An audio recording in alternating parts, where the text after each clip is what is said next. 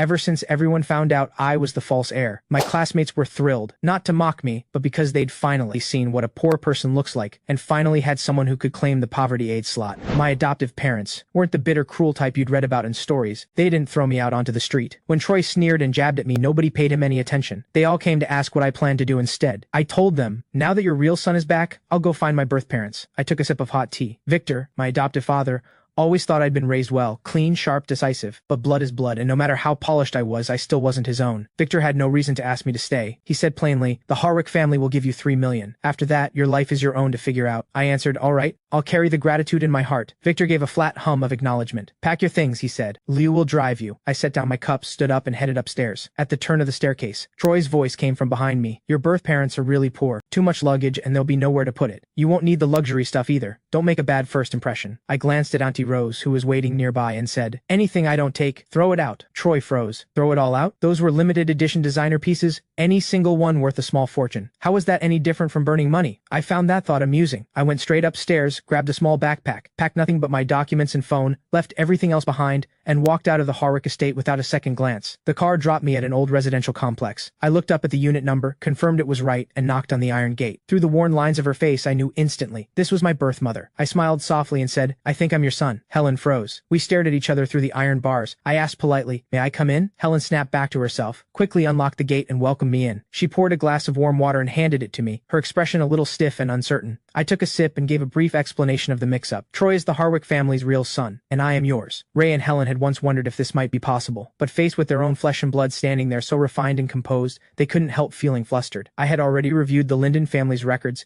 and had a rough picture of everyone. Is there anything you'd like to ask me? This felt nothing like a family reunion. It felt more like a business negotiation. Helen nervously asked what I'd like to eat. I smiled softly. Nothing in particular, I said. Helen glanced at Ray and got to her feet. I'll head to the market then. Call Lyra and Nora. Tell them to come home. Hearing the iron gate clang outside, I got up and stepped out. I met my birth sisters. With a warm, easy smile, I said, I'm Adrian. At the sound of that low, pleasant voice, Nora felt a small flutter in her chest. She met my eyes in disbelief. You don't mind how plain it is here? Nora felt a little more at ease. Dad already told me everything, she said. This is our little sister, Bee. Helen came back from the market and went straight into the kitchen, as if she was trying to avoid talking to me. I sat on the small sofa with Ray. The other three sat cross-legged on the floor. The room felt packed. Ray let out a long sigh. You've seen how it is. All of us squeezed into less than 600 square feet. I'll rent you a place outside and send you a monthly allowance. I met Ray's eyes, calm and steady. Are you saying I'm not welcome to live here? Ray quickly shook his head. Of course not. I just thought you might not be comfortable. With that settled, my mood lifted. If you don't mind, I'll stay here from now on, Nora offered. We'll get you a bigger bed. The guest room sofa is fine for me. I'm planning to renovate the layout a bit anyway. Bee lit up when she heard there'd be a new desk,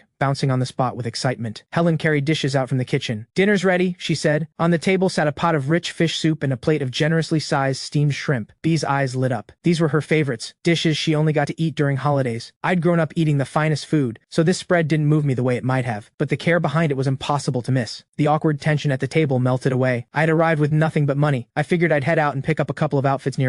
Bee eagerly volunteered to show me the way, so I took her hand and we headed out. Shopping used to mean a private, very important person suite. Browsing the racks myself was a new experience. I picked out 3 or 4 casual outfits and grabbed a pair of sneakers while I was at it. On the way home, hand in hand with Bee, we passed a candied hawthorn stall. I caught her sneaking glances at the glass display case, then quietly looking away like she knew better than to want it. I bought her a strawberry one. Bee's face broke into pure joy as she held it. She grinned and held it up toward me. Adrian, you have one too. I paused for just a moment. I ruffled Bee's hair. I'm not big on sweets, I told her. Bee counted the strawberries on the skewer. 1 for Nora, 1 for Lyra, 1 for Mom, 1 for Dad. Just enough to go around. I smiled and gave a small laugh, then took her hand and headed back to the complex. From a distance I spotted Lyra rummaging through something. She pulled a doll out of a battered cardboard box. At the sound of my footsteps, she quickly hid it behind her back. She watched me approach, step by step. My expression stayed flat. No need to hide it, I said. I already saw. Lyra lowered her eyes, like a child caught in the act, and slowly brought the doll back out. Troy used to love this doll. He'd hold it every night to fall asleep. I never thought he'd throw even this away. This wasn't the only thing he threw away. I said it flatly, and it landed. I sighed quietly inside. Pain is what makes people wake up. Out loud, I said, if you want it, take it home. She tossed the doll back into the box and gave me a bitter smile. That night, a small electric fan was creaking away in the summer heat. Through the thin, worn windows came the noise of neighbors, voices, shuffling, all of it bleeding through. I woke in the middle of the night to hushed voices. Nora and her parents were whispering just outside. Adrian probably can't sleep on this mattress. He was tossing and turning all night. Let's get him a good mattress. My scholarship comes in next week. I'll cover it then. Their voices were barely above a whisper, but I heard every word. By the time I got dressed and came out, Nora and Ray had already left. I asked asked Helen. Where did Ray and Nora go? Helen poured me a glass of warm water. Nora went back to university early. Ray drove her to the train station on his ride-hailing shift. Morning tickets are cheaper. Nora was clearly someone who pushed frugality to its absolute limit, and yet she didn't hesitate to spend money on a softer mattress for me. Something about that sat strangely in my chest. Lyra had left early for her part-time job. Bea was out playing with the neighborhood kids. Helen had gone to the craft workshop for the day. I had the place to myself. At the sound of the door, I got up and opened it. Sienna burst in loaded with tools. I haven't even eaten breakfast yet, she announced. I walked her through the rooms and told her what I had in mind for the renovation.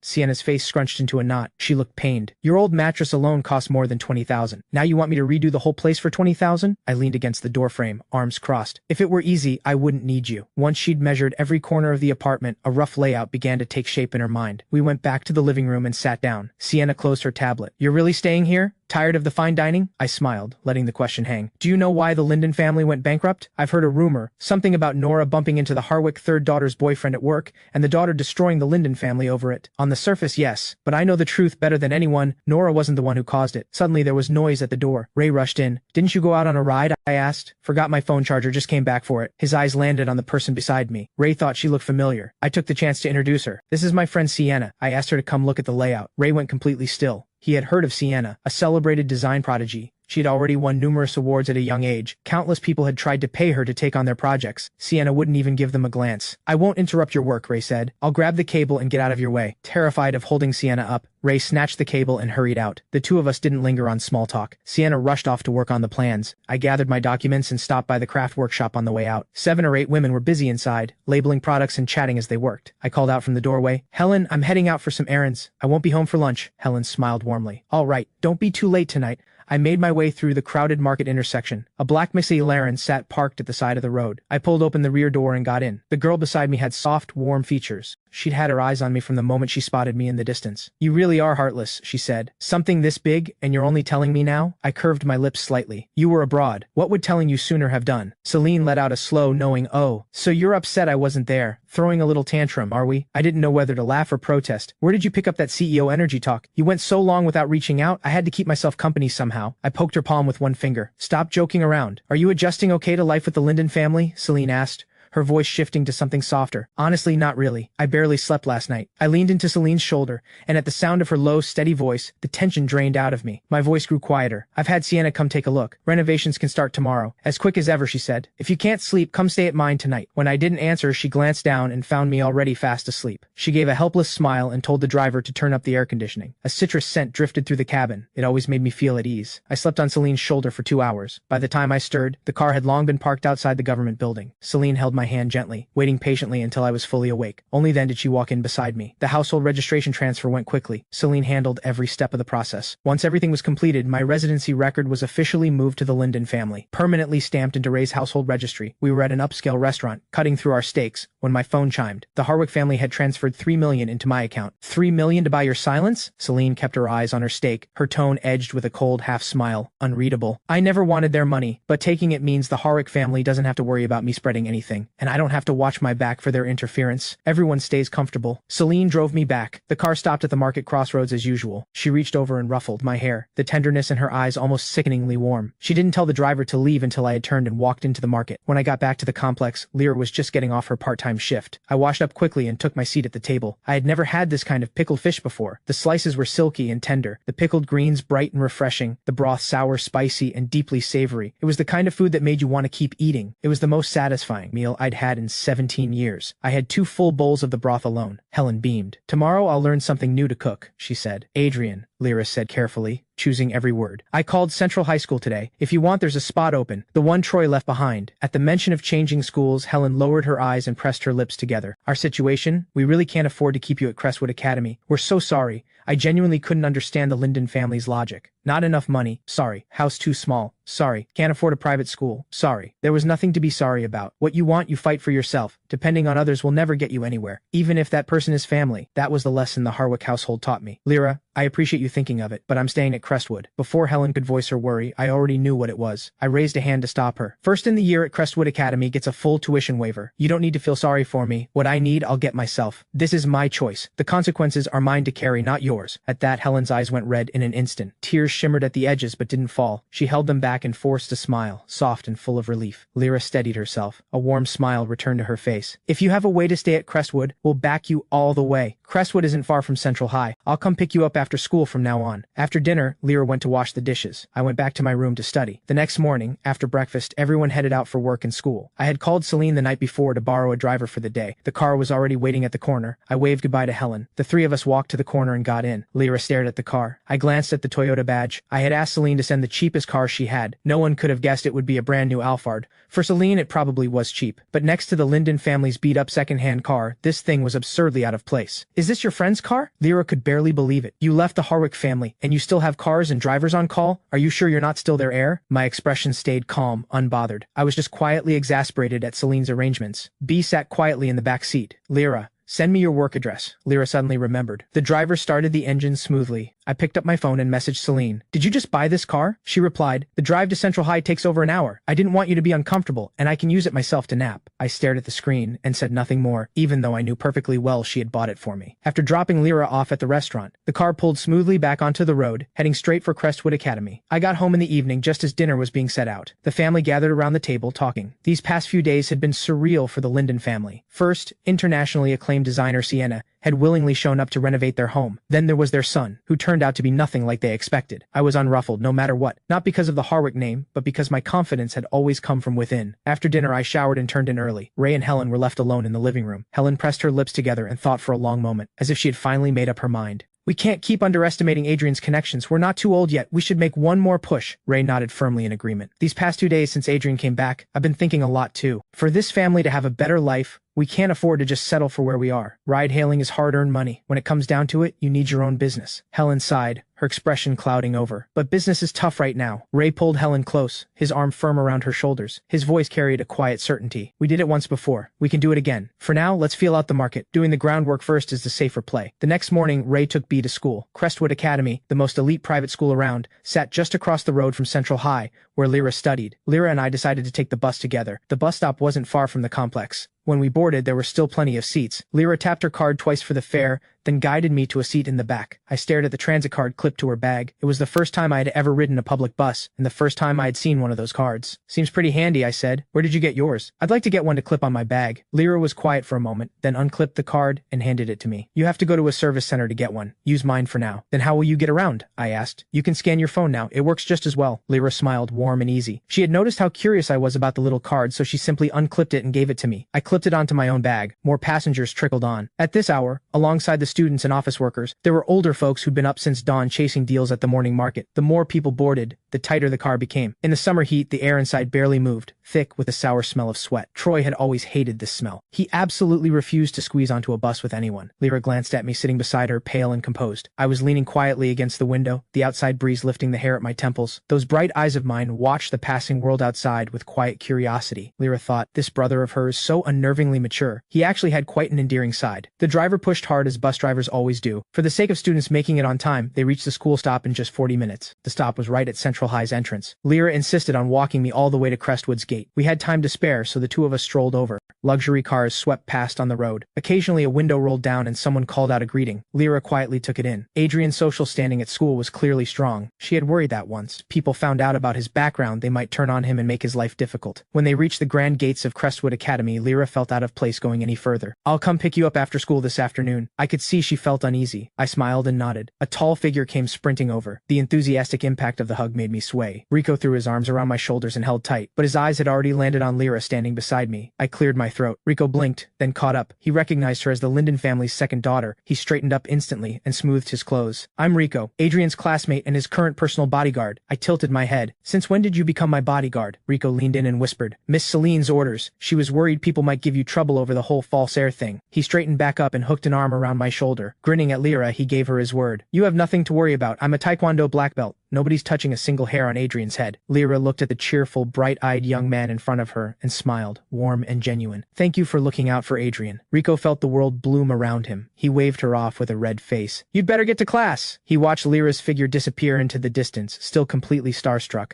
Does Lyra have a boyfriend? Would you mind if I became her boyfriend? I let out a helpless sigh. You have a fiancé. Are you trying to make Lyra the other woman? Rico let out a dramatic cry toward the sky. I glanced at the watch on my wrist. 15 minutes until the bell. I'm not getting late on your account. account. I picked up my pace toward the classroom. Rico scrambled to keep up. I heard the Linden family went bankrupt, racked up quite a bit of debt, and now they're in some rundown apartment building. Can you even live somewhere like that? I could just give you that villa of mine. Throw in a full-time driver and housekeeper too. If I were moving anywhere, you'd be the last person I'd let make that call. Rico took offense immediately. If Miss Celine can give you things, why can't I? I'm your ride or die, man. He latched onto my arm and refused to let go. I was exasperated and amused in equal measure. When did this whole group develop a savior complex? Throwing around luxury cars and villas complete with drivers and housekeepers. As if leaving the Harwick family had left me completely helpless. Chatting all the while, the two of us arrived at the classroom door. The moment we stepped inside, the buzzing classroom went dead silent. Every face turned toward me, wide-eyed and blank. Did someone ruin my face? I said. You're all looking at me like you've seen a ghost. At that, everyone exhaled and burst out laughing. Someone called out, "What surgeon would dare touch that face?" Is what happened actually. True. Looks like you've all heard, I said, walking back to my seat without missing a beat. Quinn spotted me and immediately scooted her chair over, dropping her voice. News travels fast in our circle. I have an empty apartment under my name. It's got to be better than where you're staying now. Take it. Live there for a while. Before I could say no, Rico swooped in. He already turned down my villa. Quinn rolled her eyes. She was no match for Rico's sheer energy. The group devolved into cheerful, overlapping banter. Nobody even noticed when Miss Stone walked in. What classified secrets are you all gossiping about? This entire floor can hear you. One look at her expression, and every single person scrambled back to their seat without making another sound. Crestwood Academy was the most elite private school around, its students the children of powerful and wealthy families. But they weren't so different from ordinary students. Equally terrified of strict teachers, equally afraid of getting written up. The outside world assumed elite schools were full of kids coasting through life, doing nothing but showing off. The reality was the opposite. The academic load was heavier here than anywhere else. On top of standard subjects,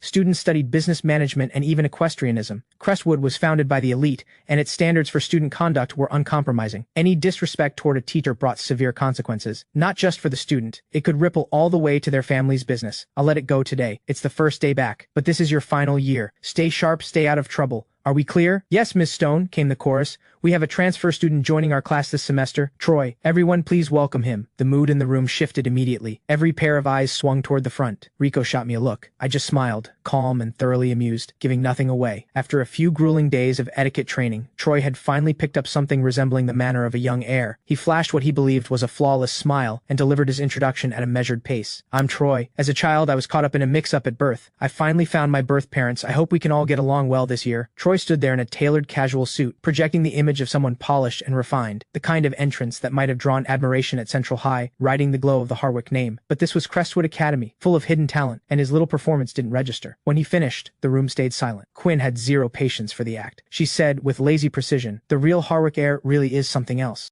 Barely back in the fold, and he's already shown the door to Adrian. Troy's eyes flickered sharply. He slipped into the innocent victim routine as naturally as breathing. He lowered his gaze, as if the words cost him something. I thought after 17 years of being raised by them, he'd find it hard to leave. But he asked for $3 million and walked out without looking back. I really don't understand. How can he be so cold? How can you call him cold? The shout rang through the silent room. Troy spun around in alarm and met Rico's eyes blazing, and beside him, me, calm and thoroughly amused. Miss Stone's brow drew tight with displeasure. She stared at Rico, who had slammed the desk and shot to his feet. Sit down. Now. Troy suppressed the flicker of a smirk. He pinched the hem of his jacket, looking for all the world like a wronged victim. My adoptive family situation isn't great financially. The adjustment must have been too much for him. It's natural he'd resent me for it. Miss Stone didn't take Troy's side. This was a school with standards. It was her duty to hold students accountable. Crestwood graduates would one day lead their fields, and no ordinary person taught here. Miss Stone saw through Troy's act in an instant. She simply didn't bother making a scene of it. Let me make one thing clear. Crestwood is not a playground, and tomorrow, wear your uniform. Quiet laughter rippled through the room. Troy nodded, visibly flustered. He hurried off the podium and found an empty seat. When the bell rang, the classroom stirred back to life. Everyone broke into chatter, swapping gossip. Troy looked left and right, completely lost. His classmates were discussing investment circles and market plays. None of it made any sense to him. He had no idea where to fit in. Finally, he fixed his gaze on the middle of the group and said, Adrian, what's that thing hanging on your bag? On Adrian's side, Rico was already poking fun. The former false heir has fallen on hard times. Taking the public bus to school now? Another classmate piled on. Looks like that full scholarship is actually coming in handy now. Oh right, someone said. I almost forgot. The scholarship and the financial aid slot, both going to Adrian now. I wasn't sure whether to laugh or groan. I was just about to get up and head over, when Troy, having heard everything, stepped forward with a look of righteous indignation. That's too much, all of you. Everyone turned to look at him, baffled. These are my friends. I'm easygoing. This is just how we joke around. Nobody asked Troy to make it a whole thing. Rico decided the guy was simply not worth engaging with. I know your birth parents are poor. I know you were used to living like a young heir. Going back to the Linden family family must be unbearable. I could put in a good word with my parents. If you apologize properly,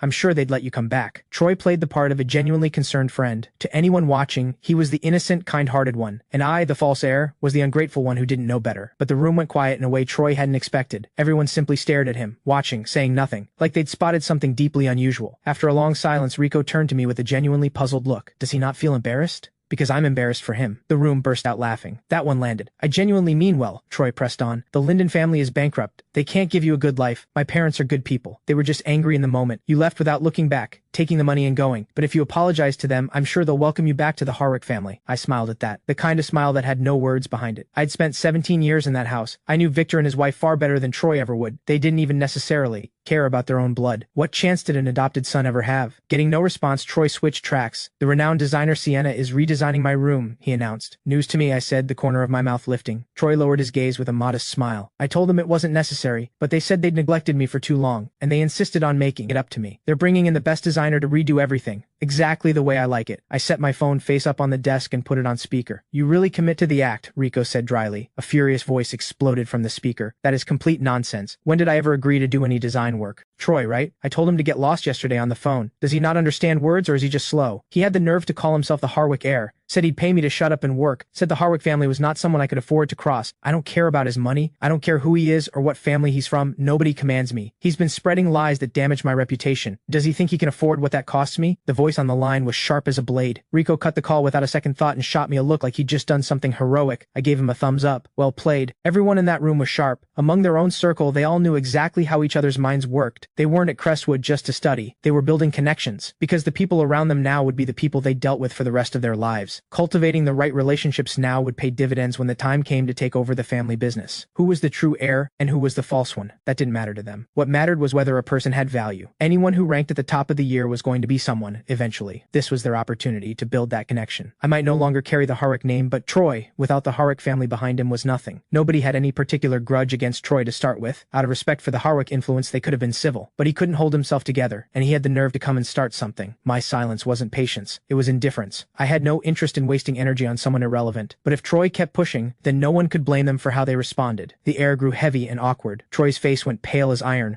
The corners of his eyes reddened. He looked lost and, honestly, a little pitiful. Where there are people willing to stand up for you, there will always be people who can't stand you. Brad stood up, playing the righteous defender. That's way too far. Is humiliating someone really that entertaining? Troy is just worried about Adrian. The Linden family is bankrupt. He only wanted to help. Is all this really necessary? The room stared back at Brad, everyone knowing exactly what he was really doing. Brad looked outraged on the surface. Inside, he was thrilled. I had outpaced him at every turn, and this was his chance to finally flip the table. With the Linden family now bankrupt, he saw his opening, and he was working it. Play it perfectly, and he could also curry favor with the real Harwick heir in one move. Kill two birds with one stone. Troy looked up, surprised, and struggled to hide his relief as he shot Brad a grateful look. Brad returned it with a warm smile, something like genuine concern flickering in his eyes, as if Troy were actually his friend. At that moment, a knock at the classroom door turned every head in the room. Celine stood in the doorway holding a folder. "What's all the excitement?" she said. Brad froze mid-posture, instantly deflated. Celine didn't spare him a glance. She walked straight toward me. "Just dropping something off," she said simply. She said it casually, but Brad didn't dare make a single sound in response. Everyone else in the room was a future heir in training. But Celine already sat at the same table as their parents' generation. Troy studied her quietly. She was dressed simply and cleanly. Fair skin, strikingly beautiful face, her whole presence effortlessly above the room. On her wrist, a deep red Bodhi bead bracelet. As she passed him, he caught a faint trace of citrus. Troy was genuinely shaken. He had always thought Lyra was the beauty of the Linden family, but standing before this girl, Lyra didn't even come close. And she's dressed so simply, she must just be a delivery girl or something. Yet she looks like that. What Troy didn't know was that the clothes Celine was wearing, paired with her understated accessories, especially that Bodhi bead bracelet, were worth more than a villa in Harborview. Quinn teased. What could possibly be worth Celine making the trip herself? Celine's gaze fell on me, making no effort to hide the warmth she reserved just for me. I'm Adrian's personal errand girl. Even a single leaf? I'll deliver it myself. The room erupted in teasing laughter. Celine and I didn't flinch, completely at ease, completely open about it. Everyone knew exactly what they were to each other. Childhood friends, growing up side by side, both fully aware of the other's heart. Nothing to hide. They hadn't made it official simply because the timing wasn't right, both choosing to put their careers first for now. Celine set the folder on my desk, and the room immediately crowded around in amazement. Everyone leaned in for a look. This project proposal is stunning. Adrian never disappoints. Looks like this year's spot is yours. My proposal scored quite a bit higher, I said. I said nothing more, leaning back with the easy confidence of someone who had already won. Troy glanced over from the side. He recognized it. B had made this. That's the little Linden girl's work, isn't it? A child scribbling, passed off as a serious project proposal. That's pretty disrespectful to everyone else competing. Quinn gave him a flat look. That's a bold thing to say. This is the top-ranked proposal in the evaluation. You're calling this a child scribbling? Troy went silent. I curved my lips. B put real effort into this. She made it especially for me. No empty theory from any of you could match that, I said, and I meant every word of it. Everyone protested, calling me out for playing favorites. Celine, can you please do something about him? Celine tucked both hands into her pockets. She leaned slightly onto my desk. Adrian's always been the one giving me orders. Who am I to manage him? I laughed softly and reached out, hooking my fingers around her bracelet. Troy stepped forward, unbothered by his own ignorance. You're not a student here, right? I get it. Everyone needs to make a living. Celine narrowed her eyes in genuine confusion. She had already suspected Troy wasn't the sharpest, but she hadn't expected him to be this blind. The room went still. Someone had just called Celine a delivery girl. That might be the most absurd thing said all year. Rico was doubled over laughing. You think Celine is a delivery girl? I raised an eyebrow, thoroughly done. I took back every generous thought I'd ever had about Troy's intelligence. He wasn't naive. He was just genuinely, thoroughly dense. Someone who laughed and joked with this circle of wealthy heirs. Someone they all called Celine with that particular kind of respect. Could not possibly be ordinary. Celine glanced down at my hand. Sienna asked me to pass something along. The plans and furniture have been sorted. She wants to know if tomorrow works to start. I kept my voice low. I'll get back to her later. I glanced up and met her eyes. You've wrapped up the acquisition deal. You've got a flight to catch this week, don't you? I let go of her bracelet and gave her arm a gentle poke. Go on then. Don't miss your flight. I'll bring you something back, Celine said, lightly tipping my chin with her finger. Their voices had dropped low enough to form a quiet world of their own, like an invisible wall had risen around them. The others instinctively gave them space, silently eating this up. Rico had his chin propped in his hands. Quinn stared with a slow parade of question marks forming above her head. Is it really okay to be this oblivious to everyone around you? When school let out, the area outside the gates came alive. Street food vendors were setting up, drawing steady crowds. Even the wealthy heirs of Crestwood couldn't resist street food at their age. Among the constant flow of people, Lyra stood out, her presence gentle and quietly striking. Like a figure from another era, a quiet melancholy drifting through her features. If Lyra ever starred in a period drama, I thought, she'd break hearts without even trying. Just look at Rico for proof. The moment he spotted Lyra, he forgot how to blink. Then two voices called out at the same time. I followed the sound, and saw Troy, face bright with a wide smile, jogging toward Lyra. The sight of that smile made something inside Lyra pull in two directions at once. She thought of the times she used to go meet him after school, how he'd come running toward her with that same excitement. She had loved him so much, that little brother of hers. When the Linden family first went bankrupt, things had stayed the same for a while. They still rode the bus home together. Sometimes they'd feel like walking instead. Halfway through, Troy would always ask her to carry him, and Lyra would laugh and take him on her back the rest of the way home. Riding on her back, he'd say, "My sister is the best sister in the world. I'm the happiest kid alive." And then it all fell apart. At some point, the smile disappeared. What replaced it was something twisted and ugly. "I'm sick of this bus. I'm done. Carry me back then." "What's wrong with you? You can't even walk a little without giving out. Can't you just buy a bike? No money? Then go get a job." In the end, he threw her away. The same sister he had once called the best in the world. Lyra swallowed. She didn't know how to face him anymore. Troy didn't notice a thing. His smile stayed bright and sweet. "I really miss walking to school with you. It's a shame I transferred to Crestwood. My classmates don't seem to like me much. They only hang out with Adrian." As he spoke, the smile slowly faded. His eyes grew red at the edges, as if Adrian had led the charge against him, and he was the wounded one. Lyra caught the implication. She thought about these past few days with Adrian, and the words to push back nearly came out on their own. Adrian isn't like that. He's not petty. I had spent 17 years in a wealthy household, yet I never once complained the Linden home was too small or that the mattress was too hard. I told Helen her cooking was wonderful. I bought bee sweets. I thought of what each family member needed and quietly took care of it. I had been so good, so genuinely, unexpectedly good, that it made Lyra feel guilty. As an older sister, she hadn't been able to do much for me, and yet I was the one looking out for everyone. Troy's expression froze. He had assumed that once I walked out of the Harwick estate and saw that run-down place, every trace of the privileged heir in me would come pouring out. But Lyra actually thought well of me. In just 2 or 3 days, she seemed to have moved on from 17 years with her old brother, and welcomed me in. Hearing Lyra defend me so clearly, Troy went still. I curved my lips. I wasn't aware Troy had been going around collecting sisters. The easy warmth in my eyes shifted, a quiet edge slipping through. "You just enjoy taking things that belong to someone else," I said, "including their sisters." The shadow lifted from Lyra's face all at once. A soft smile returned to her lips, and she didn't give Troy another glance. A brief light passed through my eyes. The corner of my mouth rose in a quiet, unhurried curve. Watching the two of us walk away together, a fierce jealousy rose in Troy's eyes. He watched our backs as we laughed and talked. All of this had once been his. Troy ground his teeth. His fists clenched so tight his nails bit into his palms, and he didn't feel a thing. His breathing grew ragged. Only after our figures had completely vanished did Troy slowly come back to himself. Everything he'd ever wanted, he had it now. The wealth, the glory of the Harwick name. Just a bunch of nobodies, he told himself. He was the real Harwick heir. The moment he saw the Harwick estate, that sprawling, magnificent villa, the resentment drained out of him. He smiled with deep, private satisfaction. Troy snapped at Auntie Rose with all the arrogance of someone who'd been born to it. "What are you standing there for? Go make the tea." Auntie Rose gave a small bow. Yes, young master. Since this young master had arrived, whenever Victor and his wife were out, the household staff walked on eggshells, barely daring to breathe. The slightest thing that displeased him meant a tongue lashing. Wrong tea, replace it. Food not to his liking, back to the kitchen. Adrian had never once lost his temper. At the very least, he had treated them like people. But this new young master threw cups and plates at the slightest provocation, as if they weren't staff at all, just tools he could use however he pleased. Troy's voice came again, sharp and threatening. Auntie Rose snapped back to reality and hurried over with the tea. Troy picked up the cup and took a sip. The next second, he hurled it straight at Auntie Rose. She instinctively stepped back, but not fast enough. The scalding tea poured over the top of her foot. Auntie Rose kept her head down, quietly rubbing the reddened skin. She bent down and picked up the cup. I'll make a fresh one, she said. The butler had taken in every moment of it. He adjusted his glasses. He stepped forward with measured, unhurried composure. Young master, he said quietly, it's time for your etiquette lesson. Troy glared. What etiquette lesson? The butler's expression didn't shift. The homecoming banquet is this weekend. The master and madam have specifically asked that you be on time and that nothing goes wrong at the banquet. Troy shot to his feet. What is that supposed to mean? Know your place. You're just a paid servant of the Harwick family. You dare give me orders? The etiquette instructor showed Troy no warmth whatsoever. Ruler in hand, stone-faced,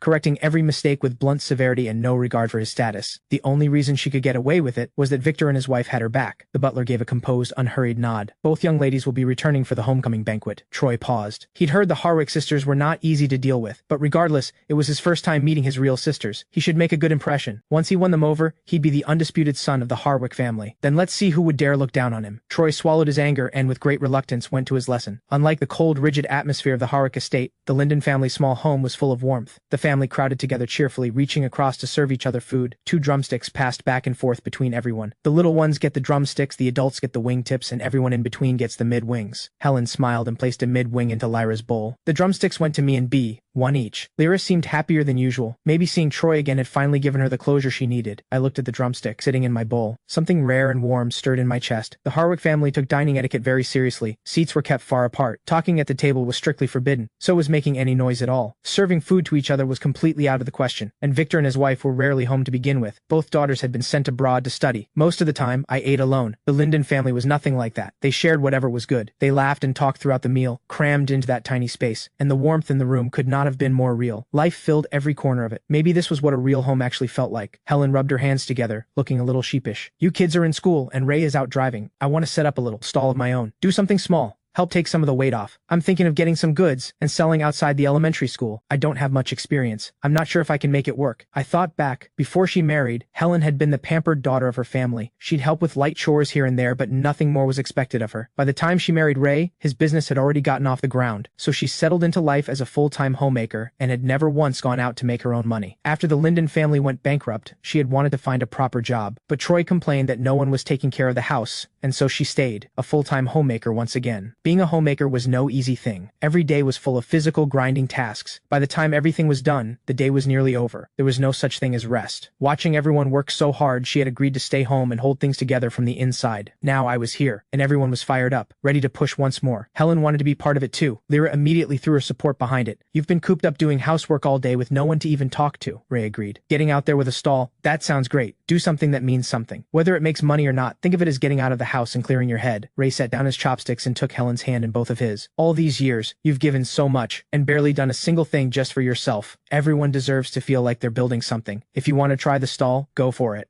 With the whole family firmly behind her, Helen quietly breathed a sigh of relief. Then she looked toward me, the only one who hadn't said a word. I thought it over and answered carefully. Selling stationery requires a wide range of stock, which means higher upfront costs, and elementary school kids don't have much pocket money. The break-even period could drag on for a long time. School hours near our area are consistent, and the street food stalls nearby do pretty solid business. You might want to consider selling food instead. There are several schools in that area, plenty of customers to go around. The early mornings would be tough. You'd need to be up early to prep fresh ingredients. But to be clear, I'm in favor of the stall idea. Helen smiled like a weight had been lifted off her. A little hard work never hurt anyone, but all I know how to make is home cooking. I wouldn't know the first thing about fancy street food. Your cooking is better than most restaurants. And we're not going for fancy, that's not the point. Hearty, satisfying breakfast food. That's what sells. There's definitely a market for it. As for what exactly to sell, I'm afraid I don't have much to offer. There are so many street food carts outside school gates. I've never stopped at a single one. I've never even looked at what they sell. Being the Harwick heir meant constant attention to physique, presentation, and strictly controlled diet,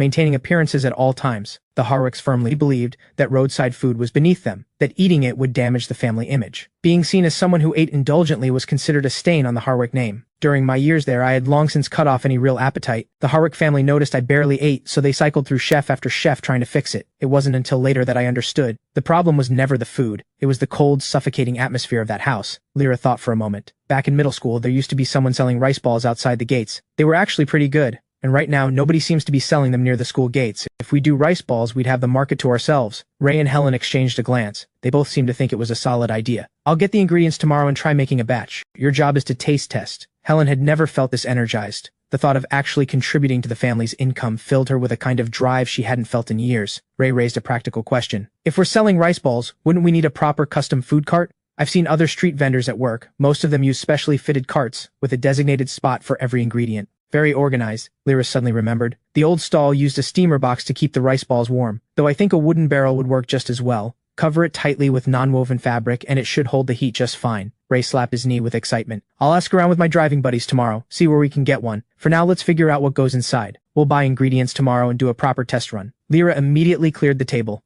Everyone gathered and the conversation grew lively. Someone would toss in a funny line, and the whole family would burst out laughing. I was genuinely impressed by how fast they moved. This whole family operated at full speed, no hesitation.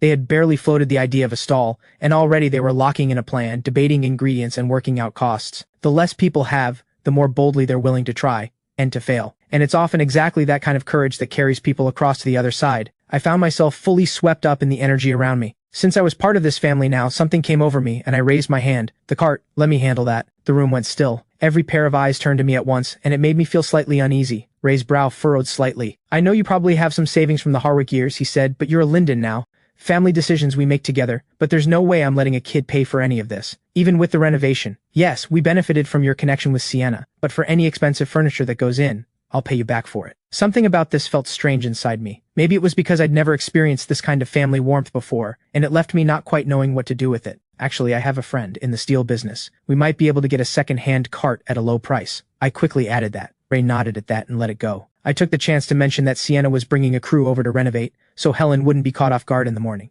The family talked well past 1 in the morning.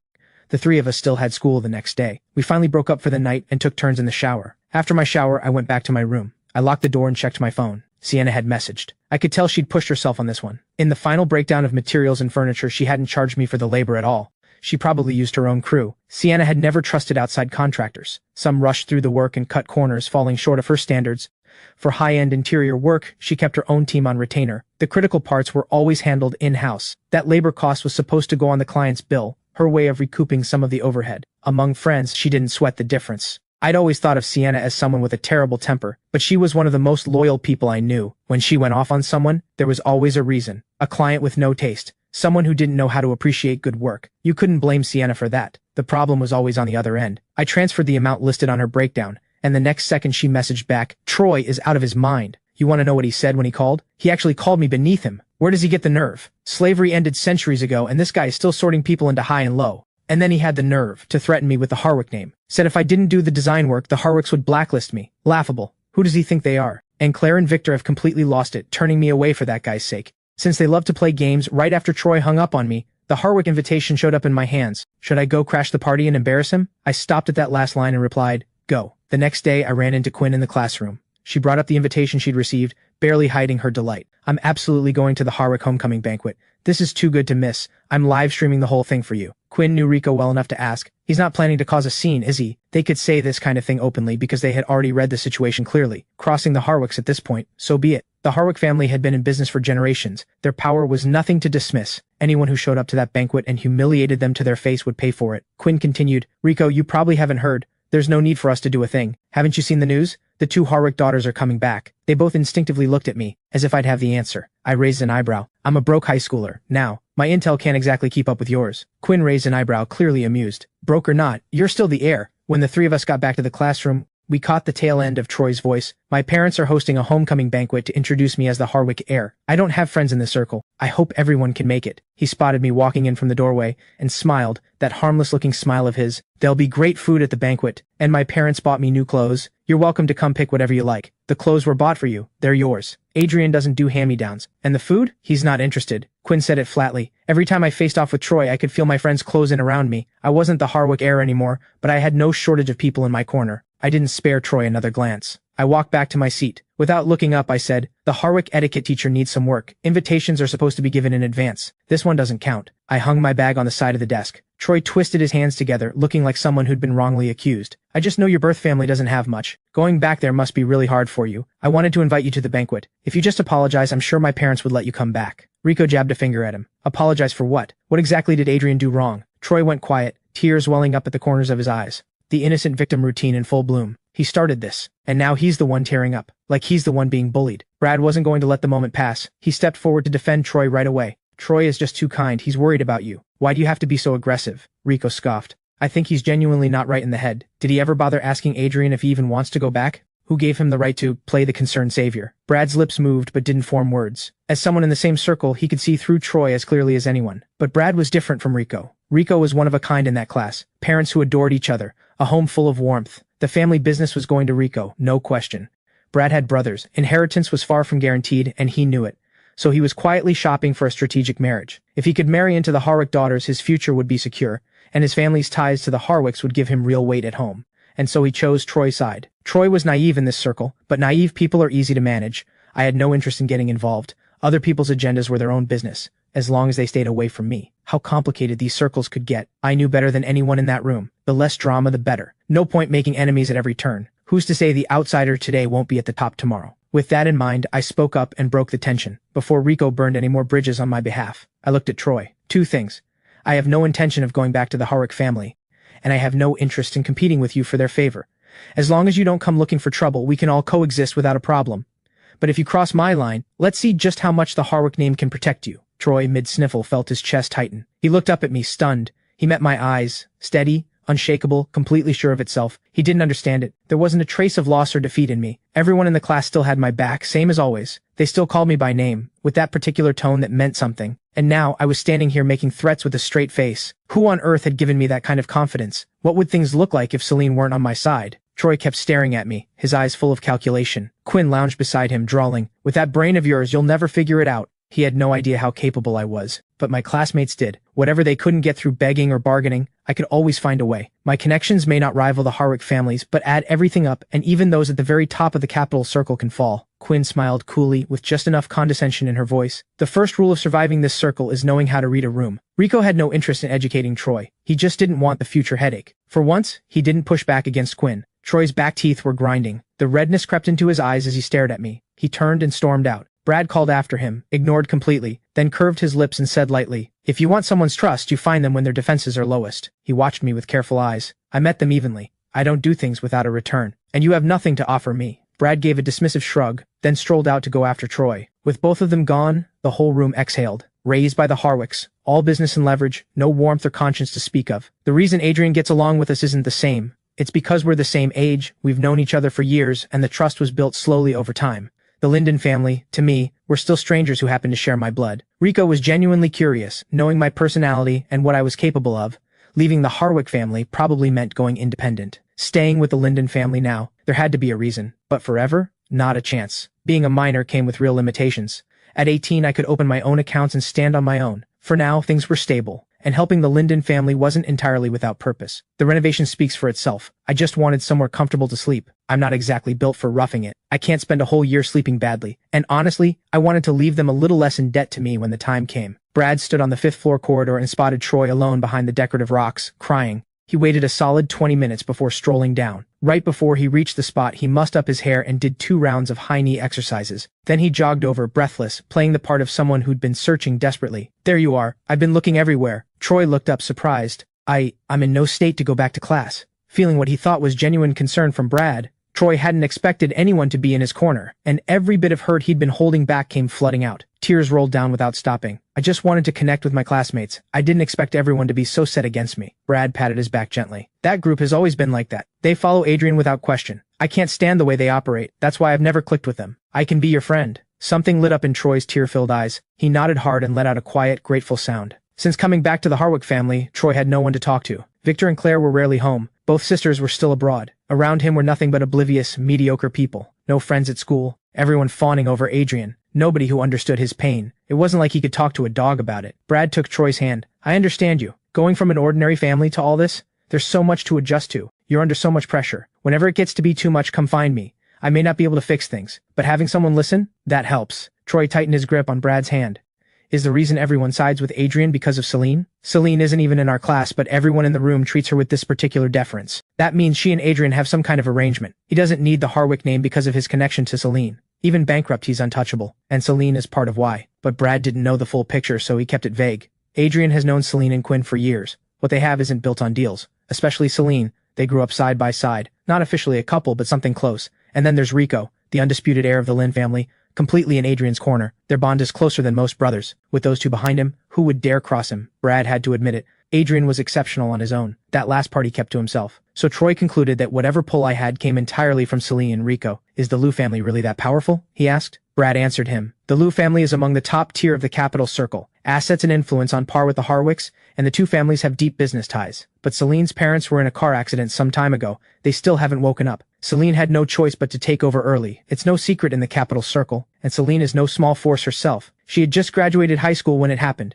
gave up studying abroad and walked straight into running the entire Liu empire. Not a single major misstep in the past year, and she runs it with precision. The elders of the circle respect her deeply. They call her Director Liu. Listening to Brad's account, Troy absently smoothed the hem of his jacket, something turning over in his mind. The Harwick and Liu families were close. If Celine became his fiancée, Adrian would lose his biggest advantage. Back at the old residential complex, Helen was making rice balls today. There were a lot of ingredients to get through. Ray skipped his driving shift and stayed home to help her. When Ray opened the door to Sienna, he looked confused. He stepped aside quickly and ushered her in with a respectful gesture. Sienna walked in and greeted them politely. She glanced at the movement in the kitchen and raised her voice a little. I'm Adrian's friend. I brought a crew to work on the rooms. Hope that's all right. Helen quickly wiped her hands and came out. Please sit and have some tea. Sienna waved her off. No need for that. Adrian said to clear out all the old furniture. Pack up your clothes and personal things. If there's anything you want to keep, tell me where you'd like it moved. I'll have my guys take care of it. Helen and Ray looked at each other, both a little stunned. Ray asked carefully, what exactly do you mean? That stopped Sienna cold. Adrian didn't tell you? He asked me to redo the whole place. New furniture throughout. Ray's head nearly short-circuited. New furniture for the entire apartment. How much would that even cost? Helen grabbed Ray's arm, a quiet signal to stop spiraling. It's already done. Don't waste Sienna's time. She quickly untied her apron and set it on the side table. Helen smiled warmly at Sienna. Just leave the old furniture downstairs for now. No need for you to deal with the disposal. We have a truck that can take it away. Very convenient. Otherwise you'd have to hire extra people just to haul it out. Sienna normally talked fast and operated with zero hesitation, the kind of person who decided things once and didn't revisit them. Helen rubbed her hands together. I'll go clear out the main bedroom first. There isn't much in there. It'll be quick to sort. Sienna turned and called to the crew behind her. You three, get the furniture down to the ground floor. You two, go strip the wallpaper. Ray and Helen began clearing out their belongings from the rooms.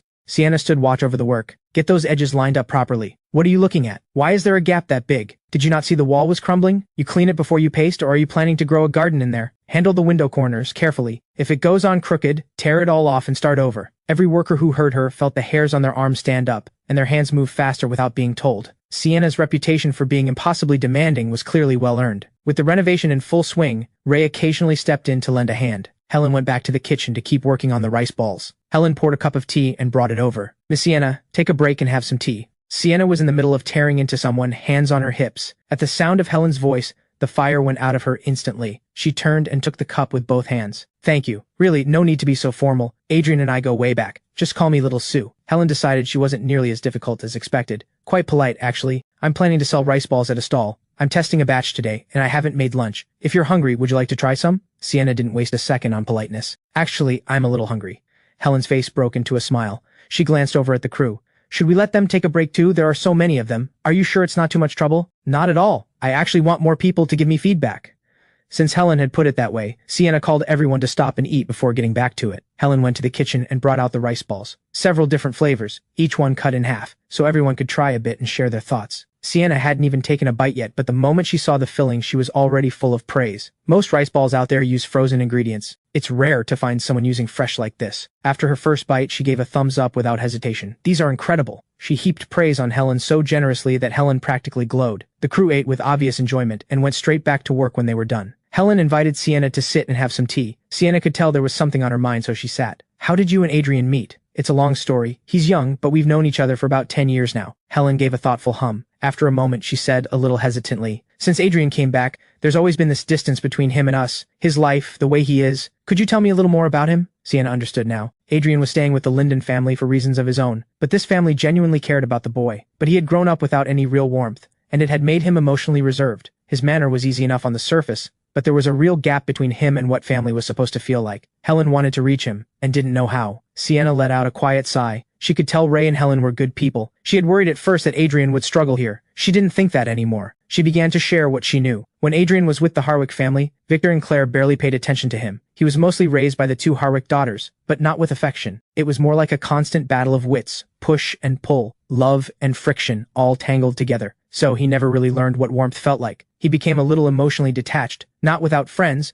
but friendship can't fill the hole where family was supposed to be. He grew composed over time, more polished and composed than anyone his age, but he lost the kind of openness that belongs to youth. The Harwick household was nothing like a home. No warmth, cold and mechanical, through and through. The three children it produced are each extraordinarily gifted, and not one of them is emotionally intact. Every one of them carries something broken. Hearing what her child's life had actually been like in that house, Helen felt a pain in her chest she couldn't quiet. She had assumed that, with food, clothes, and comfort provided, he must have been happy, and that the distance she felt now was just the difficulty of adjusting to a poorer home. Only now did she understand her son had never experienced warmth, and it had made him cold. So what does Adrian usually like to eat? She asked. Honestly, I'm not sure. All I know is that the Harwick family went through chefs constantly. Not one of them lasted half a year. School was out. Lyra and I walked over to pick up B from elementary school. Several neighbors spotted Lyra and called out, "Did your family come into money? Why did you replace all the furniture?" Lyra was caught completely off guard. She instinctively looked at me. Wasn't it just a layout adjustment and adding a desk? Why is everything replaced? I blinked. Sienna's idea. She knows people in the furniture industry. It didn't cost that much. I thought to myself, Sienna can take the blame on this one. Meanwhile, Sienna, currently in the middle of lecturing someone, suddenly sneezed. She shook it off. So much dust in here. I should really wear a mask next time. When the three of us got home, the crew was clearing debris from the guest room. Two workers were in the kitchen replacing the sink. Lyra and B were stunned. A compact shoe cabinet had appeared by the door. It looked far too narrow to fit a single pair, until you opened it. The shoes were stored at an angle. Close the door and the angle increased, maximizing every centimeter. Small as it was, it held the entire family's shoes. No more piling them under the bed. The cracked walls were covered in fresh wallpaper. The worn sofa had been replaced with a stain-resistant one, paired with a new glass coffee table. The little corner table had stayed, still holding its vase, now freshly filled with carnations. The living room window, which had had curtains before, was now fitted with clean white blinds, simple and bright. In the sunlight, the warm tones of the room felt like a different world. Sienna emerged from the guest room. She lit up the moment she saw me and pulled me over, practically glowing with pride. "Come see what we did with the guest room. You're going to love it." Lyra and B followed, eager to see what their room had become. The moment they saw it, both of them looked like their eyes were about to fall out of their heads. The whole room was done in a fresh ocean blue. The interior floor had been raised with wooden boards, creating a tatami-style storage platform. With the wardrobe gone, the space felt considerably larger. The bunk bed remained, a mattress laid directly on the raised platform. Beside it, a proper step-up staircase led to the upper bunk, far safer than the old vertical ladder. Each step concealed a drawer underneath, perfect for books and odds and ends.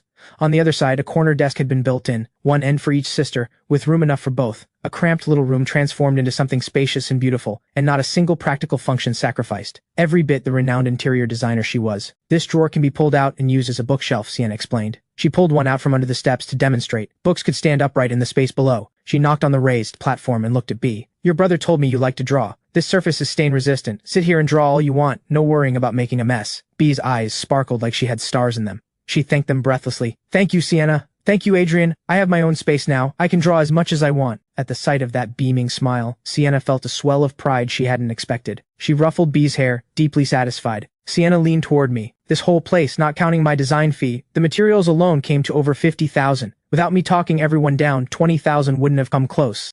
That's why you're the one I called. Nobody else could have pulled this off." Sienna's chin lifted with visible pride. "If your budget hadn't been so unreasonably tight, I would have ripped out the floor tiles and redone the walls too." I turned to her. "I'll take you out to dinner when you're free. And the Moonlight Edition series just dropped." I met her expectant eyes. I nodded. "I'll send it to you in a couple of days." I let my eyes drift half shut, taking in the warmth of the room. Once the finishing touches were done, Sienna packed up and left with her crew. Ray and Helen had tried to keep her for dinner, but once the last outsider was gone, the family started debating what to have for dinner. With the renovation going all day, neither Ray nor Helen had had time to cook. Tonight, we're taking the kids out for a proper meal. Helen took my hand and held it gently in both of hers. She asked quietly, "Do you like hot pot, Xiao Chen?" I wasn't used to physical contact like this, especially with people I wasn't close to yet. I thought about pulling my hand away, and didn't. I answered her question with one of my own. "What made you ask?" The only time I'd ever had hot pot was a couple of years ago, a gathering at a hot pot restaurant I had a stake in.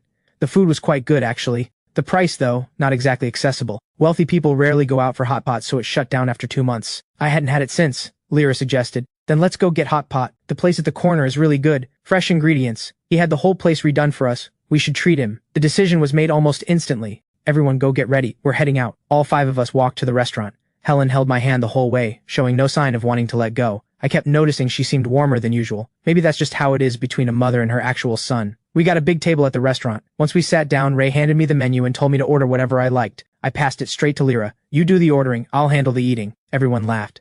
Lyra started going through the menu. After dinner, Ray and Helen took B home to rest. The evening streets were bright with neon and shop fronts, vendors calling out their pitches. Lyra and I walked home together. I brought up something I'd been sitting on. "Why are you still in your final year of high school? The files the Harwick family gave me said you should have started university this year, but you never submitted applications. You repeated the year instead." Given the Linden family's financial situation, whatever the circumstances, the practical thing would have been to get through university as quickly as possible, not use connections to repeat a year. At the question, Lyra dropped her gaze. A small, self-deprecating laugh escaped her. "You'd find out sooner or later, no point hiding it. Do you know why the Linden family went bankrupt?" I shook my head. "Is this connected to the bankruptcy?" Lyra reached over and ruffled my hair. "When Nora was working at the restaurant, someone came after our family, and that's what brought us down. At the time, the Linden family was fairly well off, but we'd only been building for a decade or so. No match for families who'd been in the game for generations. Nora had watched the family grow from nothing. She never took it for granted or acted like someone who could just sit back and let things come to her. She chose to improve herself instead. She wanted to be someone who could stand on her own, even without the family behind her, to build real value, and eventually help push the business even further. So from high school on, every long holiday she'd sign up for courses or pick up a part-time job to earn her own spending money. And one day, without meaning to,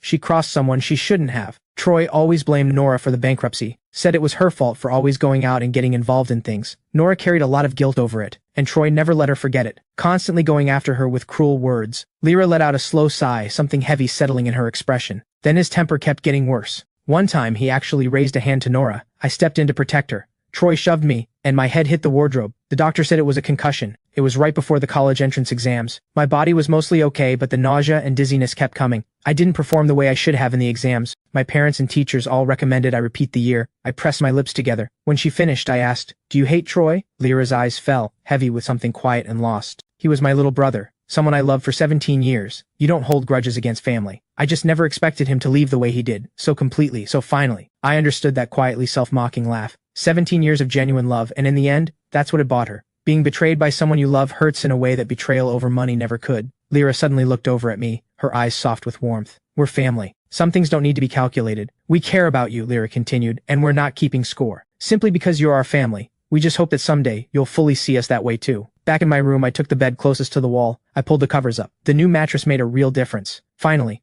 no more sleeping on what felt like a plank. I turned on the little hanging fan and sat up to call Celine. The moment it connected, a low laugh came through. "What does the young master require? Don't tell me you actually missed me." "Just bored," I said. Maybe it was a childhood without much warmth, but I'd never been able to say things like "I miss you" out loud. Sentiment didn't come easy to me. When there was real business, I said so directly. When I called her just to talk, that was its own kind of saying it. Celine laughed, the sound rippling, warmth touching the corners of her eyes. "So, a 5-cent conversation, or the $5 kind? You're charging me now?" I laughed. "You called me. That means I'm already winning. I couldn't hold it in. Then I should be billing by the hour, $5 a session. No friends and family discount?" Celine glanced at the time. 2 hours, 500. Deal? I laughed hard enough to feel it in my chest. "You were born for business. Back to actual business. The documents are all signed. They go to the notary tomorrow. Should clear in 2 to 3 days. Celine set down whatever she'd been working on and leaned back in her chair to talk. I gave a distracted sound of acknowledgement, then told her about the evening. Celine found the whole Linden family thoroughly entertaining. "Are you scared?" It came out less like a question and more like a statement, as if she understood my feelings better than I did. "You're afraid of family love." I thought back. There was a time I had wanted it, craved it, but Victor and Claire's attention was always on the daughters. Their education was what mattered. I was always the one left out. In the Harwick household, everything material was the finest, but I wanted to be seen.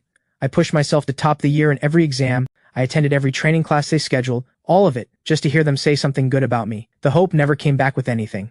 At 8 years old, I finally understood why the sisters were learning business, and I was learning etiquette. They studied financial reports. I was handed foreign language speeches to memorize. Commercial knowledge was simply never on the table for me, because I was a bargaining piece. My job was to behave, look the part, and eventually be traded in whatever deal required it. After that, I stopped expecting anything from family. And when the Linden family showed me kindness, when I kept searching for the angle, waiting for the catch, that was just me running from something I didn't know how to face. After a long silence from my end, Celine spoke. Some things don't need to be figured out. You have every right to accept love, and enough strength to face whatever comes. There's nothing to be afraid of. Celine steadied something in me. 2 years ago, I learned the Linden family had gone bankrupt, and found out at the same time that I wasn't a Harwick at all. After I told Celine, I started deliberately erasing my own name, distancing myself from who I had been told I was. Celine said it without hesitation. No matter what name you carry, no matter what happens, I'll be right here. She was the reason leaving the Harwick family hadn't felt like free falling. Her voice came through the phone, low and steady. Adrian, just keep moving forward. I'll always be behind you. You're my trump card, even if I have to bet everything on you. I smiled, quietly, deeply. The next day, perhaps because the warning had landed, Troy kept to himself in class for a while. Before long, the homecoming banquet arrived. Ava spotted Rico at the venue and was visibly surprised. What are you doing here? Aren't you on Adrian's side? Are you here to spy? Rico, forever defending his loyalty, just said, just passing through. Then he actually answered Ava's question. The 2 Harwick daughters are back. I have to livestream this for Adrian. He pulled out his phone with barely concealed excitement, ready to document every second for his friend. Quinn entered and scanned the room. Her expression was flat and purposeful. She strode across the room about to say something, when the hall's speakers came to life. Victor's voice from the stage microphone filled the room. They all looked over. Troy stood in a white suit, radiating the easy, pampered pride of a favorite son. Rico immediately video-called Adrian, dropping his voice. The show's about to start. As the banquet got underway, he panned the camera in a full circle to capture the room. Guess what your hot-headed sister is going to bring to this? Whatever it is, it won't be anything nice. I was sitting at my desk, the lamp casting light across my face, a quiet brightness in my eyes. A faint smile tugged at my lips. I'll leave you to it. I'm going to eat. If anything good happens, film it and send it over. Consider it done. Rico gave an okay sign to the camera. He ended the call, switched to the camera, and hit record. He wasn't going to miss a single moment of this. Victor delivered his opening remarks from the stage. Claire stood beside him, her expressions perfectly calibrated, performing the image of devoted parents reunited with their beloved son. When Victor had said enough, he passed the microphone to Troy and invited him to say a few words. I'm Troy. When I found out that the parents who raised me for years weren't my birth parents, I was shocked too. He launched into what was meant to be a heartfelt speech, a polished, formal script, almost certainly written by someone else and memorized. Rico's lip curled with distaste. He rolled his eyes for good measure. Quinn wasn't listening to Troy at all. Hardly anyone in the room cared about those 17 years or how he'd been found. People were here because this was a Harwick event. Business ties or not. The Harwick sat at the top of the capital circle. You showed up. That was just how it worked. Rico held his phone up recording, switching hands whenever his arm got tired. Quinn drifted closer to Rico. She lowered her voice by his ear. Let me hold it for a bit. Rico instinctively turned to look at her, and suddenly registered just how close she was. He snapped his head back forward and passed over the phone. They were engaged, but both had only just come of age. The arrangement had been set, in childhood, a business alliance between families. They'd always treated each other like siblings. Nothing romantic had ever entered into it. At least, that's how Rico saw it. Quinn watched him press his lips together and edge sideways. A small smile touched her lips. Even the toughest one in the room has a shy side. Troy barely got through a few lines of his speech, when, right as Quinn took the phone, the roar of an engine erupted from outside. The banquet hall was on the ground floor, but it was deep inside the hotel. No vehicle noise should have been able to reach them. Troy's speech died on his lips. Everyone turned toward the main doors, confused. With a thunderous crash, a black Apollo supercar burst through the doors. Screams erupted across the room as guests scrambled out of the way. The long table stacked with pastries and champagne was hit. Bottles crashed to the floor. The room descended into chaos. Victor, who had just been performing the role of devoted father, went stone-faced, his eyes locked on the car. The car screeched to a stop in the middle of the hall. The passenger door flew open, and a border collie leaped out, charging straight for Troy on the stage. Troy screamed. He was terrified of dogs and stumbled backward. He tripped and went down head first. Get it away from me! Get away! He flailed his arms and legs wildly, but everyone else could see clearly. The border collie had stopped a full meter away and hadn't gone near him at all. The driver's door swung open. A tall girl stepped out. She wore a relaxed, oversized outfit. Long fingers hooked her sunglasses down from the bridge of her nose. She leaned against the car, every inch of her radiating defiance and didn't care energy. The banquet hall behind her was in ruins, and she looked completely unbothered. A lazy, sharp grin curved her lips. Little brother, that mouth of yours is something else. I brought you a dog as a welcome gift. Fine if you don't want it, but did you have to say something so ugly? There was nothing kind about any of this. It had the look of a deliberate takedown start to finish. She curled a finger toward the border collie. The dog trotted over obediently, sat at her feet and wagged its tail. Victor's face had gone a shade of pale green fury. Who gave you permission to drive in here? Have you lost your mind? Take your dog, get in your car, and get out. Now. Jade lifted the border collie back into the car and clicked her tongue twice. Why so upset, father? Your daughter's been abroad for 2 years. I suppose now that you have a new son, daughters don't matter anymore. Don't make me say it a third time. Victor's voice dropped lower, harder. Jade gave a long-suffering shrug, got back in the car and reversed out. Nadia, the eldest Harwick daughter, had slipped in at some point unnoticed. She began moving through the room, calming the guests. My sister acted out of turn. I apologize for the fright. I've had the adjacent hall prepared. Please, this way. With Nadia handling it, people were willing to go along. Nobody pushed to revisit what had just happened. Rico, sensing the excitement was over, took back the phone and stopped recording. He sent the footage over with one comment, absolutely spectacular. Troy was taken by his parents to a side room. The air in there felt like it had no oxygen. He twisted his hands together. His voice came out barely above a whisper, shaking. I was scared. I've been afraid of dogs since I was little. Victor stared him down with cold fury. Filthy language in front of all those people. You've humiliated this family. Troy's eyes went red with disbelief. He had been coddled and adored his whole life. No one had ever spoken to him like this. He looked up at his birth family with simmering resentment. It was Jade's fault, clearly. Before he could finish, Victor cut him off, cold as stone. If I'd known you'd be this useless, I never would have brought you back. Troy couldn't understand what he had done wrong. Jade was the one who had caused all of this. So why was he the one being torn apart? He turned to Claire with desperate eyes. They said a mother always knows. Surely she would be on his side. But Claire's face was just as frozen, her expression no kinder than Victor's. When she spoke, there was nothing warm in it. You made a spectacle of us in front of everyone. If there is a next time, I will send you away myself. Go home. Now. Victor shot Troy one last look, sharp and cutting, then turned to deal with the aftermath alongside Claire. Every bit of strength drained out of Troy at once. He sank to the floor. He laughed, a hollow, self-mocking sound. No wonder Adrian left the way he did. Didn't even bother packing his clothes. Just a bag, his documents, and out the door in under an hour. No wonder Claire had to go get him. He never wanted to come back to this place. Troy took a slow, deep breath and pulled himself up, expressionless. He walked out like something hollow moving through a world it no longer belonged to. Just feelings. They don't matter. He had fine clothes, fine food, a life above everyone else. This was what he had wanted. Unlike the suffocating atmosphere of the Harwick banquet, the Linden home that evening was warm and full of noise. Dinner was pickled fish, my favorite. B ate and laughed at the same time. Lyra had something on her mind. A classmate's sister works at a production company. Short dramas adapted from novels are really trending right now. She said I have the look for it. If I wanted a side gig, she could recommend me as an actor for one of those productions. Sounds sketchy, Ray said. The industry's full of all kinds right now. A lot of it is just scams. They make you pay a training fee up front, promise you work afterward, and then you never hear from them again. Ray had spent years in business and had heard every version of this scheme. Easy-sounding jobs like fitting model always felt like a trap. Lyra herself wasn't entirely sure. There was no shortage of elaborate cons these days. I just wanted to ask what you all thought first. If you're okay with it, I'll go for the interview. And if they try to charge me for training, I walk. I think you should go for it, I said.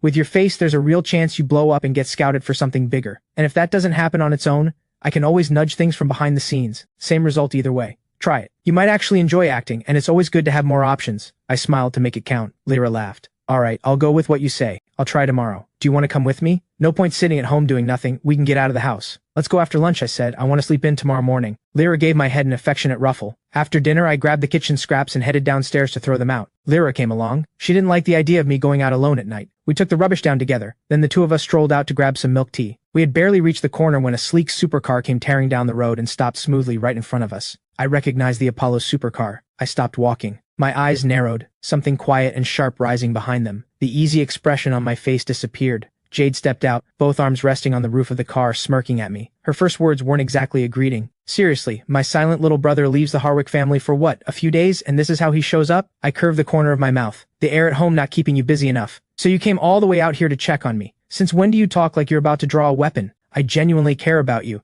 There wasn't a drop of sincerity in it. She walked around the hood of the car toward me, each step as unhurried and untamed as the rest of her.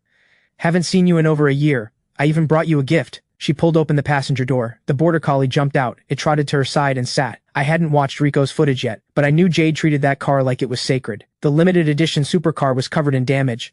Large patches of paint scraped away, dried streaks of what looked like spilled drinks across the body.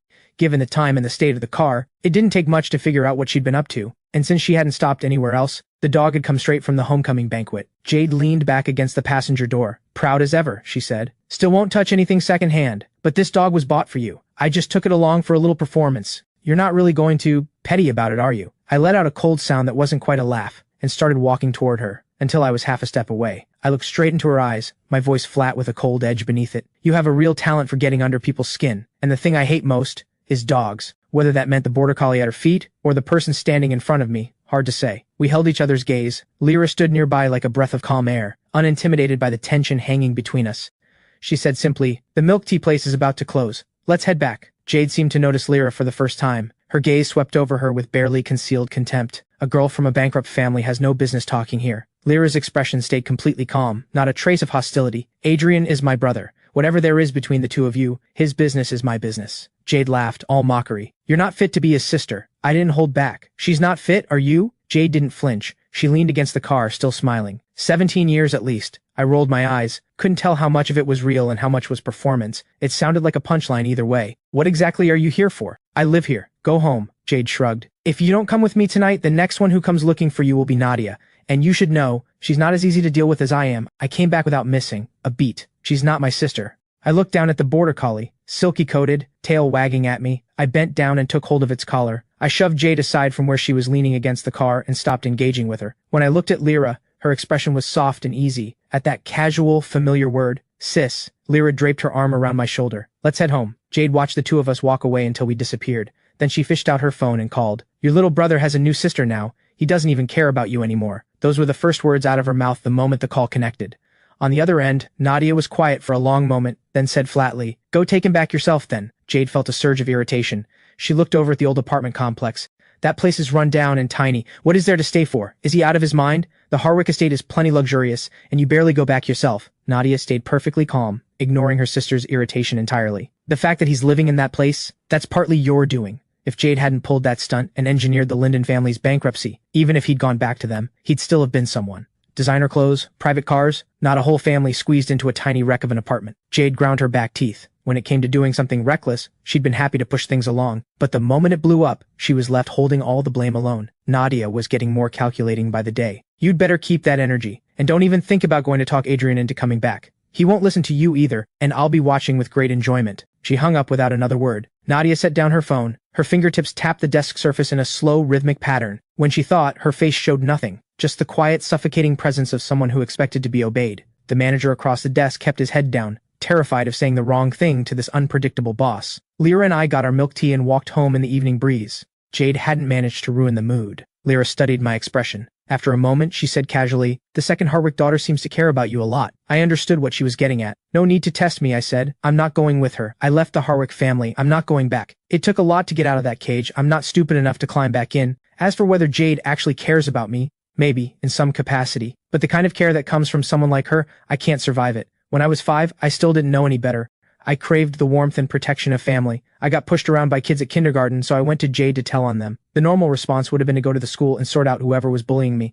But Jade dragged me off to Taekwondo training instead. She said if I was strong enough, nobody would touch me. Then she taught me herself, a 5-year-old beginner, and she showed absolutely no mercy. I ended up with broken ribs and spent 3 months in the hospital. For those 3 months, the only people who came were the household staff. Celine would visit after school to keep me company. The person responsible never showed her face. By the time I recovered and was discharged, when I finally saw Jade again, there was no remorse whatsoever. She told me straight-faced that I was too weak and suggested I try kickboxing next time. Who in their right mind would want a sister like that? Back at home, Helen's stall plan was coming together smoothly. Ray scrubbed the cart inside and out. The plan was to set up near home first, surrounded by familiar neighbors who could give honest feedback, then refine the product before going to the area near Central High on Monday for the real launch. B raised her milk teacup. Everyone clinked together. "Here's to Mom's booming business." Ray smiled and said, "Little Chen is our family's lucky star. Everything around us has been moving in a better direction. When Troy was here, every day was filled with complaints. The whole home felt flat and mechanical, everyone just going through the motions.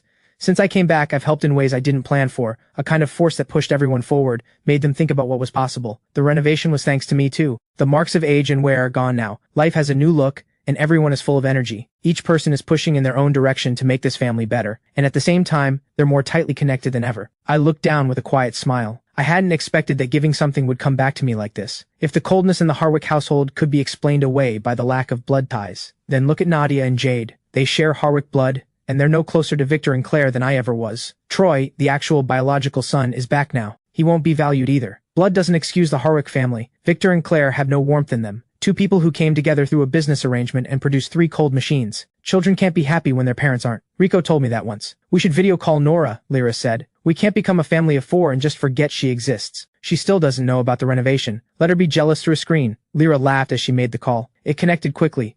Nora had foundation on and was just starting to do her makeup before heading out. Lyra teased her, getting all dressed up. "Where are you off to?" She never wore makeup when she came home on breaks. This late? Could it be a date? Nora saw right through her. Tomorrow's the school anniversary showcase. My class put together a performance and I wanted to try the look in advance. Where are you all anyway? Lyra laughed and flipped the camera to show the rest of the family. Everyone took turns saying hello. Nora's voice came through, full of surprise. Is that our home? Ray always got especially animated when the renovation came up. Just happened a couple days ago. Big news. You used to love Sienna's work, right? She designed this place. Nora's voice went up a notch. Sienna made her name at 16, and even when the Linden family had money, we still couldn't have afforded her. After the family went bankrupt, she'd stopped dreaming about it. Stopped even thinking about it, yet here it was, quietly, impossibly real. I took a sip of milk tea, chewing on the tapioca pearls, something turning over in my mind. So Nora was a fan of Sienna's, practically had her as an idol. Why didn't she study interior design then? Why traditional medicine? I took the phone and stood up. Let me give you the tour. I walked her through the living room first, then into the bedroom. Through the phone came one gasp after another. As I talked her through each space, Nora's face was frozen in an enormous smile. She loved it completely. With Sienna's redesign, everything felt so much more open, and the soft blue tones, exactly her style. Nora turned into a completely starstruck fan, murmuring to herself, she's something else, that Sienna. If Sienna ever heard that, she'd be insufferable around me for months. Nora suddenly frowned. A full renovation like this, that has to be 80 or 90,000 at least. I said, Sienna's my friend. She probably didn't charge a design fee, but the materials weren't cheap. 20,000 is nothing to me. Less than a dinner. No point putting that weight on Nora, so I left it out. Nora let out a sigh. I cut her off before she could say it. Don't you dare feel guilty. Finish up graduation this month. Start the internship next month. When you're back, you're treating me to dinner. I smiled. Come back soon. See what your new room feels like. We exchanged a few more words and hung up. Nora was left slightly stunned. She'd only been back at university for a little over a week, and the family had transformed. She knew exactly where that luck had come from. Ever since the new mattress, my sleep had improved considerably. Then my phone rang. I glanced at the screen. My expression darkened. I hung up. They called again immediately. Lyra heard it and came over to ask what was going on. I waved her off. It was nothing. Then I picked up, irritated. What do you want? At that moment, a low-key dark green Mercedes was parked outside the complex. Nadia was looking out the window at Helen. I'm downstairs. Come down and talk, or I can invite Mrs. Linden into the car instead. Nadia's voice was cold, but what made my skin crawl was the implication. She must have run into Helen coming back from the stall. I grabbed my keys and ran. I knew Nadia too well. Her methods were sharp and ruthless. Helen was no match for her. If Helen actually got into that car, there was no telling what Nadia might say, and she'd almost certainly use it to pressure me into coming back. I shoved my feet into my shoes and bolted downstairs. I ran straight into Helen coming in. I exhaled and slowed my pace, pulling on an easy smile. You're back early. How was business this morning? Helen's face lit up when she saw me. You've got the stall tomorrow, I added. You prepped extra already. Go upstairs and rest for a bit. From a distance, Nadia watched the two of us. Then she saw me break into a stride toward her. She slowly pulled her gaze away and told the driver to leave. I reached the entrance and watched the Mercedes pull away. A question mark formed in my head. I pulled out my phone and called Nadia back, my tone anything but polite. You said you wanted to talk. I came down and you left. What's that about? Nadia's voice was calm. Changed my mind. Dinner tomorrow night, I'll pick you up. Then she hung up. No one with a Harwick name is normal, not a single one. After dinner I changed and threw on my small backpack, heading out with Lyra for her acting audition. On the bus I looked her over. When did you last buy something new to wear? Her white shirt had yellowed, the collar warped out of shape. She had maybe 3 or 4 casual outfits, all washed to the point of fading. Lyra gave a slightly awkward smile. I don't really pay attention to that kind of thing. These are the years you should look your best, I told her.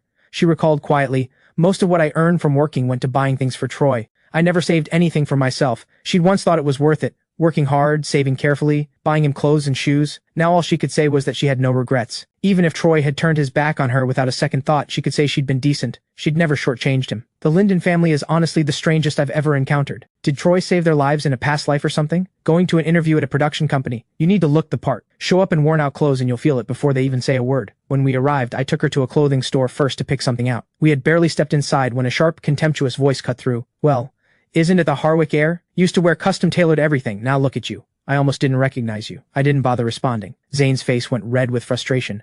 It happened every single time we crossed paths. The Joe family ran a few factories, wealthy, but nowhere near the level of an established dynasty. Zane had always resented my academic performance. We'd never gotten along. He'd always disliked me but had been careful not to push things because of my status. But that was then. Now I was just a former foster son, pushed out of the Harwick family. I had no Harwick name anymore. What grounds did I have to be arrogant? Since you're aware I left the Harwick family, you should also know I no longer carry that name. The real Harwick heir won't let you off, he said. I smiled, the kind that didn't reach anywhere near my eyes. I let his resentful glare wash over me. I pulled a new-style Chinese outfit from the rack and handed it to Lyra. This suits you. Lyra cast a cautious glance at Zane. I gave her a look. Don't worry about him. Zane scoffed and kept glaring. You're broke, reeking of poverty. That piece cost several thousand. Can you even afford it? Trying things on just to put them back. And if you damage something, what are you going to pay with? I kept my tone flat, making the insult land quietly. Whether I have money or not is none of your business. Stop polluting my field of vision. After years of going head to head with Nadia and Jade, my tongue was perfectly sharp. I used to hold back for the sake of the Harwick name. Now that name is gone. Whoever comes at me gets exactly what they deserve. Zane seethed. You just wait. He dropped the threat and walked out. Lyra came out in the new outfit. I looked her over, pleased. It suits you perfectly, just as I thought. We arrived at the production company. It was small, clearly hadn't been open long. Lyra followed the directions in and went for her audition. I waited outside, staring at the company logo. My eyes narrowed slightly. Something about it looked familiar. A receptionist showed me to the waiting area. With that outfit and her looks and presence, Lyra might actually land something good. After nearly half an hour, a familiar voice. You again. I set down my cup and turned. Zane. Again. His eyes were full of mockery. The beloved heir, reduced to auditioning. I'd suggest you leave while you still can. I propped my chin in my hand and looked at him with genuine amusement. This is my uncle's company. One word from me and neither of you gets anywhere near a role. I turned that over thoughtfully. So this company belongs to your uncle. Zane snorted. Now that you know, why are you still here? Beg me in person and I might consider getting you a part. Just as the words left his mouth, a tall, middle-aged man came out of the office. Zane ran over and said, he brought his sister to audition. I don't like him. Mr. Chen looked at his nephew with clear indulgence. He treated the boy like his own son. The moment he heard someone was causing trouble, he turned with a sharp look, and then his expression changed completely when he met my eyes. How did you end up here? The respectful way Mr. Chen addressed me made Zane's eyes go wide. Mr. Chen pushed past Zane and walked quickly toward me. Is there something you needed from me today? I took a calm sip of water. Just keeping my sister company for the audition. Mr. Chen smiled. You hold 50% of this company. Getting someone in is the easiest thing in the world. My gaze drifted meaningfully to Zane. Good thing your nephew reminded me. I'd almost forgotten I had a stake in this. All I had to do back then was handle whatever the Harwick family assigned me. I'd been learning investment from Celine since we were young. I honestly couldn't keep track of which companies I had shares in. Every owner who knew called me by my given name. Mr. Chen continued. Which role is your sister going for? I'll have it locked in immediately. I glanced at Zane. My sister prefers to earn things herself. She doesn't rely on other people's connections. Mr. Chen caught the meaning beneath that. He shot his nephew a look. Did you have some kind of misunderstanding with him? Apologize. Right now. I curved my lips. No misunderstanding. He just doesn't like me, and that's a personal matter. Mixing it with business would make it look like I'm using my position to settle scores. That's not who I am. Mr. Chen visibly relaxed. You're always the bigger person.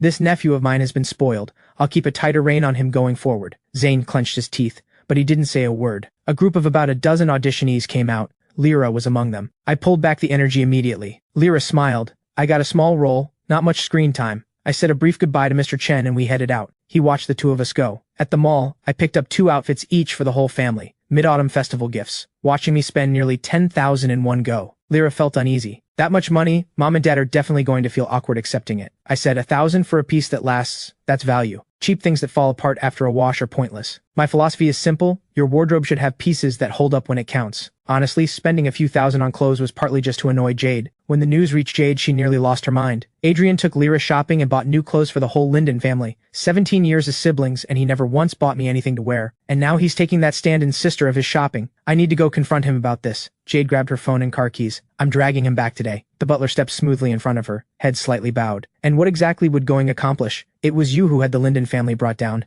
He's probably still angry with you over that. Jade stopped mid-step. Something flickered in her eyes, a trace of regret. She had engineered that bankruptcy deliberately, to keep me from leaving the Harwick family. Who could have predicted that even knowing the Linden family had fallen apart, I'd still walk out without a second thought? I had no trust in the Harwick family, not a drop. Jade's reputation in the capital circle wasn't exactly clean. Reckless, unruly, never serious about anything. So what had suddenly driven her to pull a stunt this big? The answer went back 2 years, to when Nora had an accidental run-in with Jade's boyfriend. Jade had been there. The moment she saw Nora's face, so similar to mine, she had someone look into it immediately. That was how she found out I wasn't her real brother. That I was the Linden family's biological son. I was probably the only person in that cold house who had ever genuinely interested her. She didn't want me to leave the Harwick family, so she arranged for the Linden family to go bankrupt. Even if the truth about the real and false heir came out, she figured I'd take one look at the broken-down Linden family and refuse to claim them. But at the same time, she was afraid that once everything was out in the open, I might not get a real choice, and she didn't want me to actually go back there and suffer. So after the Linden family went under, she came to find me and said it to my face. The Linden family is broke now. Stay put, be my good little brother, and I'll keep spoiling you just the same. She told me the truth early, so that before it became public I'd have time to prepare. Use the Harwick family's resources to make some investments, set aside some savings, so that whatever happened, my life wouldn't be too hard. She hadn't expected things to unravel so quickly. Just 2 years, and Troy showed up at the door. In her view, my leaving wasn't entirely the right move either. Better to leave and stand on my own than stay as a foster son. The one thing she hadn't anticipated was that I'd choose to go back to the Linden family. Jade propped her chin in her hand and let out a sullen sigh. To this day, she still doesn't know whether what she did was right or wrong. Troy came looking on his own, but how did he find out about the mix-up in the first place? That question had been nagging at me lately. I brought it up with Celine over lunch on Monday. I'd known the truth about my background for 2 years, so when Troy first showed up, I didn't immediately think something was off. But thinking it through these past few days, Victor and Claire never paid much attention to me. There's no way they suddenly decided to go looking for their biological son on their own, and the Linden family had already gone bankrupt. Troy had no way of contacting them. So how did he find out who he was? And where did he get the paternity test? Celine found it suspicious too. When I was born, the Harwick family was already at the top. Private hospital, private ward. How does a mix-up like that even happen? Someone arranged it. This was deliberate. Troy showed up with a paternity test in hand. If he actually is the biological son, fine. But where did that test come from? And if he isn't, then whoever is behind this has very deep motives. I don't care whose blood runs in me, and I don't particularly care whether Troy is real or not. But if someone engineered this, then I've been used as a piece in someone else's game, and I still don't know what they want, or who they're really targeting. I don't like the feeling of being maneuvered without knowing it. I'll have someone look into it quietly. You find an opportunity to feel out Troy. See what he lets slip. Celine poured me a glass of orange juice. She didn't look particularly worried. After all, I was just a child back then. Whoever was behind it, they weren't targeting me specifically. It didn't directly concern me now. So there was no real reason for her to be too worried. She wasn't wrong, but the feeling of being watched from the shadows was unsettling. Finding out the truth was the only safe move, and I trusted Celine completely. Celine narrowed her eyes. Since when do you talk to me like that? 17 years and we're starting to sound like strangers. I gave her a look. Can you dial it back a little? Celine put on a look of devastation. Used to call me by name, now it's all Director Lou. I reached over and gave her a light thwack on the back. She just laughed and didn't move. The research institute has genetic testing equipment. Whenever you get the chance, get a hair sample from Troy and run a match. I continued. After graduation, I don't need to be sent abroad, but I'm applying to graduate early on the domestic track. Everything at the company is on me right now. When are you coming to share the load? Celine laughed in disbelief. I'm not a workhorse. I put in the capital, you do the labor. What kind of arrangement is that? The next day when class was about to begin, the teacher walked in with the textbook. Troy turned to glance at my seat, and a small smile crept onto his lips, something calculating flickering in his eyes. Adrian got picked up at lunch and still hasn't come back. Class is about to start. Maybe he had something urgent. Should we just begin, teacher? Rico heard the snide remark and rolled his eyes. Thought he'd finally learned to behave, and here he is throwing shade at Adrian the moment he gets the chance. Rico raised his voice. Adrian is in a business meeting with Celine. Since Director Lou picked him up personally, I think we can all stop worrying about his well-being. The teacher gave a knowing nod, opened the textbook, and began the lesson. Troy's face went sour. What kind of school just lets students skip class without a word? Crestwood was full of heirs to powerful families. Most would go home to take over the family business, but a good number already had their own ventures running on the side. Teachers had long since stopped blinking at absences caused by business meetings. The school was deliberately loose on that front. After all, the point was real-world experience. You couldn't hold that back. Skip a class, fine. Pass the finals, and no one cared. Troy, newly arrived and still figuring things out, didn't understand any of that. All he was thinking was, how do I knock Adrian off his pedestal? First step, get rid of Celine. And if that wasn't possible, find a way to drive a wedge between us. By the time I got back to school, it was the third period of the afternoon, equestrian class. I changed in the locker room and headed to the riding field to join the class. Rico said to me, a meal with Celine that takes several hours. I glanced toward Troy and let that sit. Matters of blood and identity, those qualify as life-changing, don't they? Rico didn't catch what I meant. Did she confess to you? Did you two finally make it official? I gave him a look. We're close friends, that's all. Rico pulled a face. Close friends, sure. Everyone knows you two are basically already promised to each other. I gave him a flat look. You and Quinn are the ones who were meant to be. Meant to be? Please. My type is more like your sister, who arranges marriages for their kids anymore. Quinn and I are just friends, pure and simple. If we actually ended up married, we'd probably cringe every time we looked at each other. I was simultaneously exasperated and amused. You're purely chasing looks. Lyra has a gentle personality. If you actually dated her, you'd find her boring within a week. She's perfect for me, Rico shot back. You're just being overprotective. He wrapped an arm around my waist and started tickling me until I laughed and begged for mercy. I twisted away from his attack. Out of the corner of my eye, I spotted Quinn approaching. Come control your future husband. Rico's ears went red. He stopped immediately. Quinn's ears flushed too. She looked down and touched her nose. The engagement between the Lin and Shen families was no secret, but shouting it out in front of everyone still made things awkward. A blood-curdling scream shattered the moment. Everyone turned. Troy was clinging to the reins for his life, face drained white, features twisted in terror. The equestrian instructor rode close behind,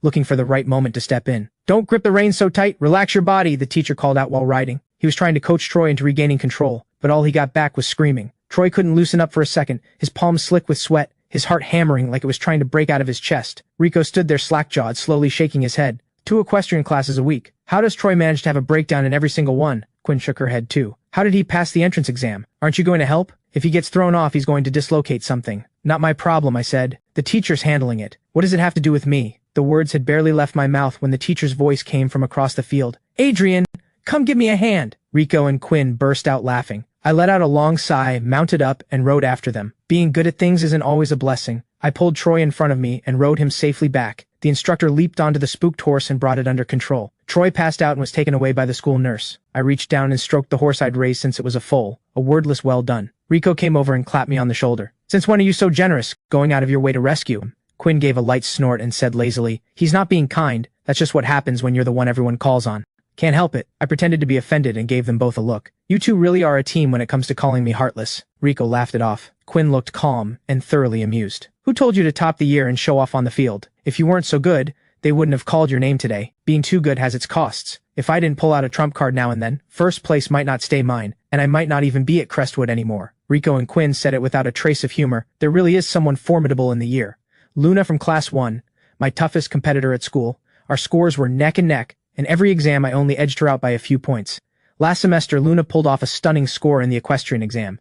If I hadn't read the situation and raised the difficulty of my own performance, she would have beaten me in the final rankings. I scraped through by 1 point, and without that, I might not have been at Crestwood this year at all. Luna was fine-featured and well-liked across the year, but something about her always gave me a creeping feeling. Rico thought about her smile and visibly shuddered. It wasn't an obviously sinister look. She smiled like warm sunlight, but those eyes of hers felt wrong somehow. There was always the sense that she was concealing something unfriendly. It gave people a chill. And the way she looked at me specifically, smiling on the surface but hiding something deep beneath. The hostility was there and not there at the same time. Impossible to read. Quinn nodded in agreement. She had dealt with Luna twice. She found her to be the smiling tiger type, barely a straight word from her mouth, and a cold, unsettling energy that seeped outward from somewhere deep inside. I thought it over. I'd never come face to face with Luna. Our rivalry had only ever existed on the rankings board.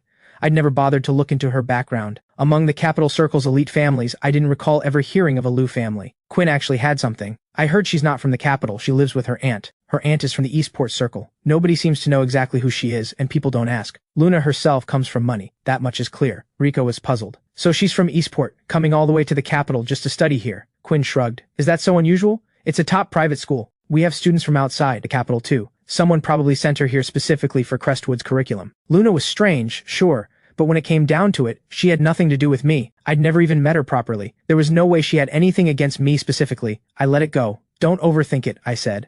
I mounted up and rode a free, easy practice lap around the field. Then I went to change for the next class. I came out of the locker room and walked straight into the girl my friends had described. Luna, the unsettling one.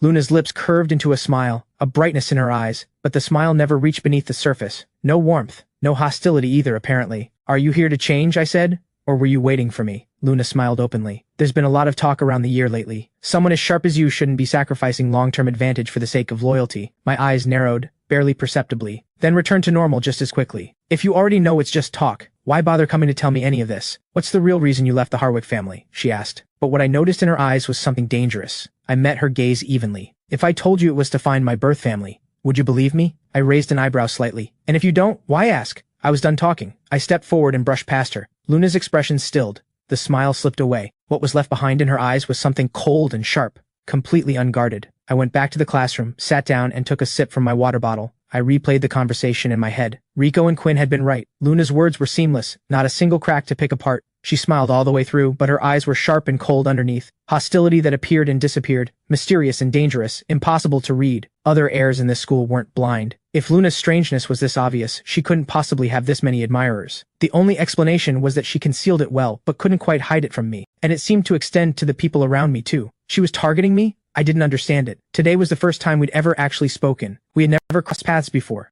I was from the Capital Circle. Our worlds had no overlap outside of school. Had 2 years of losing to me on rankings been enough to build this kind of resentment? She seemed particularly interested in why I had left the Harwick family. Someone from the Eastport Circle, keeping close tabs on Capital Circle gossip. That was strange enough on its own. Could she have a grudge against the Harwick family? But if that were the case, why come to me? I decided to stop turning it over. What I needed to know would come to me eventually. Rico dropped himself onto my desk. Come to my winery tonight for a drink? I tapped his hand and started organizing the books on my desk. I frowned. Can you at least try to look presentable? I gave him a look. He tugged at his own collar, unbothered. The winery's been open this long and you've never once shown up. Quinn rolled her eyes. You really believe in yourself, don't you? Don't you know that winery is guaranteed to fail? Rico scoffed and smacked her on the arm. Mind your own business. You were supposed to bring me a bottle of new wine last time, and you ruined the whole thing. I still owe you for that. Quinn leaned against the desk across from him and said, the whole shipment got flagged in an inspection out of nowhere. The deal fell through. It wasn't like I did it on purpose. I'll make it up to you when I find a good bottle next time. I listened to the two of them bicker. Rico, still fired up, threatened to wrestle her jacket off her right there in front of everyone. Quinn found that mortifying. They descended into full chaos, the classroom filled with laughter. I ducked my head and covered my mouth, trying not to let mine show. Those two had been at each other's throats since they were kids. No wonder Rico treated her like one of the guys. Rico saw me actually laughing and poked my arm. Don't just sit there enjoying the show. You haven't answered me yet. I'll set aside a 1982 vintage grape juice for you. A 1982 vintage grape juice is just wine with a different name. You really want to let me near alcohol? Aren't you afraid of what Celine would do to you? Everyone knows I'm the person she holds closest. Anything that could do me even the slightest harm, she'd eliminate it without a second thought. If Rico dared give me alcohol, he'd be the next one she dealt with. I said, you two can stop fighting. I'm not coming tonight. Nadia asked me to dinner. Rico immediately jumped off the desk, like he'd just heard the sky was falling. His voice jumped up several notches. What is the eldest Harwick daughter getting involved for now? She's not planning to drag you off somewhere, is she? Quinn put a firm hand on my shoulder. She had the expression of someone sending a soldier off to war. I have a soft armor vest at home. I'll have someone bring it for you to wear tonight. Rico and Quinn's alarm wasn't unreasonable. They knew about my complicated history with the two Harwick daughters, and after more than a decade of knowing me, they had a very clear picture of those two. Jade used to have a large dog. At 17, furious at Nadia's attempts to control her, she had set the dog on 19-year-old Nadia. Nadia had the dog put down without a single word. The whole Harwick household was thrown into chaos. Victor and Claire interrogated both of them. Jade denied giving the order. Nadia pinned the blame directly on me. My parents knew perfectly well it couldn't have been me, and grounded me to my room for a month anyway. Jade, to get back at Nadia, snuck into the company where Nadia was working at the time and cut the main power. The outage wiped critical data, over $1 million in losses. Nadia, without a single word, had Jade's favorite car destroyed. Both sisters were deeply in the wrong, and Jade accused me of being the one who cut the power. My parents once again knew the truth, and once again let them get away with it. They put me right back under house arrest the moment my first sentence ended. Another month confined to my room. From that point on, I understood. I was nothing more than a piece to be traded in the right marriage deal. No matter how well behaved or capable I was, I would never be seen, never be praised. Instead, I absorbed whatever disaster came my way. Every mistake either sister made, I was the one who carried it, because I simply didn't matter enough for it to be otherwise. Through those two incidents, I saw both sisters clearly for what they were. A ruthless, cold eldest, a wild, reckless second. If I wanted to survive growing up in that house, I had to learn to fight both of them. My friends, when they heard any of this, said more than once, the fact that you made it out of there in one piece is nothing short of a miracle. Dinner alone with Nadia. Should we call the police in advance? Or at least bring a self-defense stick? You never know with her. I'm genuinely afraid that if you say something off, she'll just start physically disciplining you on the spot. Rico was genuinely worried. His best friend, unarmed and not exactly built for combat, going to a dinner date with Nadia. Anything could happen. I gave him an exasperated look. Then come with me. Didn't you promise Celine you'd be my bodyguard? Rico sucked in a sharp breath. I can't beat Nadia either. Everyone knows what she did at that banquet, dealt with the troublemakers on the spot. That's exactly why her father sent her abroad afterwards. Relax, both of you. She won't lay a hand on me. I don't like either of them, but I know I won't be in any actual danger. Rico pulled up a chair beside me. You can't be sure of that. When you're actually in danger, both sisters have always protected you. But when you're not, they are the danger. And that grounding was nothing compared to the time she got you put on restricted movement for half a year. I touched my nose and found I had nothing to say to that. To be fair about the half-year thing, that one wasn't really Nadia's fault. When I was 13, she took me out with her. We got ambushed by people from a rival family.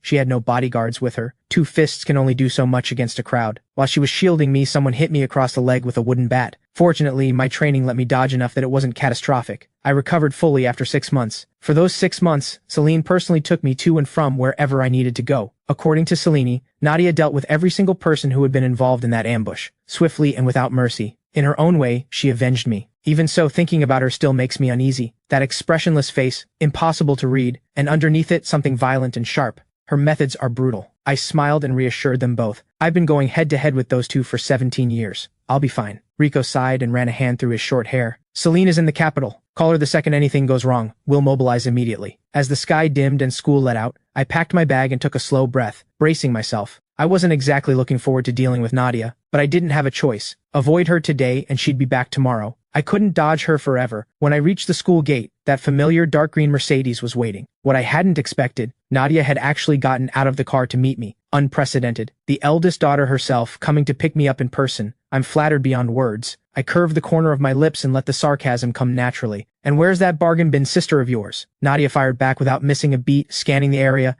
No one in a central high uniform waiting around. She had someone look into it. Lyra came to pick me up every day after school. Today she wasn't here. I hooked my thumbs through my bag straps. You're the one who asked me to dinner. I told her to go on ahead. Nadia's expression darkened slightly, a quiet danger in her eyes. You're protective of her. I smiled, the kind with nothing behind it, and held her gaze, each word deliberate. I'm wary of you. We held each other's stare. Neither of us gave an inch. Rico and Quinn, watching from behind, felt the air between us ready to ignite. They might not even make it to the restaurant before it blew up. The tension was suffocating. She'd barely said 2 sentences, and it had already come to this. I think we should follow them, just to be safe, before they could settle on how to intervene. A new arrival disrupted everything. Troy came running in his school uniform, the hem of his jacket catching the wind. He looked young and bright, his smile warm and open. He'd exchanged greetings with his sisters at the banquet, but hadn't seen them since. When it came down to it, they were still blood. Nadia coming here meant she wanted to smooth things over. And given the tension between us, she clearly wasn't fond of me. The false heir. Troy put on a sweetened voice, thinking it would charm her. Big sister, are you here for me? I'm your real brother. You'll look out for me from now on, right? He had absolutely no idea who he was dealing with. I scoffed and rolled my eyes. It stung on Lyra's behalf, as if she had ever done anything but pour herself out for him. Don't worry, I said. You have plenty coming your way. Troy shot me a smug look, then turned back to Nadia, composing himself into the picture of thoughtful, well-behaved sincerity. Even though he took 17 years of a life that should have been mine, I don't blame him. Don't be too hard on him either. Since you two still have things to discuss, I'll get in the car first. He reached for the rear car door and found it wouldn't move. He knocked on the driver's window. The driver didn't glance up.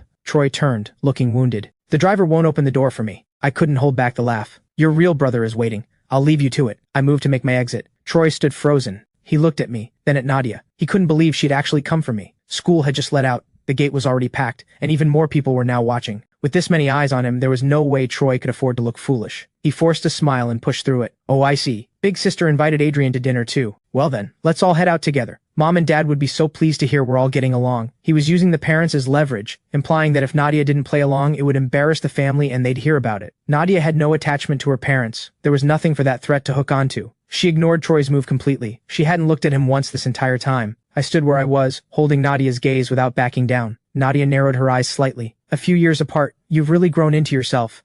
You flatter me. And this car, I wouldn't dare get in. I'm not getting in. We can stand here as long as you like. Do you need me to physically put you in? Nadia's patience had run out. I held my ground. Let's see what she actually does. In the Harwick household, it wasn't just me at war with them. The two sisters had been at each other's throats since childhood. Constant sabotage, constant blame shifting. Eventually, I learned to use Jade to keep Nadia in check, and Nadia to keep Jade in line. Each one held the other back. Nadia bit down on her back teeth, let out a barely audible sigh of resignation, and said, "Get in." Another round to me. I smiled, and got in. I walked to the rear door. The driver, reading the room, immediately unlocked it. I pulled it open and folded myself inside. Finally, she said. Then she turned a cold, sweeping glance toward Troy. Every stray that crawls along thinks they can climb up here. Things that don't belong will only dirty my car. She wasn't talking about anyone else. She was looking straight at Troy and finding him beneath her. Nadia walked around to the other side and got in. I lowered the window, a quiet laugh. Work on your equestrian skills. If something like today happens again, I won't come for you. An ungrateful person is worse than a dog, don't you think? The window went up, the car pulled away. Troy was livid, hopping with rage. He hadn't expected Nadia to show him absolutely zero respect, taking Adrian, and leaving him standing here. He was the real Harwick son. Why did Adrian, who didn't even carry the Harwick name anymore, still command this much respect, still have Nadia's protection? Why did Adrian always manage to linger everywhere like a ghost that wouldn't leave? Everyone around had seen it plainly. Troy was the real heir, and his sisters didn't think much of him at all. In Nadia's eyes, Troy wasn't worth 1,000th of what I was. Whatever Victor and Claire's stance, the Harwick estate would ultimately pass to Nadia, without her acknowledgement. The title of heir was hollow. Helen, who had seen everything, turned to Lyra, who had just arrived to help with the stall after school. Little Chen, he went with the Harwick people. It's all right. I know what you're worried about. Lyra said it with a slight furrow in her brow. Mom, trust him. He promised us he won't go back to the Harwick family. At that moment, Rico, still sulking about earlier, came bounding over. Hey, it's Lyra's mom! His eyes locked onto Lyra and refused to move. How is someone this beautiful even real? Like something out of a painting. Completely otherworldly. Quinn pressed her lips together, her eyes full of quiet grievance. She stepped sideways, cutting off his line of sight. Hi, we're friends of Adrian's. He mentioned you run a little stall here. We thought we'd come have a look. Helen beamed.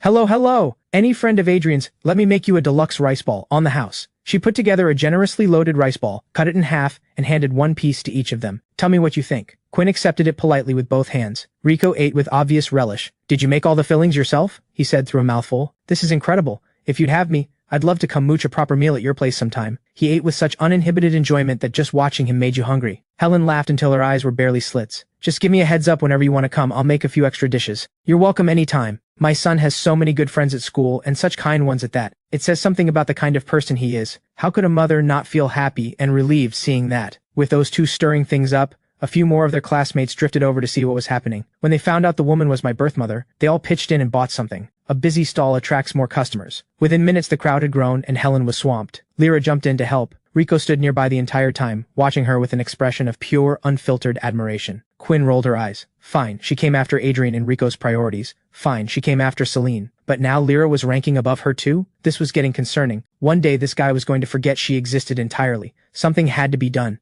Quinn shifted position, casually, smoothly, and stepped into the line of sight between Rico and Lyra. Want to go see a movie this weekend? Rico asked, his eyes still trailing after Lyra.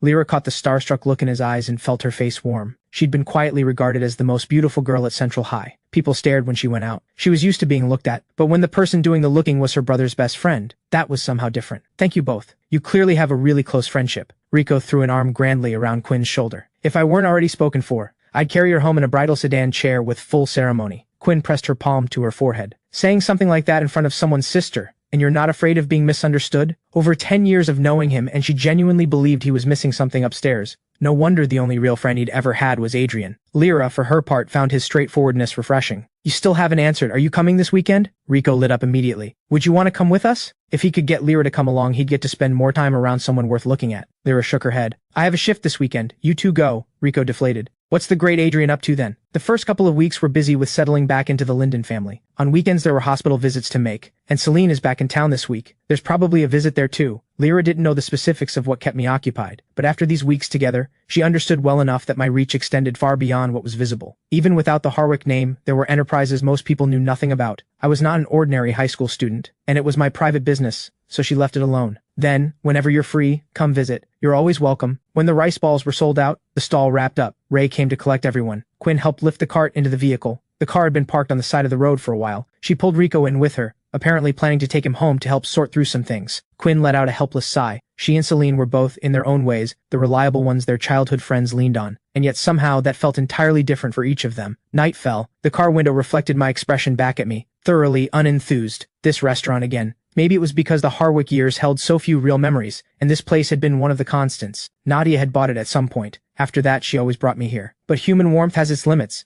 Too many visits and you grow tired of even the things you once liked, the same way I eventually tired of the cold in the Harwick house. I went straight to the point. All this effort to drag me out to dinner. What do you actually want? You came yesterday and drove off without a word. Now a formal dinner. Whatever this is, it's clearly not something you can say in a few sentences. Nadia lifted her wineglass and took a slow sip. Are they good to you? All of this, and that's the question. No worse than being the Harwick heir. Nadia's expression shifted through something unreadable. She set down her glass without a word, neither agreeing nor pushing back. She had known for a long time that I planned to leave the Harwick family once I came of age. In the 2 years before that, she had quietly backed certain investments, making sure I'd have enough in my hands to stand on my own. What she hadn't predicted was that I'd go back to the Linden family and choose to live with people she considered to have nothing to offer. With what I currently had, a little attention to it would be enough to live comfortably for the rest of my life. Instead, I was getting involved in things that weren't my concern, spending time and resources on the Linden family. I looked out at the night beyond the window and felt something I hadn't felt in a long time, a stillness with nothing behind it. This was enough.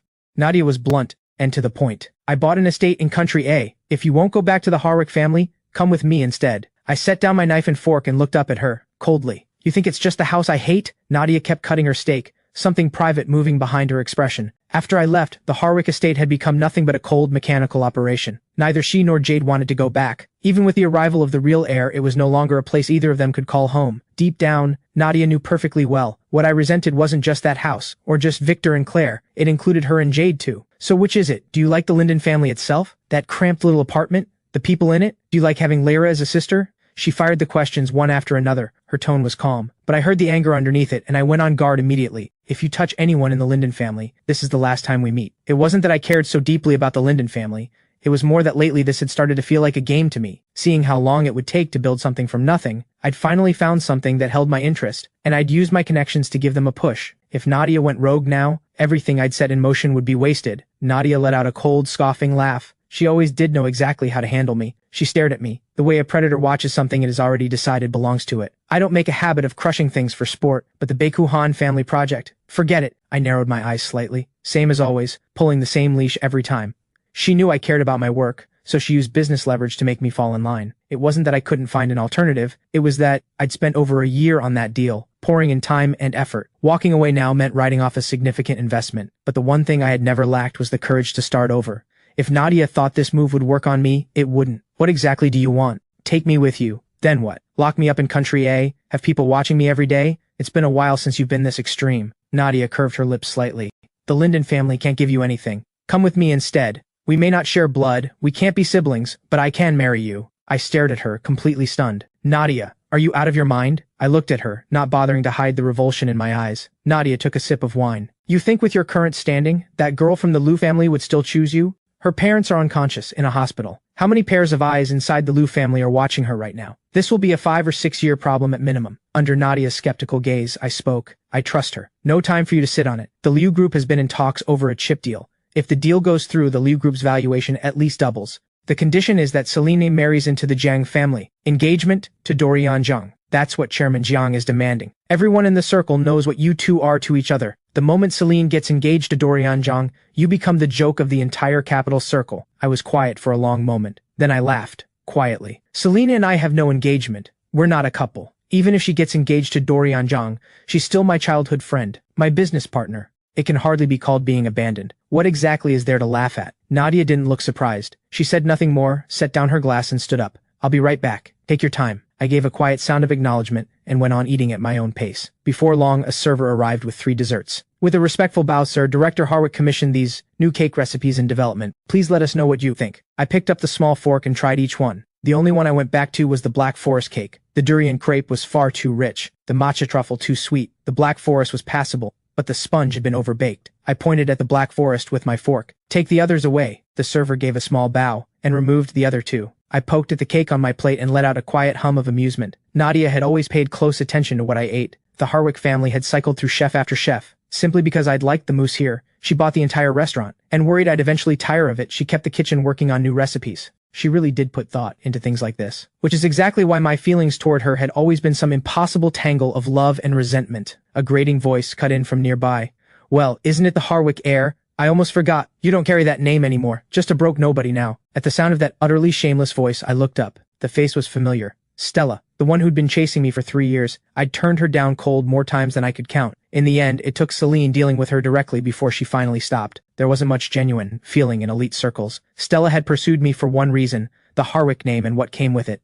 And I happened to be by any measure someone worth pursuing. Catching me would have been a clean win for her on every front. Instead, she got beaten by Celine and thrown out of the school gate. But things were different now. I had no Harwick title, no Harwick protection, and the Liu family had no reason to let me through their door. Stella had found her grounds to be arrogant again. Out of the corner of my eye, I caught Nadia coming back. I ignored Stella entirely and looked down at my cake. Stella glanced at the wine on the table.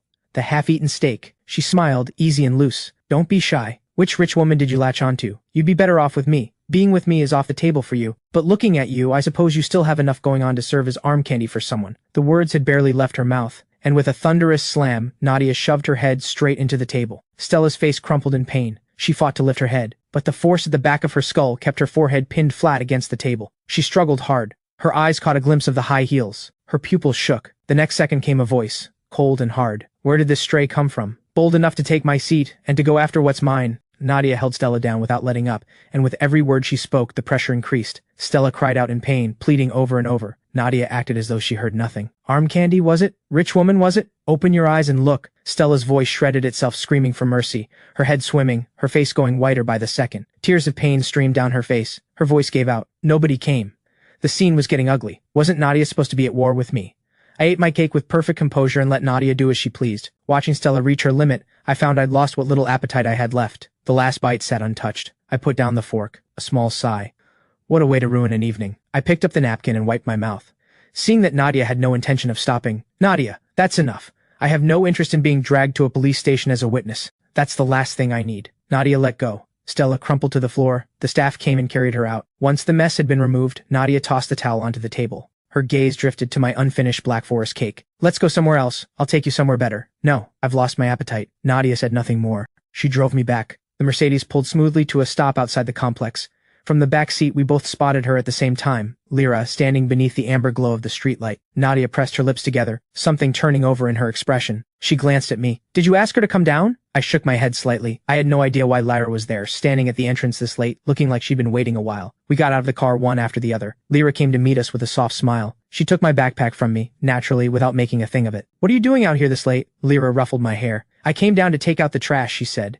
It was about time for you to be back, so I waited a bit. The complex's security wasn't great. Even within the grounds, there were occasional incidents at night. Lyra had been worried about me coming home alone, but she didn't want to interrupt if I was in a meeting, so she stood at the gate and waited. I stilled for a moment. It was past 10. I hadn't sent a single message to let anyone know I was okay, and she'd stood out here this long, and yet she said nothing. Just the same quiet warmth, the same gentle indulgence. Something tightened in my chest, strange and unfamiliar, something I couldn't quite name. Thank you for bringing him home, Lyra said to Nadia, soft-faced, unhurried, carrying the same quiet grace she always did, as if she had nothing against anyone. Something dimmed in Nadia's eyes. Seeing me with my head down, silent, she could read what I was thinking. She looked up at Lyra. He's my brother. Her voice was flat, but her eyes were anything but. Lyra's expression didn't shift. She answered simply, knowing that so many people care about him makes me happy too. Something flickered in Nadia's eyes. She said nothing more, turned and got in the car. This time, she had lost. I found Nadia's behavior strange. I watched the Mercedes until it disappeared. Then I let it go, hooked my arm through Lyra's, and walked home. I spoke with a little guilt in my voice. From now on, if I'm going to be late, I'll call. I'll message before I head back too. You don't need to wait at the gate. It's summer. The mosquitoes are out. Look at your arms. 5 or 6 swollen bites on her forearm. Something unsettled in my chest. Lyra didn't blame me for a second. She actually seemed happy, because her brother was worried about her, and because he'd offered, on his own, to check in from now on. I was slowly accepting her as my sister, slowly growing into this family. When we got home, Bea was already asleep. Ray and Helen were still up in the living room talking about the Mercedes they'd seen. Helen's eyes were cast down, her rims faintly red. She spoke, the loss barely concealed. That car came by the day before yesterday. Today it took him away again. I recognized her,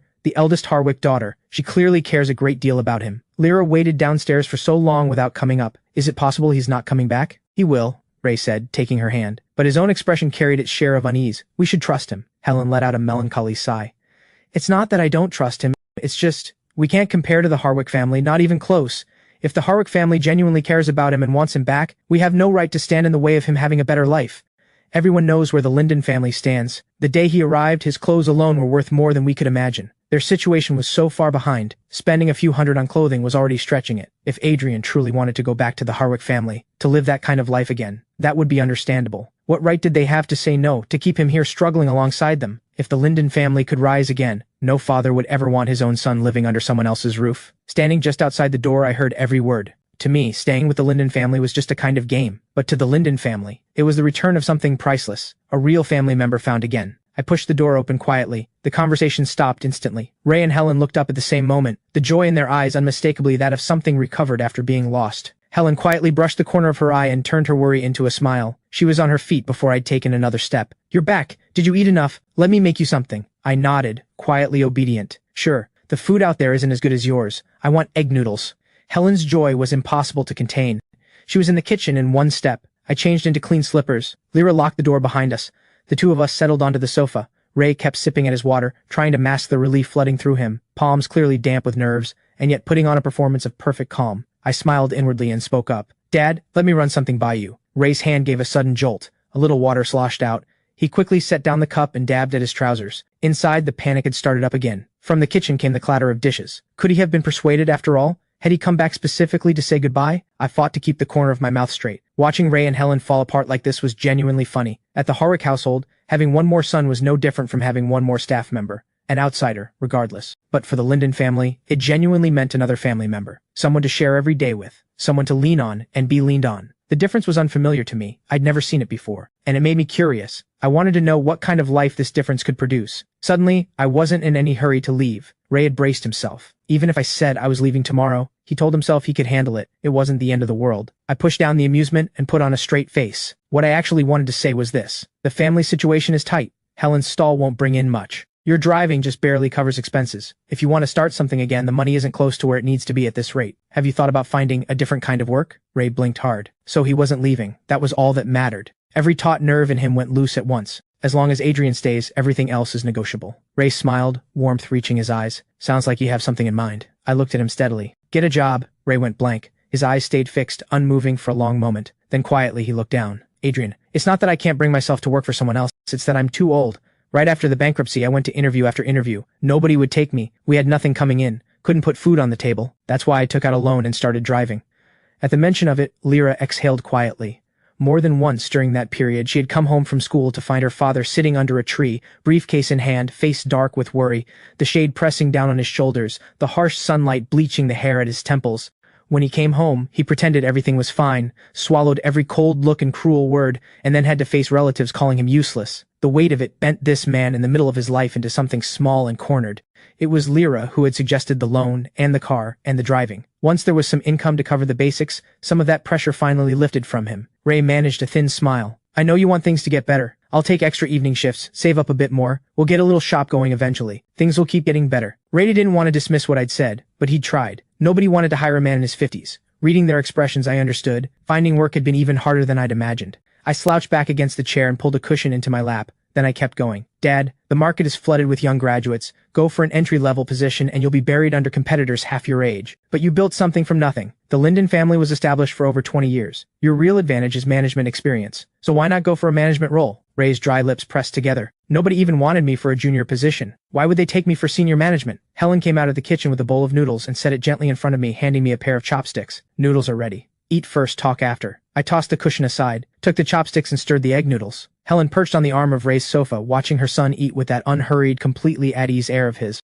Afraid he didn't understand how hard things were out there, she spoke up gently. Adrian, it's not that your father doesn't want to try. Finding work is just genuinely that difficult. In most companies these days, without connections or the right background, you can work 5 or 6 years and still never move up. They're not going to bring in someone out of nowhere and hand them a management position. I slurped a mouthful of noodles and tilted my head slightly toward her. Don't I count as a connection? Helen went blank. She and Ray exchanged a bewildered look. They had almost forgotten. This quiet, well-behaved son of theirs had connections that could make anyone's head spin. I continued, unhurried. The Linden family used to be in the automotive business, right? A friend of mine recently acquired a car company and is looking for someone to run things. Your background lines up pretty well. If you're interested, I can put in a word and get you an interview. Getting inside that world would give you a real read on the market. Useful if you ever want to start something of your own again. I looked down at my noodles, my tone as casual as if I were mentioning picking up a shirt. Ray ventured carefully. What kind of company does your friend run? It's not going to be someone like, an extremely prominent figure again, is it? I blinked at him and replied, perfectly calm. You've probably heard of Exiled Motors? Ray's mouth fell open. He started stuttering. Exiled was a rising brand. They had just launched an off-road model priced at over $1 million. Their proprietary full rebound glass technology was what set them apart, known for exceptional safety. And Exiled fell under Liu Auto Group, one of the most recognized names in the country, with brands consistently ranking in the domestic top 10 for sales. The group had long since gone international, especially in Country A, where Liu vehicles were everywhere. Adrian, you actually have connections at Liu? I bit through a strand of noodles. Not exactly Liu directly. A friend of mine oversees production for the Exiled brand. Lots of components, lots of processes, naturally a lot of factories involved. He recently acquired a factory handling paint finishing and parts assembly. Ray was still wide-eyed after the explanation. These factories run entirely on robotic arms now. The technology is something else. He'd never been anywhere near that kind of operation. Getting a look inside, understanding where the market stood right now, would be invaluable. He wanted to say yes, but he was afraid of putting me in someone's debt on his behalf. I set down my chopsticks. I glanced over at Lyra. Family doesn't keep score, right? Lyra smiled, the quiet, knowing kind. She was the one who had told me that, and now her brother was starting to accept them. I said it plainly. Dad, all I can do is get you in the door. Whether you make it through is up to you. These are business people. If your qualifications don't hold up, I have no power to force anyone into a management seat at an operation that size. Ray's eyes steadied. Of course, I still have confidence in myself. I washed and dried my bowl and chopsticks, then headed to the bathroom. Ray took a long sip of strong tea and couldn't help but say it out loud. Our family is like a sailboat, and Adrian is the oar. Without that oar, the boat just drifts, at the mercy of every current, going wherever the water takes it. With it, they have a direction. The whole family is pulling together, every bit of strength aimed at the same shore. They'll get there. Summer storms come without warning. This one hammered the windows relentlessly and kept everyone awake through the night. It had been raining for 3 days and 3 nights without a break, the sky an unbroken gray. Without a single ray of sun, people's moods had gone gray along with it. Rico dropped into a seat and immediately kicked off his shoes. This rain is killing me. Every single day, my shoes are soaked through. His socks clung to his feet like they'd been submerged, and the discomfort was written all over his face. Quinn walked over with a bag and dropped it on his desk. That's what you get for being careless. 3 days of rain and it never occurred to you to bring a spare pair? Rico shot her a look. He rummaged through the bag. What's in here? Inside, a brand new pair of leather shoes, a clean towel in its own little bag, fresh socks, and a shoe-drying sponge. Rico's eyes flickered with something he couldn't quite control. He pressed his lips together. That was actually really thoughtful. He didn't rush to put them on. Instead, he looked over at me. Hey, Adrian, are your shoes wet? There are extras here if you need them. Quinn was speechless. I specifically prepared that for you, and your first instinct is to give it away? Truly hopeless. I laughed softly and pointed at the clear waterproof shoe covers on my feet. I'm fine. I wore these. Shoes and socks completely dry. Lyra picked them up for me when she saw the forecast. Slip them on, pull the tie tight. Done. Better looking than rain boots, and easier to deal with. Rico grinned. Having a sister really is something. The old you would never have worn those. Way too concerned about appearances. I shrugged. Better than soaked through socks, isn't it? Rico's expression fell. He pressed his lips together in wordless protest. Rico is jealous. Rico is envious. Rico is not happy about this. Quinn nudged him. Come on, put them on. Wet feet in this weather and you'll be sick by tomorrow. It was still summer, but the rain had driven the temperature down sharply, and wet, cold feet were the fastest way to catch something. I know. When did you get so naggy? Rico grumbled all the way through drying his feet and putting on the fresh socks and shoes. Quinn rolled her eyes. She didn't want to nag. But if she didn't make herself a little more obvious, this fiancé of hers was going to drift right out the door. With the dry shoes on, Rico's whole body visibly relaxed. He immediately scooted over to me and dropped his voice. Word is that since Nadia came back, she still hasn't gone home. Troy is obviously not getting any of that affection. Quinn chimed in lazily. Do you have a spy in the Harwick house? How do you know all this? Ava told me. She said neither of the sisters' cars have been seen going in or out these past few days. Definitely not home. Not exactly breaking news. Sons in the Harwick family have never been treated well. Whether it was Troy or Adrian, neither of them ever belonged there. I wouldn't say that exactly, Rico said. The circle has always talked about Adrian and those two being at war, but we know better. Those two are intensely attached to Adrian. It's just the way they show it that's impossible to deal with. That was the truth of it. I smiled quietly and said nothing to contradict him. During the break, Troy, who had been keeping to himself for a while, made his move again. He was slumped face down on his desk, sobbing loudly enough to fill the room.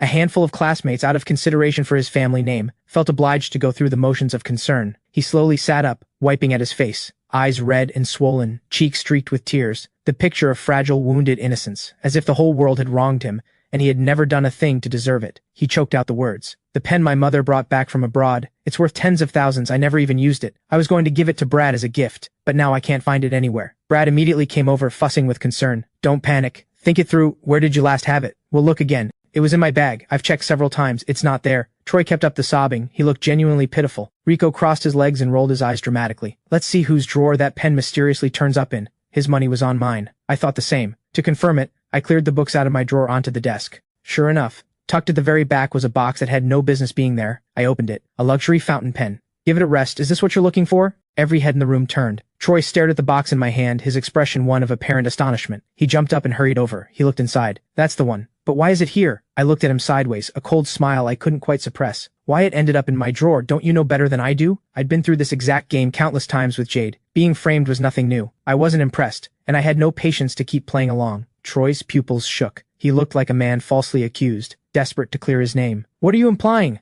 That pen was meant for Brad. Why would it end up in your drawer? I never accused you of stealing. But you jumped straight to pushing the blame onto me. I know you have it out for me, but you can't just make accusations like this. Neatly flipped. Now I was the guilty one in a panic, throwing blame to cover my tracks. His mind worked fast, I'd give him that. He'd managed to spin it. If you wanted one, Adrian, I could have my mother buy you one. Why go through all this? Troy looked genuinely offended, the magnanimous victim through and through. This model retails at $27,000. It's effectively unobtainable. Only 500 were ever produced. I unzipped my bag, pulled out my pencil case, and upended it onto the desk. 4 or 5 identical pens rolled out. I watched Troy's face go through several shades of wrong. I curved my lips and asked without any particular weight behind it.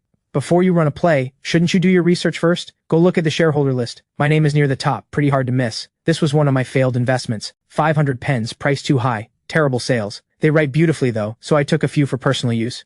Who could have guessed they'd end up as props in this little production? Exposed completely, on the spot, with no way out, Troy pushed through anyway. I misunderstood.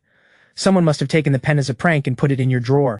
Who on earth would bother taking your pen just to frame Adrian? Rico said flatly. This time, Troy genuinely panicked. He finally registered the looks his classmates were giving him. Even Brad was looking at him strangely and not stepping up. From the moment I'd pulled out that pen, Troy had been completely isolated. He stood there unable to settle on an expression. The emotions warred across his face until it drained of all color, and he passed out. Brad, the better actor by far, remembered at the last second to play the loyal friend. He caught Troy before he hit the floor. Once he confirmed Troy was genuinely out, he let the concern drain from his eyes. He glanced at the pen on the desk and gave a quiet, dismissive sound. I thought it was something rare. Turns out it's just merchandise nobody wanted. I turned the pen over in my fingers thinking. After a while I spoke. He actually reminded me, I have a money-losing project sitting around. Everyone put together a pitch this month. If I sank money into it, I'm getting it back. If you're leading it, we'll definitely make it back. The pens really do write well, but the price point is brutal. Hard to see how you move them. Drop the price. Less margin is better than no sales. Drop it to where? The factory acquisition alone was a significant outlay, and the technology patents weren't cheap. The cost base is too high. Any further reduction and you're selling at a loss. At that point, you might as well just sit on it. I listened quietly to the back and forth, an idea slowly forming. Losing money is not happening. Scarcity creates value. Put one on the table when you're closing a deal. Say a few good words about it when the contract is being signed. And the remaining stock, give it away as gifts. I'm not lowering the price. I'm raising it. Everyone exchanged glances, then nodded, one after another. They trusted my ability to turn things around. Last year's project had been my initiative, and it was thriving now. A good portion of their personal assets had come from that venture. If I was committed to turning the pen project around, it wouldn't lose money. A crack of thunder split through the room. The conversation died on the spot. Everyone looked out at the sky, low and gray, the rain seeming to shift from steady to heavy. Rico muttered under his breath. This is unreal. It hasn't stopped once. Where is all this water even coming from? Quinn narrowed her eyes. I keep getting this feeling that something's about to happen. I smiled, easy and unbothered. I have a feeling something good is coming. By the weekend, the rain still hadn't fully stopped, alternating between heavy downpours and fine needling drizzle, the kind that wore on your nerves. Inside the Liu Group's executive conference room, the argument was loud enough to drown out the rain entirely. This was Celine's third round of negotiations with the Jiang family over chip licensing rights. Faced with the Jiang family's insistence on a marriage arrangement, Celine said firmly, business partnerships are built on mutual benefit. Bringing marriage into this discussion makes no sense. She was willing to concede, on margin. On the question of who she married, not a single step. Celeste smiled lightly. Director Liu, chip technology is at the heart of what we do. A financial arrangement alone simply isn't enough to secure what we need. Two families becoming one, that's the real foundation. It's what my mother wants, and it's what I want. You keep refusing. Is there something you object to about my brother specifically? Celine's face was as overcast as the sky. She had already voluntarily conceded 2 points. It was the Jiang family that wasn't budging. They'd rather pressure her into an engagement with Dorian Jiang than accept a fair deal. 3 rounds of talks over more than 2 months, and she had never even met Dorian Jiang in person. He was probably just like the role Adrian had once been meant to fill, a rope used to tie 2 families' interests together. Celeste's smile held a knowing edge. As someone in the capital circle herself, she was well aware of who Adrian was. Director Liu is still holding on to her childhood sweetheart? He's no longer the Harwick heir. He doesn't match your standing anymore. He can't offer you anything, even if you're completely devoted to him. Will the Liu family allow it? Will the shareholders? And is he willing to bear that gap in status and stand by your side no matter what? Every word cut deep, and every word had a point. Celine knew how I felt, but I was still in school. Supporting each other seemed manageable enough for now. When the time for marriage actually came, would she be willing to face the outside world's judgment and choose him without hesitation? The future was something she'd never been willing to bet on, but she knew it was too early. This was not the moment to decide. And even if things did come apart, that choice should be in my hands, not hers to make unilaterally. So this unreasonable demand from the Jiang family? Absolutely not. She steadied herself. We're here to discuss a business deal. If either side has concerns about the terms, we continue negotiating. If we're talking about marriage, then there's nothing left to discuss. Celeste raised her brows with an air of amusement. Celine, you're still too young, not quite mature enough yet to grasp what's really at stake here. No need to rush your answer. Take all the time you need. When you've thought it through, we sign. The standoff had no end in sight when someone knocked and entered from outside. Celine's assistant Xiao crossed the room quickly and leaned close to her ear. Master Adrian is here. Celine's eyes lit up instantly. The overcast expression cleared in an instant. She turned to Celeste with a polite smile. Director Jiang, there's no need to continue these talks, and for the record, I choose Adrian. Not his name, not his status, just him. She said it like someone who had just won something. She nodded to Xiao, who immediately showed the guests out. Celine walked out of the conference room. The shift had been so sudden that Celeste hadn't fully caught up. It struck her as genuinely strange. She turned to Xiao. Why did she suddenly call it off? Xiao lowered her gaze with a small smile and answered politely. Compared to the Jiang family's chip technology, Master Adrian is worth more. In the executive office, I sat quietly on the sofa in a simple casual outfit that somehow made me look taller. Long legs crossed loosely, a teacup in hand, tasting the black tea, when out of the corner of my eye, I caught someone come through the door. I set down the cup and stood, a warm smile rising naturally as I reached out my hand. Director Liu, I'm here on behalf of Rooming Technology to discuss a partnership. Celine looked at me, bright-faced, at ease, and the warmth rising in her eyes was the kind that could barely be contained. Even her voice came out softer than intended. You finished it? I smiled and nodded. Does this rain arrive in time to put the fire out? Celine took my hand and pulled me down onto the sofa beside her. She leaned into me with a dramatic put-upon pout. Putting out a fire? This is saving my life. They were trying to force me into an engagement with Dorian Jiang. If you'd been any later, you'd have lost your childhood friend. I pulled my hand back sharply and gave her a look. So if I hadn't shown up, You were going to give in?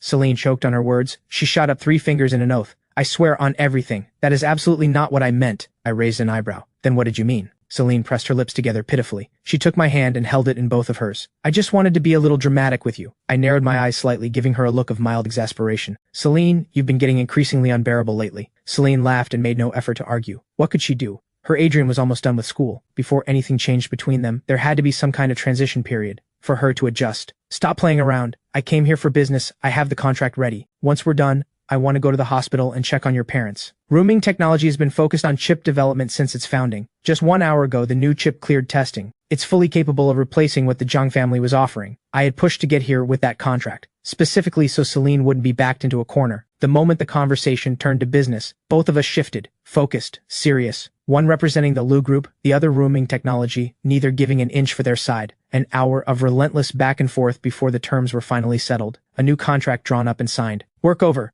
She snapped back to her usual self. What do you want for lunch? She reached over and ruffled my hair with easy affection. I swatted her hand away. I gave her a wounded look and fixed my hair. Stop messing up my hair. I want beef brisket noodles. Celine laughed. All right, beef brisket noodles it is. We took the elevator down. Along the way, employees spotted me and bowed respectfully, calling out, Master Adrian. I couldn't help but sigh. Celine pinched my cheek. What's wrong? When do I get to be a CEO? I had stakes in plenty of companies. People flattered me with the title here and there, but I had no real position. No official standing. Celine had been forced into the president's seat by tragedy. That wasn't something I envied. I just wanted the day when I could stand in front of Nadia as someone, under my own name on my own terms, and not be treated like a toy to be collected with small favors. Celine laughed quietly. My ambitions were plain and uncomplicated. Money and building something. The more Nadia tried to hold me down, the harder I pushed upward. Studying, investing, building connections, failing and coming back stronger every time. This was the version of me she loved. Regardless of what name I carried, I was always the one she wanted. The strengthening rain didn't touch our mood. I climbed into the passenger seat and looked at her with equal parts suspicion and mild fear. How's your driving? You're not going to send me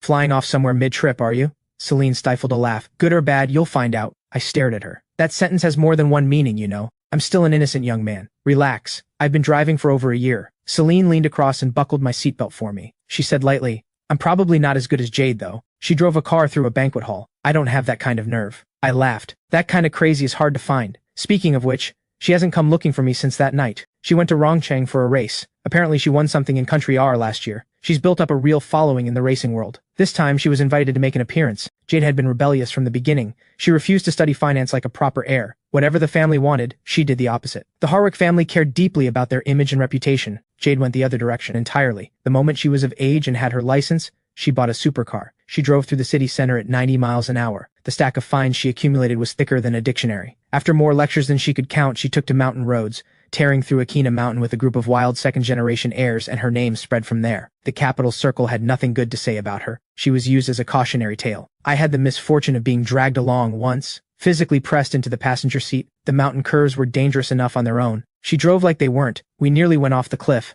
I survived, but I spent the following month refusing to get into any vehicle. I'd always thought she was beyond reckless. Fine that she didn't fear death, but she had no right to take me with her. Later, against every objection her family raised, she became a professional racing driver. She won. A lot. But those victories weren't recognized by the old families. They were treated as further proof of her defiance and disgrace. She was a gambler who bet with her life, pushing back against everything the Harwick family had mapped out for her. One of these days she might not come back. But thinking about how I managed to survive her, I couldn't really worry too much. Celine curved her lips in quiet understanding. She knew I wasn't just pretending not to care. I genuinely couldn't stand Jade. If not for sheer luck, she would have killed me by now. Celine drove at a completely reasonable speed and pulled up smoothly outside a noodle shop near an elementary school.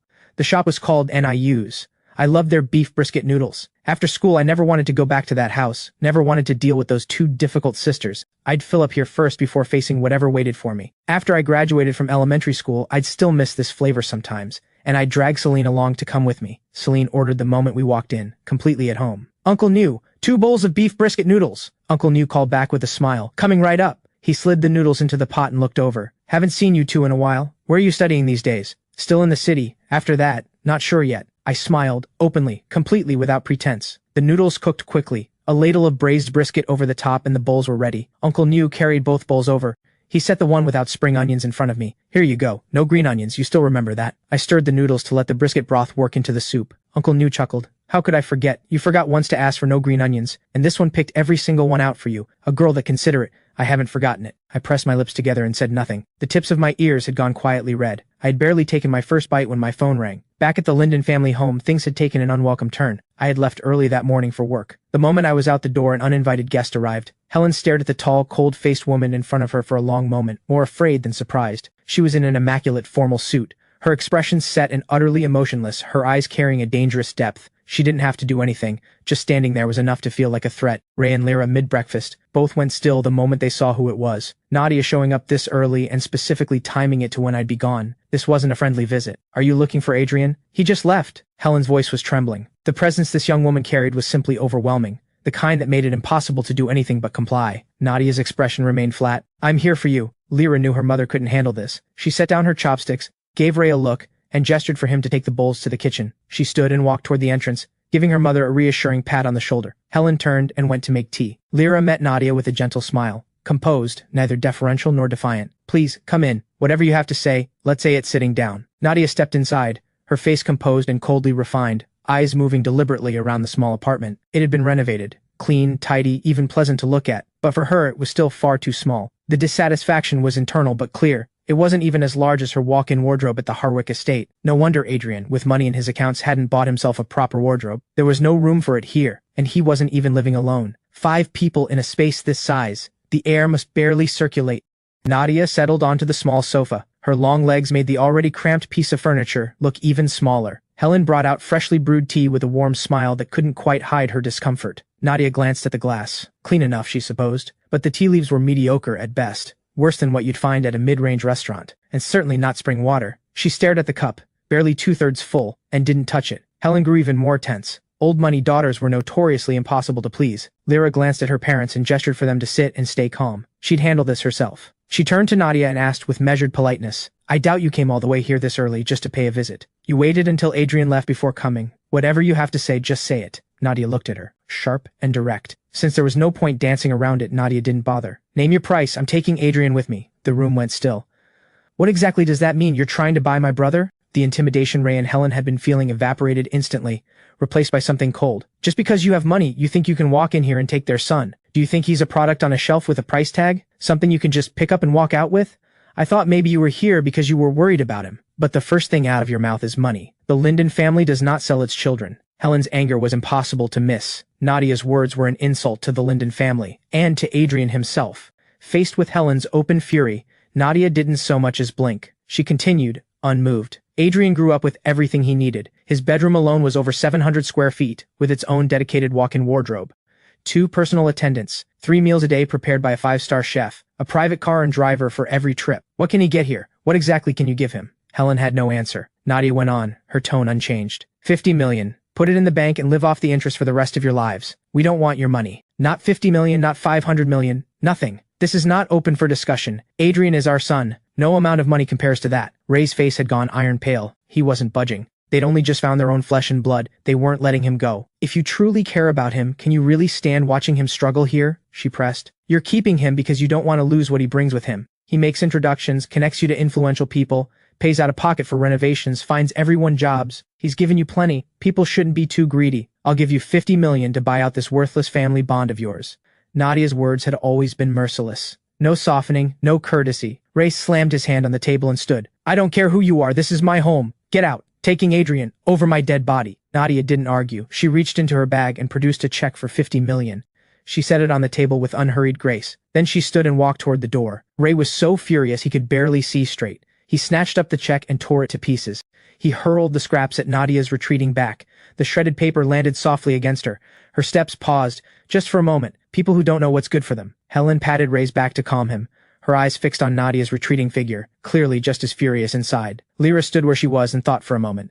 She picked the torn check off the floor, dropped it in the bin, and walked quickly out after her. Beneath the large tree outside the complex, Lyra called out and stopped Nadia mid-stride. There's something I'd like to say to you. Nadia slowed to a stop and turned, that same composed, expressionless face. She watched Lyra jog over and spoke in a flat tone. What else do you want? Lyra caught her breath and let a composed smile settle back onto her face. Unlike Ray and Helen's open anger, Lyra was completely calm. No visible hostility, not even now. I don't know how things were in your household, but Adrian is polite and reserved. There's always been a distance about him. Whether or not he ever fully accepts us, We're not the kind of people who sell their children for comfort. If he chooses to go with you of his own free will, we have nothing to say about it. But the fact that you came while he was out says everything. He doesn't want to go. You don't need to waste any more effort on us. Nadia's expression didn't shift. Are you done?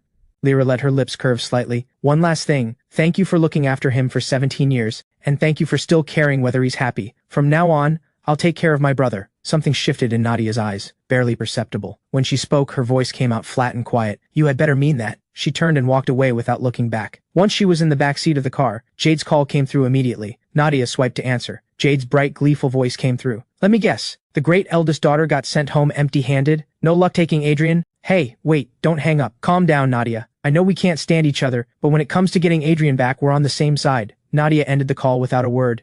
Jade stared at her phone, momentarily blank. She scowled and threw her phone onto the sofa. That insufferable woman. I was in the middle of a mouthful of noodles when an unknown number came in. I picked up. Hello? Jade's furious voice exploded through the speaker.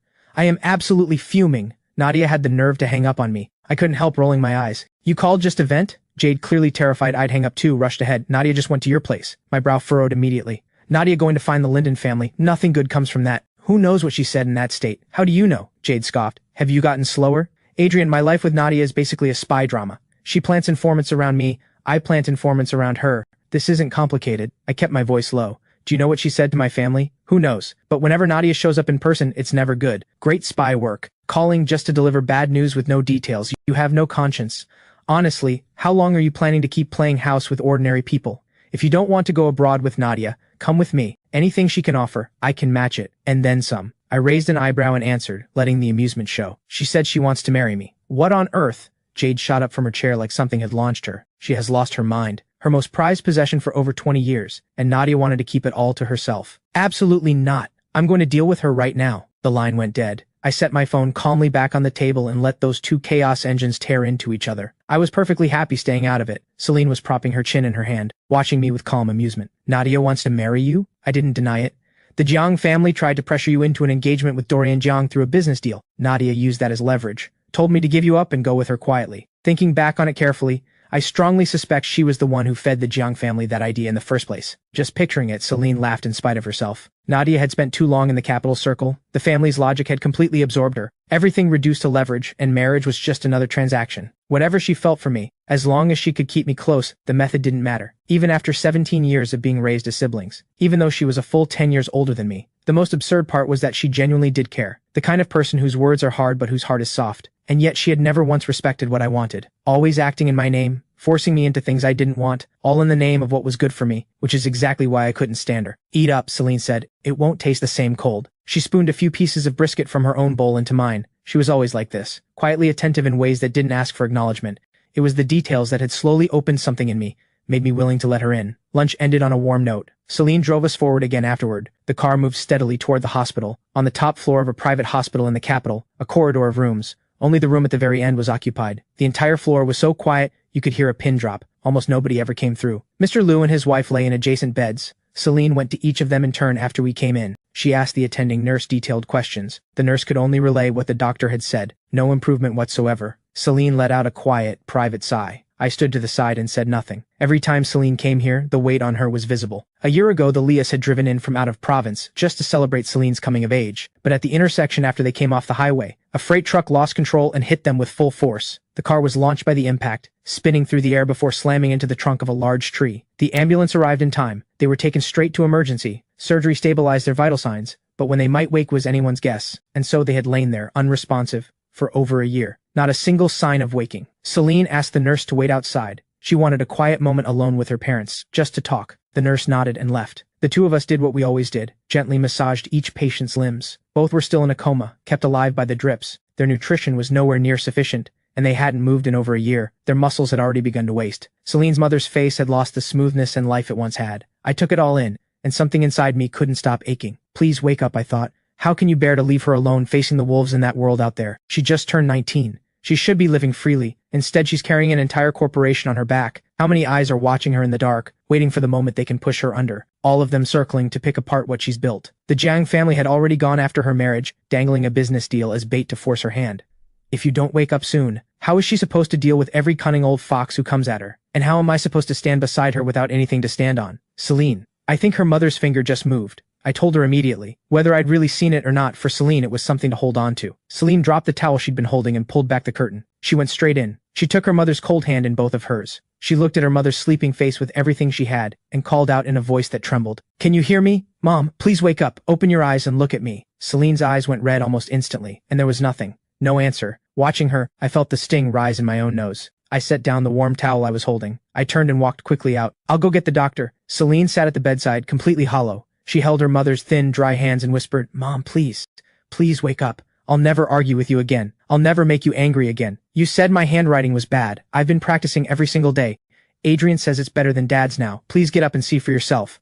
I came rushing back with the on-duty doctor. Hearing those words from Celine, my eyes went hot before I could stop them. For all the force she carried in the business world, she was 19 years old, and inside she still desperately wanted her mother. One accident had left her carrying an entire corporation alone, facing every sharp edge of that world by herself, and all she wanted was a warm place to come home to, somewhere she could rest when the weight became too much. But the safest harbor she'd ever known had become a broken vessel drifting alone on the open sea. Her parents lay in their beds, still unreachable. Every day she lived with the fear that one great wave would come and capsize the only place left in the world she could call her own. The doctor examined Celine's mother carefully. Under both our desperate, watching eyes, he could only shake his head, most likely just an involuntary nerve response. As for when she might regain consciousness, truly impossible to say. She could open her eyes tonight, or the next part of that sentence. The doctor didn't finish it. The implication was clear. Prepare for the worst. There was a very real chance she might never wake up at all. After seeing the doctor out politely, I walked back slowly and stood beside Celine. I let her lean her tired head against my chest.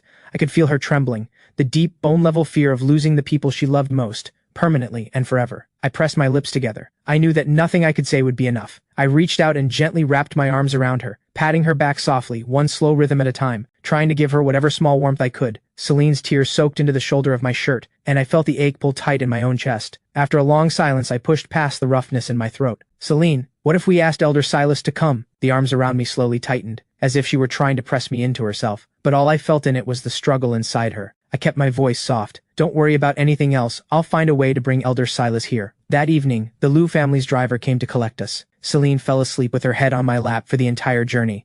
I tried calling Elder Silas more than a dozen times. The line never connected. The car pulled smoothly into the Liu family's estate. I stayed quietly by Celine's side. Only once she was fully asleep did I slip away. I hailed a taxi back to the Linden family's home alone. The atmosphere at the Linden home wasn't good either. Lyra had already come back from a day of filming. Ray had shut himself in his room all day without coming out, still unsettled by Nadia's uninvited visit. The next morning, the rain was heavier than ever. The whole city seemed wrapped in a gray veil of mist. Everywhere you looked, white and gray, no sun anywhere. 7 in the morning looked like 4 in the pre-dawn dark. Lyra had tossed and turned all night and barely slept. When she heard faint movement in the living room, she got up immediately to check. She arrived just in time to see me pull the front door closed and turn to leave. She walked quickly to the living room and pushed open the window. Thunder roared outside. She stood at the window and waited quietly. Through the curtain of rain she made out my figure, umbrella raised, walking fast toward the complex entrance. I got into the same business car she'd ridden in before. This early, in rain like this, where could he possibly be rushing off to alone? Inside the car I set the umbrella aside. I brushed the droplets from my clothes. I turned to the driver. "Silas Hall, now." The driver pulled away without a word. Celine's call came through. "Did you sleep?" I answered. I kept my voice warm and easy. I didn't want my own weight bleeding into her. Celine was quiet for a moment on the other end. When she spoke, her voice was muffled. "I want my parents to wake up, but I don't want to put you in a difficult position, so if this trip doesn't work out, let it go. Please don't push yourself too hard." I kept my tone light. "Don't worry. At the end of the day, he's my master. And even if he refuses to acknowledge me as his student anymore, a healer's heart doesn't turn people away. He has no grounds to refuse." Celine went quiet. She knew exactly how badly things had ended between me and Elder Silas. I had declared the severance publicly, to his face. "I understand. Don't worry about the company. I'll handle everything. Stay safe on the road. And if Elder Silas won't see you, please don't put yourself through it. I'll find another way to bring him out." The call ended. I leaned back against the leather seat. I closed my eyes and let out a long, heavy breath. The doctors had said it plainly. The Leas were in a vegetative state. When or whether they'd wake was entirely unknown. At first I had thought it wouldn't get this bad. Maybe they'd sleep a few months and come around. But nearly a year had passed. Nothing had changed. Watching Celine carry that worry every day while still forcing herself to hold her ground against every shark in the room, I had started reaching out to Elder Silas. Every attempt had come to nothing. No matter how many times I showed up at his door swallowing my pride, no matter how many sincere apologies I sent, Elder Silas refused. Every time. Yesterday, seeing how much their condition had deteriorated, there were signs they could go at any time. And the doctor's assessment had been the same: prepare for the worst. How could I stand by and watch Celine lose the people she loved most and do nothing? The rain outside looked ready to swallow the whole city. Visibility on the roads was almost zero. For safety, the driver kept a slow pace. It took nearly an hour and a half to reach Silas Hall. When the driver moved to get out with me, I told him, "Stay in the car." I took my umbrella, pushed the door open, and stepped out. The rain was so violent the umbrella was essentially useless. My shoes were submerged in cold water within seconds.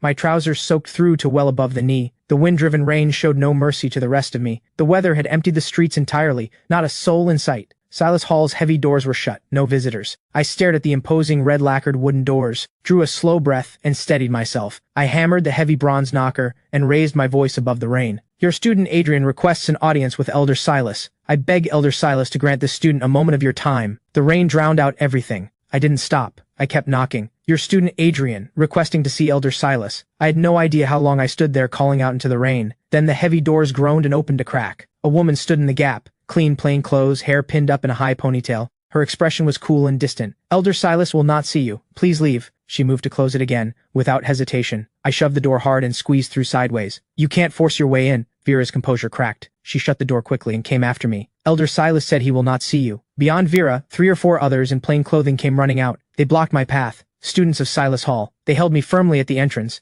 not letting me move an inch toward the main hall. It was clear. This time Elder Silas had made up his mind. Rain pattered against the umbrella in sharp, rapid bursts. I looked at the people standing in my way. I bit down hard on my lip. I closed the umbrella, and I dropped to my knees on the stone steps. The rain soaked through everything instantly. My hair pressed flat against my pale face, mixed with tears I hadn't even noticed falling. I raised my voice toward the main hall. "Your student knows he was wrong. I beg my master, please give me just one moment." The students looked at each other, none of them knowing what to do. Vera looked at the slight figure kneeling in the downpour. Something in her couldn't hold out against it. She turned and hurried off to inform the Grand Master. "Grand Master, Adrian has knelt outside. In rain like this, if he gets ill, please, won't you just see him?" Silas had a brush in hand, practicing calligraphy. Each stroke landed with force, sharp, precise, unwavering, the work of someone who bowed to no one. He dipped the tip into the inkstone. He said, unhurried, "Let him kneel." Does he think Silas Hall is somewhere anyone can walk into whenever they please? When his legs go numb and his knees start aching, he'll leave on his own. Vera pressed her lips together, hesitated for a long moment, and then spoke carefully. "Grandmaster,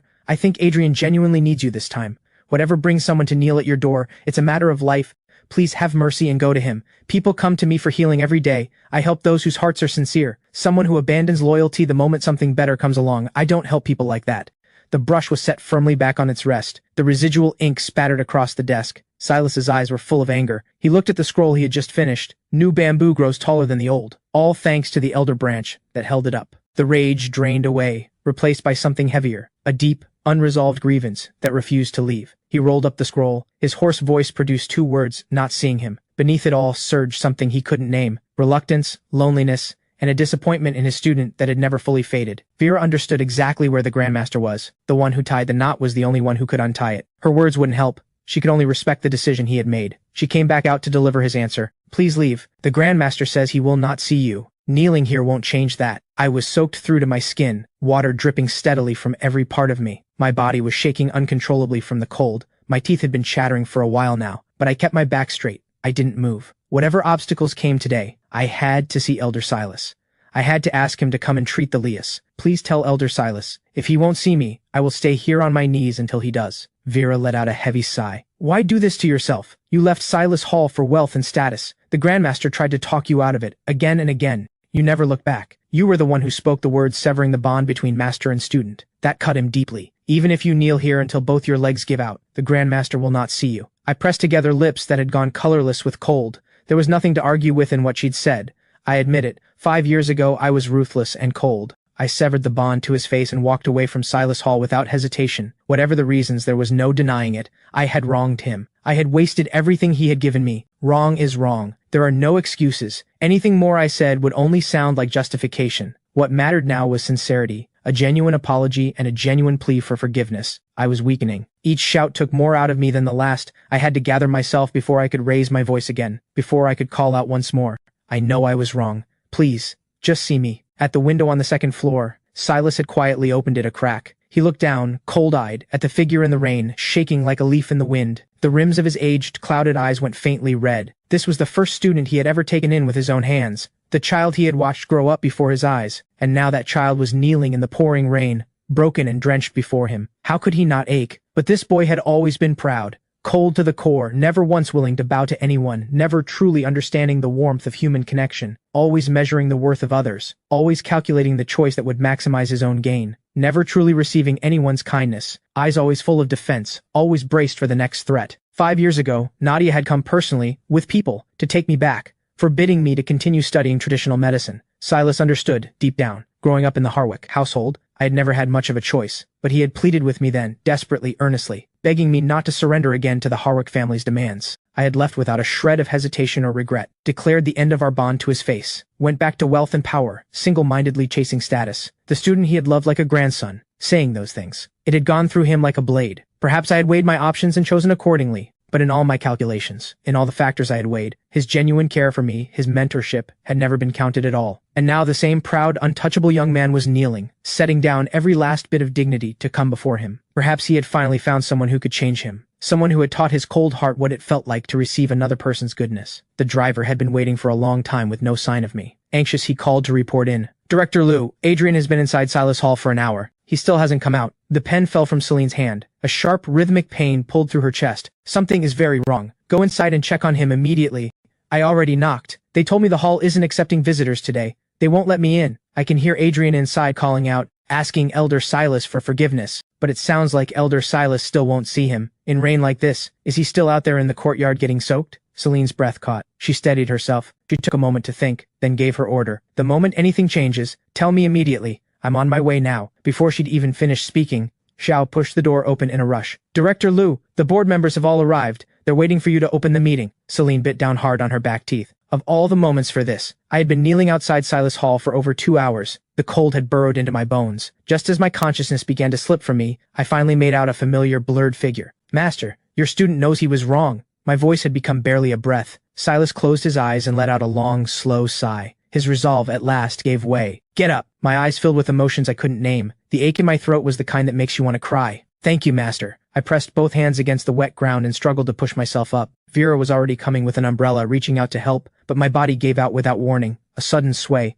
a flash of white, and every last bit of strength left me. I collapsed into the rain. The last thing I heard before losing consciousness was Silas's urgent voice. This foolish child. Get him into the East Wing. Now. In the Liu Group's executive conference room, the shareholders watched the door open, and only Xiao walked in. Their expressions darkened immediately. Where is Director Liu? Xiao maintained her composed, professional smile and addressed the room politely. Director Liu has an urgent matter that requires her immediate attention. The meeting will be rescheduled. Thank you all for making the trip. She's got a lot of nerve. One call and we all drop everything to come here. We've been sitting here this whole time, and she just sends word she's not coming? A young girl who thinks sitting in the president's chair means she can do whatever she wants. Does she have any respect left for those of us who built this thing? The Liu Group's success today wouldn't exist without the support we've provided from the beginning, and now she stands us up. Who knows what she'll pull next? The shareholders went back and forth, grievance piling on grievance, until the room was saturated with discontent. Xiao looked as though she'd seen this performance many times before. She kept her polite professional smile in place. Ladies and gentlemen, Director Liu had intended today to share some very good news with the shareholders. The Liu Group has secured the latest chip technology. Development of the new flagship device can begin immediately. She also wanted me to convey this clearly. Any shareholder who has reservations and wishes to withdraw their investment, please feel free. Xiao had been personally cultivated by Mr. Liu as his most trusted aide. In her early 30s, she already operated with the seasoned precision of someone decades older. Over the past year, it was largely thanks to her guidance that Celine had managed to navigate the Liu Group's complex operations at all, and to hold her ground in a capital circle that would devour the unprepared. A handful of shareholders making noise. Xiao could silence them in a few sentences. The Liu Group's partnership with rooming technology was in place. The most advanced chip on the market was now theirs. Not only could the new flagship device go into production immediately, every smart home product and vehicle under the Liu Group's umbrella would soon be powered by this chip, positioning them at the front of their respective industries. When that happened, the Liu Group's valuation would surge, potentially surpassing the Harwick family, who had been in commerce for 6 generations. Anyone who chose to pull out at this moment would be the biggest fool in the room. And so, the moment Xiao finished, the room went quiet. Silence settled over the conference room. After a long beat, one voice drifted out. If Director Liu has something urgent to attend to, let's reschedule the meeting. Whenever she's free, let us know and we'll come back. The others followed, pulling on their most obliging smiles as they filed out one by one. Outside, the rain had started to ease. Celine pressed the accelerator without hesitation. She drove at full speed towards Silas Hall. The driver had just called to report. Silas Hall was in disarray. Something about me collapsing in the rain. She had no patience left for those shareholders. Nothing was more important than Adrian. When I finally pried my eyes open, the first thing I saw was Celine's face, pale and perfect, with a jawline so sharp it could probably set off a metal detector. Wait, why was Celine here? I forced my dry eyes to move. And there was Silas, sitting at the bedside, staring at me with an expression that clearly wanted to be stern and couldn't quite manage it. My voice came out barely above a whisper. Master, don't call me that. I have no student like you. Silas gave a cold huff and turned away. He clearly ached for his student and was working hard to keep the active anger going. I pressed my colorless lips together and looked down quietly. Grand Master, Silas thought. I tell him not to call me master and he actually doesn't. What a heartless little wretch. Silas shot to his feet, hands behind his back, and walked briskly toward the door. I'll go check on the medicine, drink it, and then get out. Vera watched the Grandmaster say one thing mean another performance. She hid to the side and covered her mouth to keep from laughing. Once his figure had fully disappeared through the door, she walked over to the table and poured a cup of warm water. Miss Celine has already told the Grandmaster everything about Mr. and Mrs. Liu's condition. Celine's expression showed no obvious relief. What filled her eyes instead was worry, entirely for me. If she'd known I'd do this to myself, she would never have let me come, no matter what. The Grandmaster has always been like that. Hard words, soft heart, and you are the student he values most. After you knelt in that freezing rain for over 2 hours, how could he possibly hold on to his resentment? Vera passed the cup to Celine. Celine thanked her quietly and took it. I sipped slowly at the warm water Celine held to my lips. The heavy weight that had sat in my chest for so long felt like the rain had finally washed it away. A joy I couldn't suppress crept into the corner of my pale lips. Elder Silas had finally agreed to come. Mr. and Mrs. Liu had a real chance now. Celine wouldn't have to lose them. About half an hour later, Vera brought back my dried clothes. I changed back into the fitted outfit I'd arrived in. I looked at the simple, plain clothes I was leaving behind. I probably wouldn't have occasion to wear something like that again. In the world of money and influence, everything about you, how you dress, what you eat, where you live, could be used against you at any moment. The quiet, unhurried atmosphere of Silas Hall, the simple life. It genuinely wasn't for me. There was a hunger inside me that wouldn't go away. For power, for wealth, for standing. I wanted to reach the highest point. I wanted to climb that ladder steadily and stand, unshakable, at the very top of it. Not to quietly disappear here, nameless, removed from the world, as a humble healer. Thinking back carefully, perhaps Nadia hadn't been entirely wrong to take me away by force. Brutal as her methods were, forcing me to sever all ties with this place. At least she put me back on the path that was actually mine. Vera brought in a bowl of thick, dark herbal medicine. She let out a quiet sigh. Drink this and go. I've prepared 2 doses from the prescription. Miss Celine already has them. I looked at her puzzled. Where's my master? He treated me. That has to mean he stopped being angry, right? Vera set the medicine down gently on the table. The Grandmaster's words were, those on different paths cannot walk together. He forgives you, and with that forgiveness, he lets go of having ever taken you as his student. I looked down and went quiet. Understood. I tilted my head back and drank the bitter medicine to the last drop. I thanked Vera genuinely. Then Celine and I left together. Silas stood alone at the upstairs window and watched the car slowly disappear. He turned over in his mind what Celine had told him. 5 years ago, Nadia had come in person to bring me back and put me under her direction in business management. She had threatened that if I continued wasting time here, Silas Hall would cease to exist in the capital. I knew exactly what Nadia was capable of. Erasing Silas Hall was the least of it. She could have made Silas himself disappear. So I had swallowed it and made the choice, forcing myself to say those cold, unforgivable words, severing years of mentorship with my own hand, vowing never to set foot in Silas Hall again. Celine had also told Silas in detail about everything I had gone through in the years since. Without enough strength of your own, you are controlled at every turn. Every day going head-to-head with those 2 difficult sisters. After discovering I wasn't a Harwick by blood, I pushed even harder to build my own foundation. Nothing I had came as easily as it appeared from the outside. I had grown up carrying immense weight, trapped inside a stone and still fighting my way out. Silas had originally been a Taoist at a mountain temple, teaching himself a mastery of traditional medicine that rivaled any formal training. 1 year, a violent storm flooded the village below. He came down without hesitation, to heal, to help, to save whoever he could, and that was how he met a small boy named Adrian, who had come with the relief effort. He saw something remarkable in that child, and took him on as his final and most prized student. The flood had made his name known across the land. The people he had helped pooled their gratitude and built him this quiet refuge, Silas Hall. Unbothered by the world's demands, he lived as he pleased within these walls. He had no patience for the arrogance of the wealthy, and stubbornly refused to treat those he found distasteful, never caring whose feathers he ruffled. But Celine's words had made him understand. The world I had grown up in allowed me no freedom at all. He had never liked my emotional coldness, but that coldness had been the tool that kept me alive for over a decade. Different roads lead different people. Let his student walk the one that was meant for him. Adrian, are you out of your mind? 2 hours on your knees in rain like that? Celine's brow was furrowed tight. She reached up and pressed the back of her hand to my forehead. Then she pulled me close into her arms. Slight fever. Are you cold? I shook my head slightly and let myself settle into her arms, the faint citrus scent on her.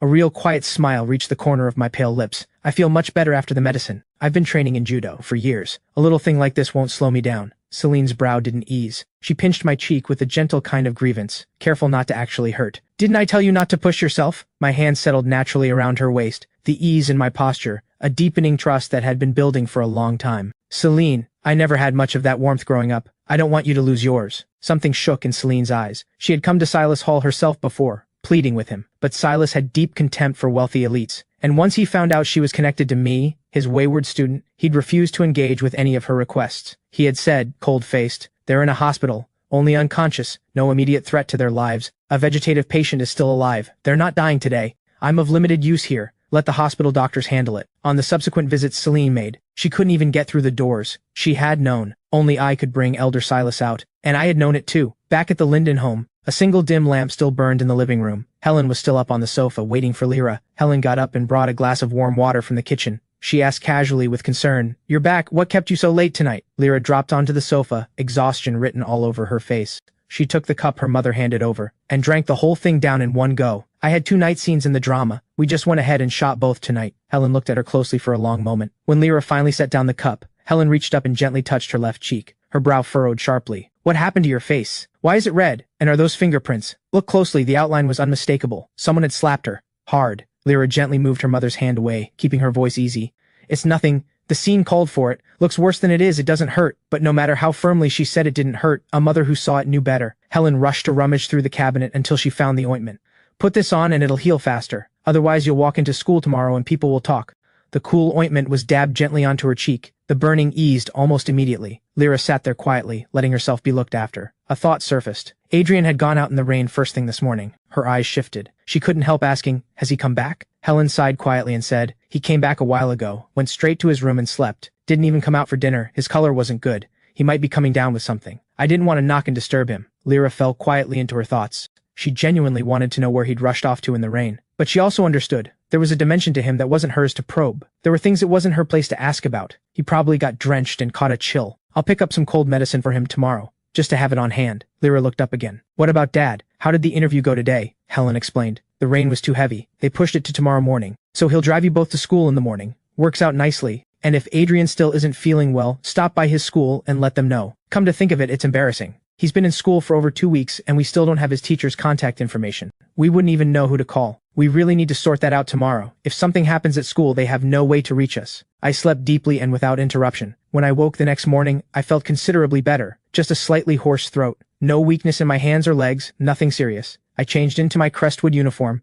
went to the bathroom, and was in the middle of brushing my teeth in front of the mirror when Lyra came in. "Feeling better?" She reached up and pressed her palm to my forehead. "No fever." She exhaled fully. "Any dizziness? You could stay home and rest today if you need to." My mouth is full of toothpaste foam, so my words come out a little muffled. "No need. You look fine to me." Those bright eyes of his catch the light like scattered stars, genuinely striking. Lyra finally lets herself relax. She lifts her lips into a warm smile. "As long as you're feeling okay, that's all that matters. Dad has a job interview today. He'll drop us off at school on his way." She hesitates for a long moment, then finally can't help herself. "Where did you go yesterday? You left so early." "Just ran an errand for a friend," I say, keeping it casual. Lyra reads the room and doesn't push further. Helen has made ham-fried rice for breakfast. She figures that just because she sells black rice balls at her stall doesn't mean the kids should be eating them every single morning.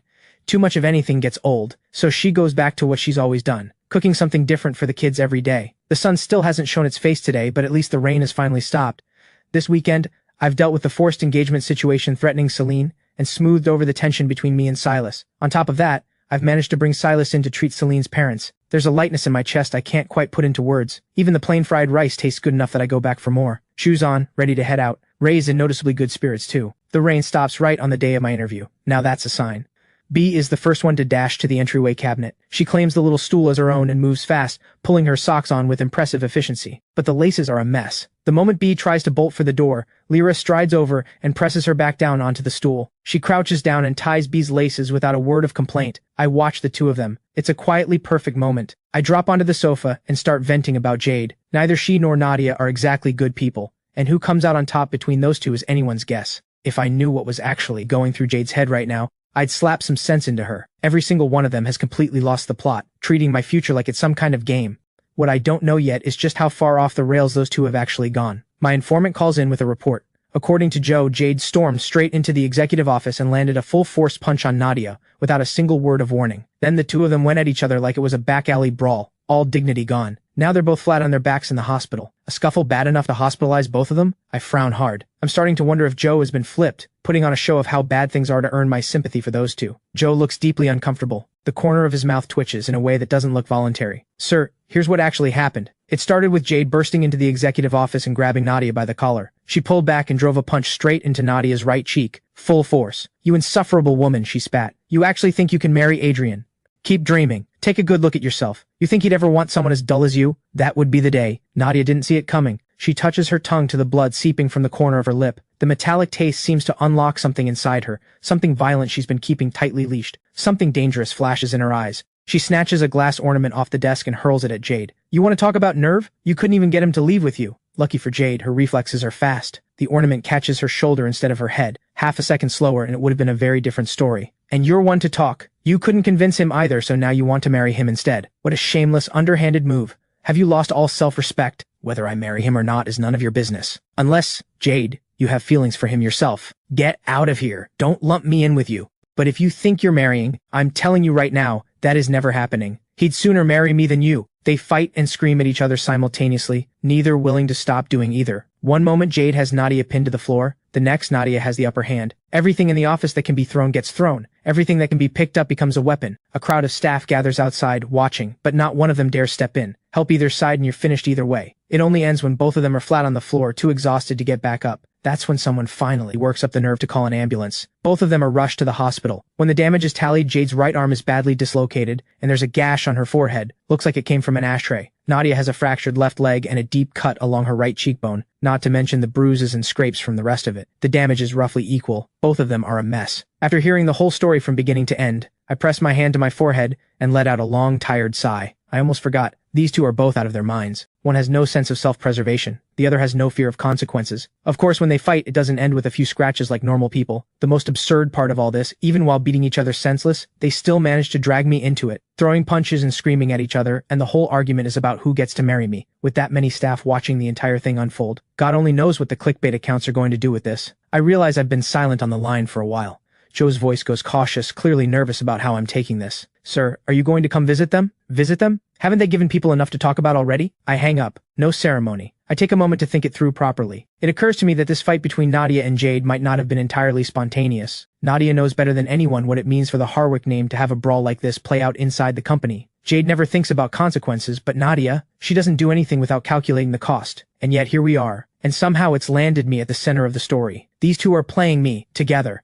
The news spreads faster than I expected. Within 2 or 3 hours it's everywhere. The top 5 spots on the trending list. All of them burning with the same story. Not by blood, bound by heart. Harwick sisters come to blows over a man. From fake heir to most wanted bachelor, just how much pull does the Harwick imposter have? It tears through the capital, circle like lightning, and from there, across the entire city. It all falls into place a little too neatly, like someone had this board set up long before the pieces started moving. Lyra carries her tray to the return counter, then she slips into a quiet corner and calls me. I pick up almost immediately. I'm already dealing with it. My voice comes out a little sharp. What's up? Lyra doesn't take the edge personally. Her voice stays easy. Adrian, I heard about the trending stuff. Are you okay at school? Something shifts in my expression. I didn't expect that. I didn't think she'd call just to check on me. I pause for half a second, and when I answer, the edge is gone. I'm fine. The others won't take rumors like this seriously. Don't worry about it. Good. The relief in Lyra's voice is audible. And if things get messy at school, just take a day off and come home. Don't let yourself be put through anything. I hesitate for a moment, then ask carefully. You saw the trending list, and that's all you wanted to say? Like, why Nadia and Jade were fighting over me? Whether any of it is real? Whether I planned any of this? Lyra laughs softly on the other end. Of course I believe you. You're okay. That's all that matters to me. Besides, didn't you say it yourself? Those two are out of their minds. Whatever they say isn't worth listening to. A laugh escapes me before I can stop it. We haven't known each other long. There's still so much we don't know about each other, but Lyra's trust in me is completely unreasonable. Blind, total, and without condition. Go ahead after school. I'll head back later on my own. Don't wait up for dinner. Okay, stay safe. Message me when you're almost home. I'll meet you at the gate. I scroll through the comments. In the capital circle, cheap moves like this are nothing new. People on the inside are barely surprised. But outsiders? They live for this kind of elite family gossip. I curve my lips slightly. I don't bother debating the irrelevant stuff with Rico. I glance down and check my messages. There are new messages in the family group chat. Ray and Helen have seen the trending topics. They're worried about whether anyone at school is giving me a hard time. Helen chimes in with her own round of concern. Not a single word of blame from either of them. I type a few lines to reassure them and put my phone away. I turn to Rico. Can I borrow your car after school? I want to go by the hospital. Rico stares at me. Wait, what? The timing couldn't be worse. There are going to be paparazzi staked out at that hospital. If you show up right now, you're basically confirming that you still have ties to those two, even after leaving the Harwick family. I give a calm smile. That's exactly why I'm going. I want to see the paparazzi. Rico doesn't understand it, but he respects the call. When school lets out, Rico walks out with me. Celine is already there to pick me up. She gives a casual shrug and raises an eyebrow at Rico with quiet satisfaction. Nobody knows Adrian better than I do. Rico's fist closes. He looks like he's considering doing something about that face of hers. Instead, he throws an arm around mine. No way. Adrian and I already have plans. I'm taking him. A guy doesn't let his best friend walk into that kind of scene alone, and he is absolutely not missing whatever's about to go down. Celine doesn't argue. They've all known each other since they were kids. There's no point in competing over something like this, and she knows that Rico looks out for me at every turn.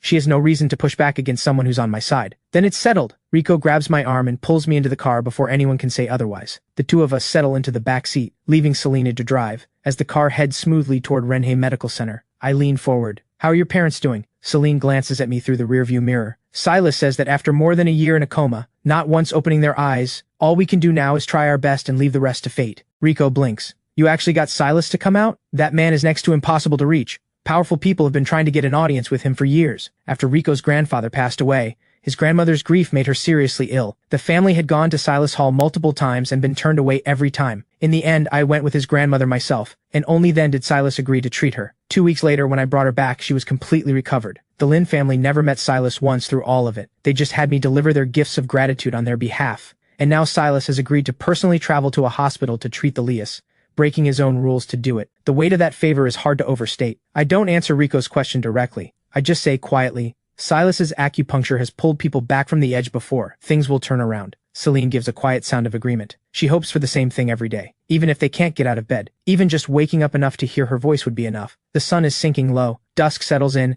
and half the sky burns with color. The car eases to a stop outside Renhe Medical Center. I scan the area through the window. I spot them immediately. A handful of paparazzi doing a poor job of looking like ordinary pedestrians, cameras in hand. They're not here for news about the Harwick sisters. They're here for me, the man who somehow ended up at the center of all this. I'll wait in the car, Celine says, something light in her voice. Things are already big enough as it is. If his childhood sweetheart shows up alongside him, she'll be written into the story as the other woman. Rico understands why Celine is staying back. He hooks an arm around my shoulder. I'm going in with Adrian. Don't worry. Your guy comes back in one piece, guaranteed. I look down, holding back a laugh. Who said anything about going inside? I told you from the start. I came here to see the paparazzi. Whether Nadia and Jade are dead or alive has nothing to do with me. We push the doors open and get out. Celine leans against the inside of the window. Adrian, I'll be right here watching the show. The paparazzi disguised as pedestrians spot me the second I step out. Their eyes light up like they've struck gold. Cameras appear from everywhere, all of them angling for the shot that's going to make their night. But I stop at the foot of the hospital steps and sweep a cold, unhurried look across the area. By the time they think to hide, it's already too late. Drop the act.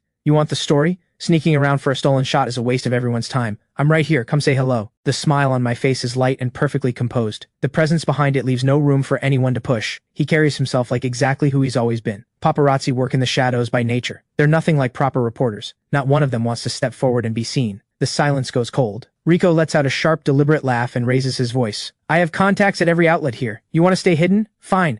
I'll go have a word with your editors instead. Rico, sole heir to Lingsing Entertainment, one of the top names in the industry. Not one of them dares cross him. They step out one by one and gather in front of me. One of them pulls a pained expression. Mr. Rico, sir, we're just doing our jobs. Please, go easy on us. Hey, don't look at me. Rico waves off the pleading. He glances sidelong at me, calm, unbothered, and says, I'm just here to back up my friend. Every head turns to me. I curve my lips slightly. You want a story, don't you? That lands instantly. They catch on without another word. Some pull out their phones and hit record. Others lift their cameras and start filming. The questions start coming. Every one of them suddenly a proper journalist. Mr. Heir, one of them starts with the wrong name and gets stopped cold by a single ice-cold glare. They correct themselves. Mr. Linden, the trending topics today have been quite something. Any thoughts? Are you considering either of the Harwick sisters as a potential match? I let out a quiet laugh and make no effort to warm it. You've all been working in the city for years. You've covered enough elite family gossip to fill a library. So you're telling me you don't know that those two and I have never been anything other than at each other's throats? But they've now publicly expressed a desire to marry you, even after you've left the family. So what you're suggesting is, I walked away from one powerful family, and now I'm supposed to find my way back in through the back door? even if that door means marrying someone I can't stand? I've been in business for over a decade. I have never once heard a more ridiculous strategy for getting ahead. But you did come to the hospital. Isn't that itself a sign of concern? Oh? Would you like to come up with me and watch me slap some sense into them? The room goes dead silent. My tone is hard and leaves no room for softness. Not a trace of concern for their injuries. If anything, I sound like I'd happily make things worse. The crowd starts to reconsider. So the rumors that have circulated through the capital circle were true all along. He and the Harwick sisters genuinely cannot stand each other. Now that he's no longer part of that family, the quiet war has become an open one. These three are clearly done with each other for good. And yet, even the paparazzi are finding it a little strange. They've seen all three of them in the same frame before, and every time the tension could have powered a city. But hearing that the Harwick sisters threw out every shred of dignity to fight over the real and fake Heir situation, that's still hard to wrap your head around. Looking at it now, this stunt has all the marks of those two making life difficult for me. On purpose. I've left the Harwick world completely. Different circles, different lives. We may never cross paths again. And yet they still come for me like this. I suppose that's what it looks like when people with absolute power decide to go for the kill. The moment the interview clip goes up, it hits the trending list. Public opinion does a complete 180. Rico twirls pasta on his fork while scrolling through the trending list on his phone. He cannot figure out what his best friend could possibly have done to deserve this, or whose ancestral graves he accidentally dug up. Why do Nadia and Jade keep coming at him? And now they're talking about marriage? As if Adrian is just something up for grabs. The more Rico thinks about it, the more irritated he gets. He clicks his tongue in disgust. No amount of digging could find their common sense. After a full dinner, Rico is dropped off first. He gets out of the car cleanly. Celine moves quickly into the back seat. Between classes and work, the time she gets to spend with me keeps shrinking. She holds onto it more tightly than she lets on. She wants to be beside him as much as possible. And with her parents still unconscious, I'm the only person she trusts completely, the only one she can lean on. Being with me is the one thing that lets her loosen the tension she carries everywhere else. The light in the cabin is dim, just enough to fall across her face where the shadow meets the glow. It makes every feature sharper. The clean line of her lips, the strong bridge of her nose, the depth in her eyes, a jawline that cuts like a blade. I take it in for a moment, and underneath all of it, I don't miss the exhaustion behind her eyes. My voice comes out soft, but the concern behind it is real. You've been busy lately? Celine presses her fingers to the bridge of her nose. It's fine. The chip deal came through at the right moment. The board has finally backed off a little, but the Liu group keeps me stretched thin, and I can't let my university coursework slip, so it never really ends. Despite everything that happened to her family, dropping out was never an option. A degree gives her armor, one less angle for people to use against her. With Xiao handling Liu group operations, Celine is able to carve out just enough time to keep up with her coursework. It helps that she chose economics at Crestwood, and that she grew up surrounded by business from the time she could walk. That combination is the only reason she can hold everything together without her grades collapsing. The Liu group is your family's legacy, I say. Your parents gave half their lives to build it. I'm an outsider. It's not my place to step in. But stop running yourself into the ground. You have to actually rest. Your parents still haven't woken up. If you burn out, who's left to hold the Liu group together? In circles like these, the people who smile to your face and stab you the moment you're down are never in short supply. I've seen enough of those moves to last a lifetime. The Liu group was founded by Mr. Liu and his wife, built at exactly the right moment to ride the wave of the technology boom. In just a few years, a small company became a major group, and the Liu family stepped firmly into the upper tier. The minor investors who put in a little money back then are now sitting on the board. They've grown bold, using a small favor from years ago as leverage to reach for a share of everything. Every one of them wants the chairman's seat. They want real control, and the kind of name that comes with it in the capital circle. When Mr. Liu and his wife went down, Celine was all that was left standing. Half the room wants to pull her off the ledge, and the competition in the industry doesn't help. Plenty of rivals are quietly waiting for the Liu group to fall. She's surrounded on all sides. Holding it alone is almost impossible. Celine had never touched the Liu group's operations before all this. If Mr. Liu hadn't had the foresight to groom Xiao as her right hand, the Liu group would have been picked clean long before now. 2 years ago, when I found out I wasn't a Harwick by blood, I brought Celine in, and we founded rooming technology together. I hold 70% of the shares. Celine invested for 30%. It was my safety net, and a foothold I built for her at the same time. Technology moves fast. The Liu group can't afford to stand still if it wants to last, so I poured serious money into research and development, all of it directed at chip technology. Once we had real results, rooming technology would give me a standing in the capital circle that didn't depend on the Harwick name, and the partnership with the Liu group would give Celine the ground she needed to hold her position. But things moved faster than either of us expected. Kanglin Group developed a competing chip first, and then the accident happened. Celine had to take over the Liu group before she was ready, and Kanglin had leverage over her at every turn. But we had laid the groundwork. Rooming was already in place. Our new chip came through. The partnership with the Liu group held, and Celine found her footing inside the political storm of her own company. Thank you, Celine says quietly. She leans, gently, against my shoulder, a rare moment where she doesn't have to hold everything upright. I reach over and touch her hair gently. I'm the one who should be thanking you. Victor and Claire never paid any attention to me. I had no resources, no real connections.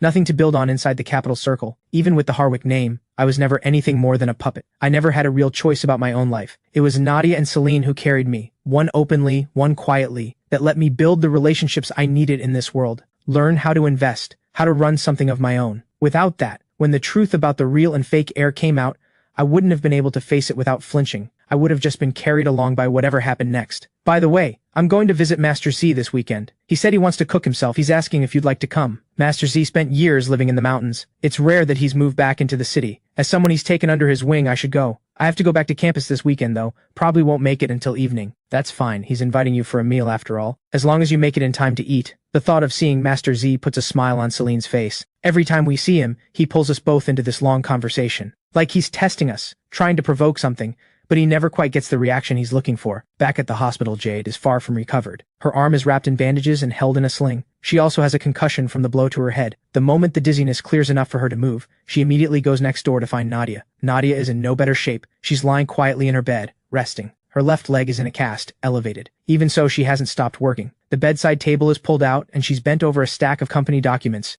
Jade storms in with all the energy of someone looking for round two. Everyone in the room goes rigid. They surge forward to intercept her. Jade, Nadia is badly hurt. Whatever anger you're still carrying, please, let it go. The entire group is waiting for her to come back. She's needed. If you absolutely need to take it out on someone, hit me instead. Jade shoves the human wall aside. She points at her own bandaged head. She really went for it. She almost knocked me senseless for good. The room erupts into overlapping voices, all trying to talk Jade down. Nadia closes the document in front of her. Her voice is perfectly flat. And, if you had, so what? You weren't using it anyway. Nadia, Jade ignites on the spot. She moves like she's going in for another round. The staff throw themselves into a human wall. Your injuries haven't healed. Please, don't do something you'll regret. After several rounds of desperate pleading, Jade barely manages to pull herself back. She fixes Nadia with a hard stare. For the sake of the Harwick group, I'll let this go, but you owe me. That's non-negotiable. To everyone's surprise, Nadia agrees without hesitation. She sweeps a cold look across the staff. All of you, out. I'll discuss the terms with her privately. The staff exchange uncertain looks. They're not comfortable with it, but they follow the order and file out. The door clicks shut. The anger drains out of Jade immediately. She strolls over to the bedside, pulls up a chair, and drops into it. Troy showing up the way he did. Have you found anything? She had flagged this before.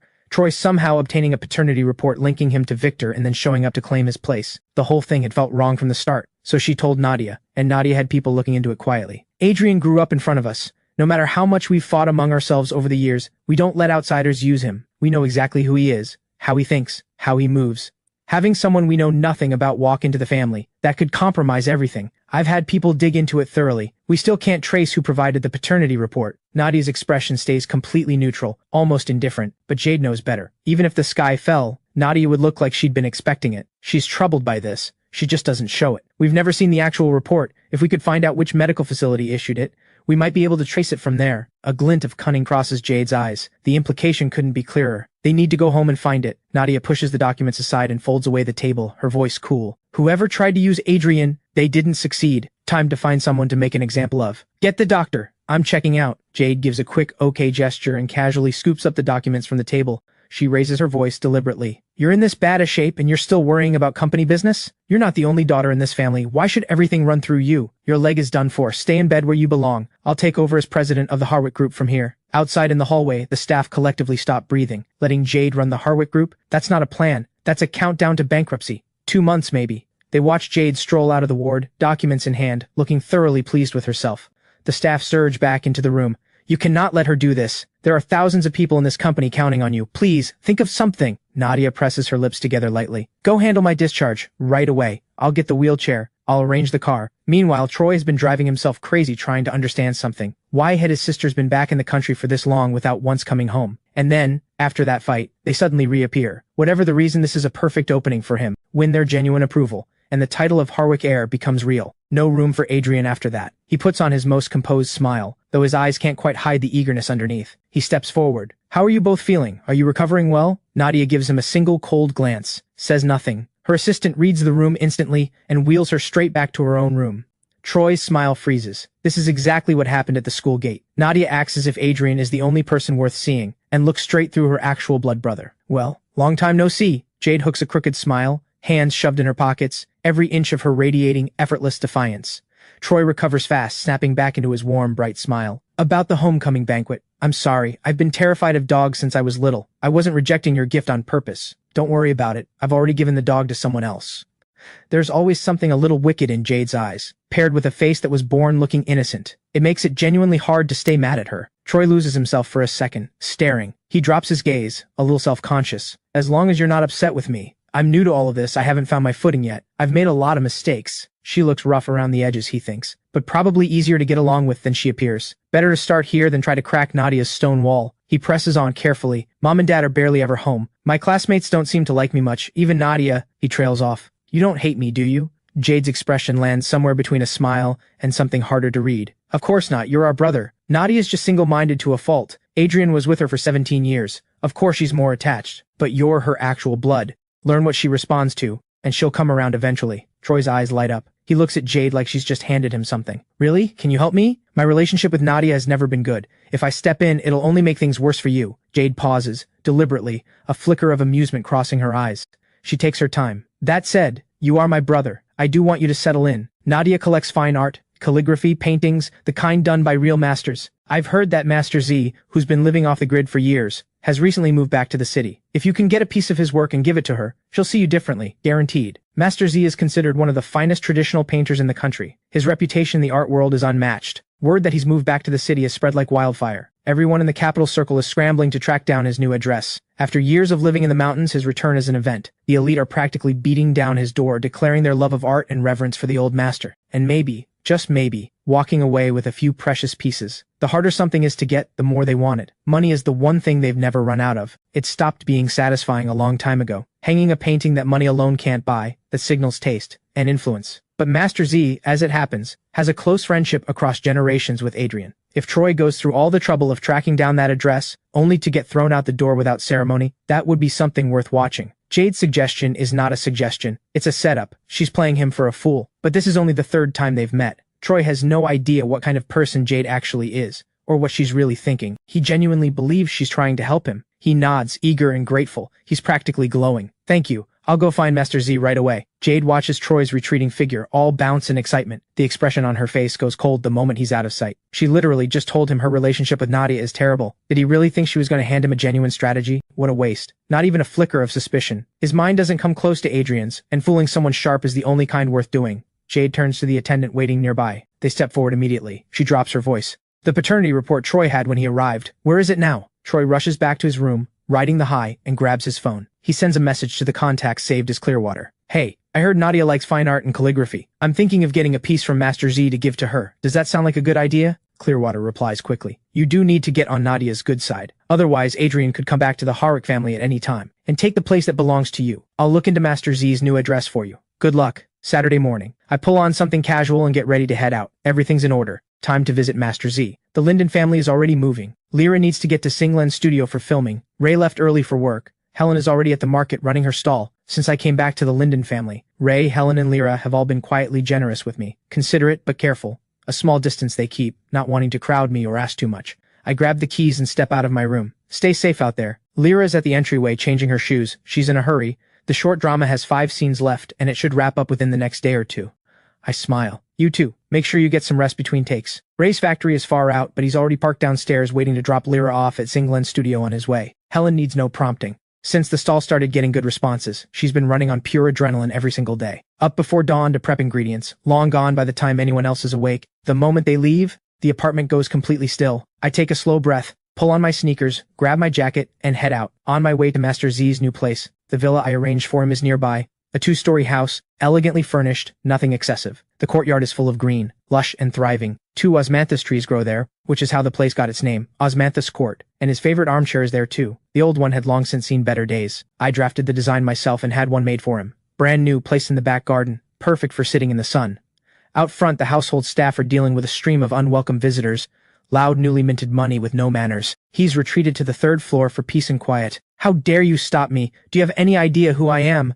I'm the heir of the Harwick group. Cross the Harwick family and you think you can handle what comes next? That voice. Master Z pauses his show on his phone. He gets up and crosses to the window. He opens it a crack and looks down into the courtyard. What he sees, a young man draped head to toe in expensive labels, without a shred of grace to show for any of it. Master Z's brow pulls into a sharp frown. dressed in royalty but born without an ounce of grace. So this is the real heir, the one whose return pushed Adrian out, traded away a pearl for a piece of broken glass. Victor and Claire have well and truly lost the plot. Downstairs, the staff maintains its composure. Sir, Master Xi has an important guest today. He's not receiving visitors. What, you're turning away money? Show a little respect and he thinks he runs the place. Get him out here, now. His voice goes up and his face twists. One of the staff is knocked off balance and falls. No time to even register the scrape on their palm. They scramble back up and block Troy before he can force his way through. Quite the reception for a move-in. What's all the excitement about? A familiar voice, calm and carrying a faint chill. Troy spins around. The crowd of would-be visitors has already parted, stepping back on their own. I'm standing at the gate, alone. Troy stops dead. He fixes me with the look of someone bracing for a fight. What are you doing here? I smile. Easy, completely unbothered. Visiting Master Z, obviously. Troy reacts like that's the funniest thing he's heard all week. He crosses his arms and looks down at me. You? Trying to get close to Master Z? You must be desperate. What, is the whole Linden family leeching off you now? The words are barely out of his mouth when Master Z appears, face dark. You arrogant little fool. Who are you to say a word about anything here? He points directly at Troy. Adrian is my close friend across generations. I will not have you speak that way in front of my door. Get out. Troy stumbles backward, completely caught off guard. The onlookers cover their mouths. A few can't quite hide the laughter. Troy shoots me a look of pure hatred, completely humiliated. You're nothing. A broke nobody, a fake heir, and you have the nerve to team up with someone and embarrass me in public. You'll pay for this. He hasn't even finished the threat before Master Z cuts back in, cold and final. So that's the kind of person you are. Get as far from my gate as possible. I won't have you dirtying the place. Troy has had enough humiliation for one day. He stands there grinding his teeth, something vicious rising in his eyes. He points at me and shouts himself hoarse. Adrian is the real snake here. He stole 17 years of my life, and now he's getting his classmates to freeze me out. Anyone who runs with him is no better. I raise an eyebrow. Genuinely, I walk toward him at my own pace. That's quite a story you've got there. What? You think I was smart enough at birth to crawl into your crib, kick you out and get myself carried home to the Harwick family instead? And my classmates have nothing to do with you. You were the one who treated them like idiots and tried to throw dirt on me. Is it really a surprise that people don't want to spend time around someone who plays those kinds of games? Troy glares at me with everything he has, sputtering with rage, and not a single word of rebuttal comes out. And one more thing, I continue. Master Z and I are old friends. If you want to come at me, fine. But Master Z is one of the most respected artists in the country. Everyone here today came to pay their respects. When you publicly attack his character, you're insulting every single person standing here. The crowd flips in an instant, from spectators to a full-throated chorus of outrage. That's right, a word from Master Z is worth more than money can buy. We came here to pay our respects. How could we stand here and watch someone speak about him that way? Troy is suddenly the target of everyone. The crowd turns on him, voices rising, demanding he be thrown out. In the middle of the chaos, it finally comes back to him, why he came here in the first place. He needs a piece of Master Z's work to win over Nadia. He forces down the towering fury. His voice drops. His posture softens, because it has to. Master Z, my sister is a great admirer of your work. I'm asking you sincerely to sell me one piece. Name any price. Master Z doesn't waste a single word on him. He simply has him removed. The remaining visitors see that Master Xi is still in no mood for company, and quietly take their leave. Polite farewells all around,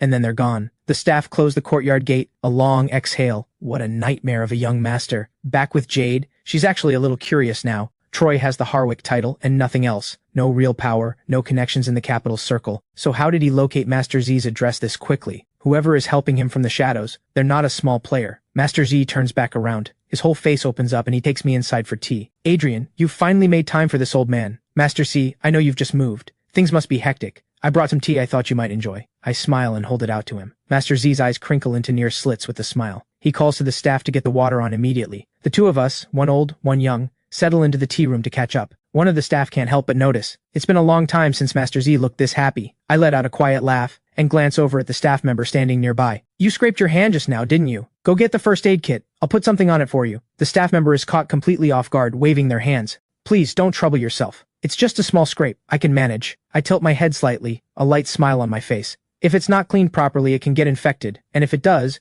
how are you going to take care of Master Z? I'm not that scary, am I? Adrian stands straight and unhurried, his features clean and sharp, like something carved with careful precision. When he smiles, those eyes curve at the corners, warm like sunlight breaking through. There's a natural ease in him, a quiet presence that doesn't demand anything, and yet somehow makes the people around him feel better just by being there. The staff member finds themselves staring without meaning to. They stand there for a beat too long before finally going to get the kit. The staff member, Summer Shen, is barely in her 20s. Even though she's seen him before, standing this close to someone like him, she can't help feeling flustered. His hands are cool and steady as he works the cotton swab carefully over the scrape. Her face has gone the color of a boiled shrimp. She thinks he carries himself with such care, such composure. And then there's that face. someone raised with every privilege, and not a trace of arrogance. Approachable, genuinely kind. The kind of person who becomes the center of any room without trying. She lets herself think, if she ever builds something of her own someday, would there be a chance he might actually notice her? Master Z mentioned you're really into music. I worked the swab carefully over Summer's hand, my expression and voice both kept light. A casual topic.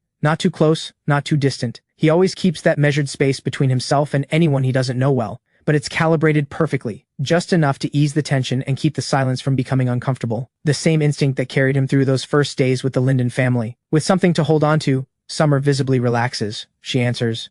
Summer visibly relaxes and answers. I do love it, genuinely, but I'm probably just a little short on raw talent. I've written a few original songs of my own. I've taken them to record labels multiple times for auditions, and still haven't made it through. Just having the nerve to try already takes real courage. Nothing worth having happens overnight. I secure the bandage and tuck the supplies neatly back into the kit. When I look up, there's a soft curve to my lips. When I was first learning how business worked, I put money into plenty of money-losing ventures. I've still got one sitting in my hands right now. Life is long. As long as you keep believing without giving up, you'll get there. Summer stares at me, her eyes bright and full of something. She believes it too, that her day will come. I get up and drape my jacket over my arm. All right, Master Z probably needs to rest for a bit. I have things to handle at the office. I'll come back when I have more time. Summer walks me to the door respectfully. The LIU Group has officially signed its partnership agreement with Rooming Technology. Not only has the entire LIU Group swung into motion integrating the new chip into product development, Rooming itself has a full backlog of internal matters that need handling. Most of it had been left to Celine to manage. 2 days ago I saw the dark circles under her eyes. I have no choice but to step up and take on my responsibilities as the one in charge. Master Z watches the car carry me away, and lets out a long, quiet sigh deep inside. Those eyes of his have read more people than he can count, and what they see in this boy is someone smooth in every direction, never missing a beat, flawless to the point where there isn't a single crack to find. But sometimes, being too perfect is itself a flaw that's hard to put into words. Take Nadia, polished and refined on the surface, and underneath it something obsessive and completely unhinged. Once you get to know them, you see where it comes from. The Harwick family. All three of those children, each one more extreme than the last. Master Z has always worried about Adrian, that the crack in him would take root as he grew, and eventually lead him somewhere impossible to come back from. But fortunately, before that happened, he found the Linden family. Good people. Real ones. Nourished by that kind of warmth. Master Z believes the boy will change, that he'll come to love the world a little more than he did before. At the studio, Lyra has changed into her period costume, hair and makeup done, sitting quietly to the side as she waits for her scenes. Today's schedule has 2 fight scenes, not staged sword duels, but scenes where she actually takes real hits for the story. She looks down at the script in her hands and lets out a quiet sigh. If she ends up with visible bruises, Helen is going to worry herself sick the moment she sees them tonight. Lyra! Someone calls out. At the sound of the familiar voice, Lyra looks up with a slightly dazed expression. There's Rico. Short hair, radiating energy. 2 warm cups of milk tea in hand. Lyra tucks away the quiet sadness in her eyes and lets a warm smile take its place. Rico, what are you doing here? Rico answers with his usual easy confidence. My wine shop is right nearby. I spotted you heading into this compound today. Figured you must be filming here. Thought I'd stop by. Even though he's only met Lyra twice, there isn't a trace of awkwardness about him. He holds out a cup with a grin. I brought this specifically for you. Does that count as a ticket in? Lyra takes it with a soft laugh. If you want to stay and watch, you're welcome to. Fair warning though, my scenes today aren't pretty. Pretty much the whole time I'm just on the receiving end. Rico looks at her with complete openness, his eyes full of a smile he isn't trying to hide. Doesn't matter. You're that beautiful. Even taking a hit, you'd still be stunning. That unguarded gaze makes Lyra look away, a little flustered. She drops her eyes with a helpless smile and lets the comment go unanswered. The director's voice booms across the set. Everyone to positions, next scene starting now. Rico settles into a seat beside the set, sipping his milk tea, watching Lyra with a face that's basically one big smile. But that smile doesn't last long. Lyra is playing the third female lead, the one who exists to suffer. The male lead puts her through every kind of pain, and she responds with nothing but devotion. She even takes beatings from the female rival without fighting back, and the wooden rods coming down on her are solid hardwood. Rico's brow pulls into a hard frown. He's out of his seat in an instant. What kind of production is this? It's a short drama, not an actual fight. Lyra has already taken the hits. She doesn't dare call a stop mid-scene. If they reshoot, she'll have to go through it all over again. Rico is practically jumping out of his skin. He quickly records a clip and sends it to me. He remembers I have a stake in this company. Even if my bond with Lyra isn't deep yet, he knows I won't stand by while family gets hurt. I've just stepped out of the office, about to go find Rico for lunch. I'm about to ask if he's at the wine shop, and before I even send it, his message hits first. Adrian, look at this. Now, this isn't filming. Someone is coming after your sister. He watches the rod in someone's hands, about to come down hard on her knee. Rico's heart stops. He doesn't think. He just moves, lunging forward and grabbing the rod with both hands. He fixes the person with a hard glare. Is this a production or an assault? The director sees someone who has no business being on set storm into the shot and explodes. We're in the middle of a scene. Who let an outsider in here? Rico wrenches the rod out of Regina's hands and hurls it to the ground. Let's see exactly what kind of production this is. The dull, heavy thud of solid wood hitting the floor stops the director cold. He rushes over and picks it up to examine it. Then he whips around and roars at the crew. What is the props team doing? Why is there a solid hardwood rod on this set? The crew freezes. Not one of them makes a sound. Regina gives a careless shrug. Director, isn't authenticity the whole point of acting? This may be a short drama, but serious money has gone into it. Aren't you counting on this project to build your reputation so you can move up to bigger productions? The director presses his lips together. He can't find a single thing to say back, and it isn't because he cares that much about his reputation. It's that Regina has connections he can't touch. Third-generation money, a daddy's girl with a pretty face who's using short dramas as a launchpad before going for the big screen. This is a small operation. Cross Regina, and they won't just lose their shot at bigger productions, they'll be finished in the short drama world entirely. Sensing the shift in the air, the male lead Dorian comes over. His eyes are faintly red. Maybe he hasn't fully come out of character yet, but the look he gives Regina is full of grievance. You slapped Lyra last week. This week you switched to solid rods. You are clearly targeting her, Regina scoffs. So what if I am? The look she gives him is layered with something. My father is the investor behind this production. I perform however I want. Rico carefully helps Lyra to her feet. He shoots Regina a withering look. Big words for someone who thinks money gives them the right to do whatever they like. Lucky Rico moved when he did. If he hadn't, Lyra's knee might have been done for. Worse than the injury he took years ago, the kind you never fully walk off. Regina lets out a cold sound. Her eyes fix on Lyra, who is bent over in pain, with something genuinely ugly in them. Lucky with men, I'll give you that, she says with a sneer. Too bad all that beauty can't cover up how poor you are. The words have barely landed when a figure cuts through like a gust of wind. I stride forward and rip the rod out of her hands in one motion. I look at Regina, cold. The force of it pushes Regina back 2 steps. She rubs her wrist where it stung. Her brow pulls tight. Who do you think you are? Laying hands on me. Do you have any idea who I am? Cross me and my father will make sure you regret it. My expression doesn't move. My voice comes out cold and flat. Let's see exactly how much your family can actually back up. Everyone on set is staring. Even Rico and Lyra are frozen, both of them looking at me like they can't quite believe what they're seeing. The situation is about to spiral. The director scrambles out to step in and smooth things over. Regina isn't someone he can afford to cross. If the funding gets pulled, the people above him will come straight for him. The smart play when you run into someone like this is to know when to quit while you're ahead. He'd assumed Lyra was just a part-timer, someone who wouldn't dare pick a fight with an investor-backed cast member. But before Lyra can say a word, I go first. My voice is cold enough to make people flinch. My sister has been deliberately targeted on this set. If I don't get answers, your career as a director is finished. He has no idea who I am, but the weight of my presence has him sweating. He thinks, which Titan did I accidentally offend this time? He pastes on an awkward apologetic smile and lowers his voice to something conciliatory. Sir, please, don't get upset. This young lady is the daughter of Mr. Fang from Morning Wind magazine. Her family is backing this production. We're caught in the middle here. How about we get Lyra to a hospital first? All medical costs will be covered by the production.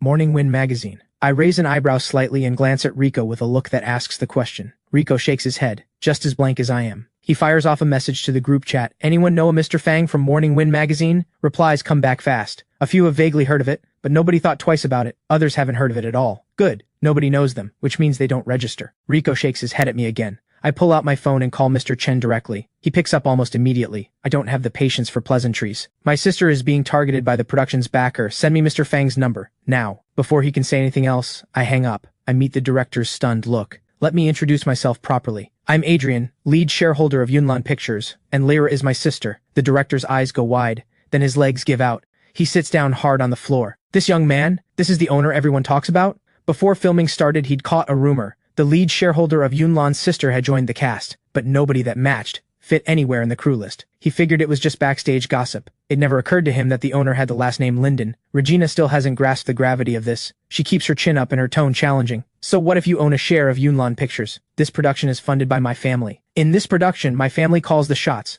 Yunlan is just the hired help. She's refusing to back down even when cornered. I toss the rod to the side without looking at it. A cold smile. I move toward her, one step at a time, and the pressure of it keeps pushing her back. I'll handle this. I turn and go to Lyra. Rico isn't letting this go easily. Lyra has always been warm and thoughtful with him, the kind of person who takes care of the people around her. Now she's been hurt for no reason, and he is not standing down. Both sides are people he can't afford to cross. The director stands there like a piece of furniture, not daring to breathe. I glance at him. Cold. Go get a chair. The director bows and nods frantically. He runs off and comes back with his own director's chair, the most comfortable one on set. I help Lyra lower herself into it carefully. She looks up at her brother, decisive, no hesitation. Her body still aches, but something warm is spreading through her chest. She's never seen him lose his composure like this before. The fact that he went this hard, just to stand up for her, tells her something she hadn't been certain of until now. He cares. Mr. Chen's efficiency is as sharp as ever. The number arrives on my phone almost instantly. On one side, his superior. On the other, the money. The director is caught between them and doesn't dare open his mouth, quietly resigning himself to covering whatever damage comes out of his own pocket. The moment the number comes through, I dial. It rings and rings until the system cuts it off automatically. I call again, patiently. Still nothing. Fine. Not picking up. Looks like the Fang family has already decided to let her sink, which means I have no reason to hold back. Rico, make sure he remembers this. Just don't make it a scene. Regina shrinks back, but her mouth still won't give. Touch me and see what happens. I'm Morning Wind Magazine's daughter. Rico crosses his arms. The laugh he gives is sharp and completely unrestrained. A small magazine's daughter, acting like a big shot. What does that make me, the king of heaven? You're a frog at the bottom of a well. The Fang family has money by ordinary standards, and Regina is exactly the kind of brainless third-generation heir that comes with it. But inside the real capital circles, Morning Wind Magazine is a nobody, nowhere near the threshold of the elite. Even if Regina gets blacklisted today, Morning Wind Magazine won't make a ripple. Adrian, maybe we should just let this go. Lyra sees that Rico and I look like we're serious about this. She looks at me with worry in her eyes, afraid that if this escalates too far, there'll be no clean way out. I tilt my head slightly and raise an eyebrow. The weight in my voice leaves no room for doubt. Regina, come and apologize to my sister right now, and today is over. I was never planning to get physical. Rico gets it. We're law-abiding business people. We were just making a point. Regina has been spoiled from the day she was born. She has never once had to swallow her pride like this. A public apology, that kind of humiliation, is something she absolutely refuses to accept. Go ahead and blacklist me then. You two don't know what you're walking into. Wait until my father gets here. Even Dorian can see it now. These two men are not what they appear. He genuinely cannot understand how Regina is still refusing to back down even when it's this obvious. But none of it is his problem. He couldn't care less what happens to Regina. If she gets thrown off set, she brought it on herself. Dorian comes over with a first aid kit. He crouches gently beside Lyra, his eyes full of urgency and concern. Where does it hurt? Let me at least do something for it. Lyra declines with a polite smile. I glance at Regina, still fuming, then at Dorian, playing the eager gentleman. The picture assembles itself in my head. I have zero interest in this kind of melodramatic love triangle. What I know is that my sister has been hurt, and that is not something I let go of easily. Since Regina won't apologize properly, I have more than enough ways to make her. Mr. Fang won't pick up, then I'll make him call me back in tears. I pull out my phone, reach out to a few people, and say exactly what needs to be said. Nothing more. Less than a minute after I hang up, Mr. Fang's number appears on my screen. I put it on speaker without ceremony. Mr. Fang's voice comes through, all flattery and nerves. Mr. Linden, my deepest apologies.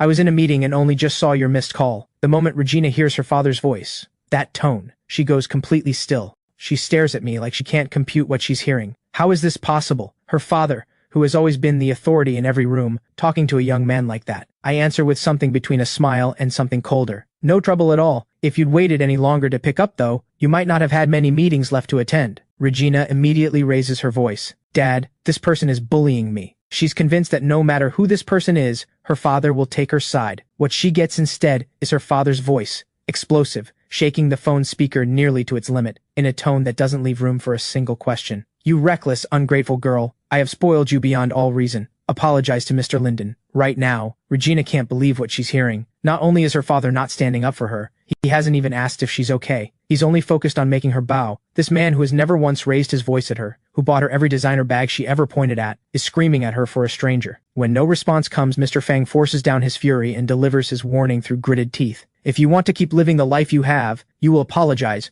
Right now. And you will keep apologizing until Mr. Linden accepts it. Even Regina understands now. The words couldn't be clearer. This young man standing in front of her has the power to end everything her family has. If she walks away today without his forgiveness, the Fang family might not survive the week. The humiliation is almost suffocating. But the moment she pictures a life without money and privilege, swallowing her pride suddenly doesn't seem like such a big deal. She takes a breath, walks to Lyra, drops her head, and wears the expression of someone holding something back. I'm sorry, what I did was wrong, please. Be the bigger person and forgive me. The words come out barely louder than a whisper. Lyra hears every word perfectly, but she's not the kind of person who wants to push someone to the absolute edge. She's about to say it's fine, and then my hand lands on her shoulder. I'm clearly not satisfied. My voice is exactly what it always is, clear and cold. Where did all that attitude go? Suddenly you've gone quiet. My hearing isn't great. I didn't catch that. Regina's face flushes deep red. She grinds her back teeth for a long moment, then decides she doesn't care about her dignity anymore. She raises her voice and says it again, loud and clear. I'm sorry, I know I was wrong. Please forgive me. The faintest curve touches my lips. And what exactly were you wrong about? She squeezes her fists and answers. I shouldn't have switched out the props without permission and kept filming. I was deliberately making things difficult for you. I'm asking you to forgive my recklessness. That's what I was waiting for. I bend down and lean close to Lyra's ear. Does that feel like enough? A small smile settles on Lyra's lips. She gives a gentle nod. She knows when to show mercy, and she knows that push a cornered dog and it bites back. Let it go, she says softly. This is enough. I don't even notice it happening, but something in my chest quietly softens at the sound of her voice. I straighten up and look at Regina. Since my sister has chosen to let it go, so will I. But you used your position to settle a personal score. An actress was seriously hurt because of it. Production has been delayed. I'm notifying you now in my capacity as lead shareholder. You are officially removed from this Yunlan production. Any future Yunlan project? Don't bother showing up. Regina doesn't have an ounce of attitude left. Fine, she won't film. She'll call it a break. As long as the Fang family's assets survive, she's still the carefree heiress she's always been. There'll be other ways forward. Hearing that things have settled, Mr. Fang ventures carefully from the other end of the line. Mr. Linden, regarding Morning Wind's investment in the production. Since my sister has decided not to pursue this further, I answer, my tone flat. I have no reason to cut off your livelihood either. The call ends. Regina makes her exit from the set. Head low, all the swagger gone. With the mess cleared, I finally have a moment to check on my sister. Go change out of the costume first. I want to check whether anything's been hit deep. The director, ever the reader of rooms, quickly calls over 2 female assistants to help. He gets one ice-cold look from me. Everyone back away from my sister. That one sentence freezes every person on set. Not one of them steps closer. Rico dusts himself off and jogs over to help. The 2 of us flank Lyra on either side and walk her toward the makeup room. Dorian follows behind with the first aid kit. Once Lyra is settled in the chair, Dorian sets down the kit and, reading the room, steps outside with Rico. I lock the makeup room door, help Lyra out of the layered period costume, just the outer robe. Lyra doesn't make it awkward. She cooperates and shrugs it off. Seeing the increasingly dark expression on my face, Lyra reaches up and squeezes my cheek. You already cleared them all out. Why are you still making that face? You're surprisingly unbothered, I say flatly. How are you smiling right now? You knew Regina was out to get you. Why didn't you say something to the director sooner? You're here for a part-time gig. Is it really worth putting yourself through this? I genuinely wonder sometimes. All of this for a few hundred in background actor pay. You suffered through all of that without saying a word, absolutely clueless. Lyra is honest about it. She came in as an investor-backed cast member. The whole set treated her like royalty. I didn't want to poke at that. I was afraid it would cause trouble for you. She had no idea what I was holding. If today hadn't happened the way it did, she still wouldn't have known I was the owner behind the scenes. If I'd pushed her and she'd taken it out on your business, everything you've worked for, that would have been far worse. I touched the tip of my nose, a little caught off guard. That's on me. I should have been more open with the family. I never mentioned the companies I'm involved in, never talked about my connections. A short pause. Even so, you don't stand there and take it. Worst case, you just don't do the show, Lyra explains carefully. I heard this production has real traction. I wanted to use it as a chance to build some experience, get my face known in the short drama space. Even if I don't end up in the entertainment industry long term, I want more ways to earn. I looked into the rates. Regular part-time work pays a couple hundred a day, but if you have a name, it's counted in the tens of thousands. I'm not hoping to blow up overnight. I just want to raise my value bit by bit, save more, take some weight off the family, and make the effort you put into coming to that audition with me worth something. That pulls a long, helpless sigh out of me. I drag a chair over and sit beside her. I look her in the eyes. Money is not something you trade your body for. You need to keep things in order. Your first priority is university. Side work is just for the experience. The only thing worth pouring everything into is work you actually love. When I was learning through investment, winning or losing money, I didn't care, which is why I never interfere with the smaller ventures. But the core company is different. That's the foundation I've carefully built, the one that's had real people and real effort poured into it. That is where my real ambition lives. You can't let petty short-term gains trip you up. Narrow thinking keeps you locked in a small circle, and once you're in it, moving up becomes nearly impossible. Lyra sits with the words for a moment, chewing them over carefully. A soft smile touches the corner of her lips. Duly noted, lesson received. I've caused you so much trouble today, and you came all this way just to back me up. Something flickers in my eyes. My lips press together, a little uneasy. I can't even sort out what I was feeling. All I know is that the moment Rico's message came through, something in me wouldn't settle, and I came. When I heard what she'd said, those ugly words, my mind went hot. I almost reached out. That's not who I used to be, but watching someone go after my sister, I couldn't hold it down. A smile spreads across Lyra's face. Her brother, tough on the outside, soft on the inside, is, in her eyes, the most endearing thing she's seen. She understands. He's been through a lot. This kind of straightforward family love, it's still new territory for him. So when he acts on instinct to protect her and care for her, there's always this awkward stiffness around the edges, like he doesn't quite know how to carry it. She doesn't want to push him. She shifts the subject with easy naturalness. How did you get Mr. Fang to fold that fast? I answer like it's nothing. You grab hold of his funding pipeline, that's all it takes. As if this is something anyone could do before lunch. I work the antiseptic swab over her injuries and explain, without much fuss. Business is ultimately a system of exchanged interests. Capital across every sector is interconnected, each one held in check by the others. I don't have reach into every corner, but that doesn't stop me from weaving the web. When ordinary people hit trouble, they spend months begging around, throwing money at gifts, and still end up at someone else's mercy. In the circles I move in, most of the time it's one phone call. That's why building connections has always mattered to me. If I happen not to know anyone in a given space, I don't mind casting a wide net and investing in rising players, cultivating a few pieces I can call on when I need them. I'm 17, I'm willing to spend 10 years setting the board. By the time I hit my peak at 27, every one of those connections will be the sharpest blade I have. No matter how you calculate it, that investment will never lose. I ask out of nowhere. Do you actually like acting? Answer me honestly. The entire script is just different ways of making your character suffer, and then you've got Regina using it as cover for a personal vendetta. You'd have to be out of your mind to actually enjoy this. A laugh escapes me before I can stop it. Outside the makeup room door, Rico leans against the wall, working through the tapioca pearls in his cup. He listens to the exchange between the two of them inside, and the grin on his face refuses to go away. God, watching Adrian lose his cool back there was something. Dorian beside him looks deeply troubled, and completely unable to figure out what Rico finds so enjoyable about any of this. Lyra went through all of that, and this guy is taking it all in stride with his milk tea. The makeup room door opens a crack, and Dorian moves toward it before it's even fully open. His eyes are faintly red, his expression all wounded conscience. I'm so sorry. Today is my fault. I didn't handle it, and you ended up suffering for no reason at all. Lyra blinks at him, faintly puzzled. I roll my eyes without bothering to hide it. This male lead, has the drama gotten to his head? He's started to believe he's the romantic hero. Dorian bows his head, guilt all over his face.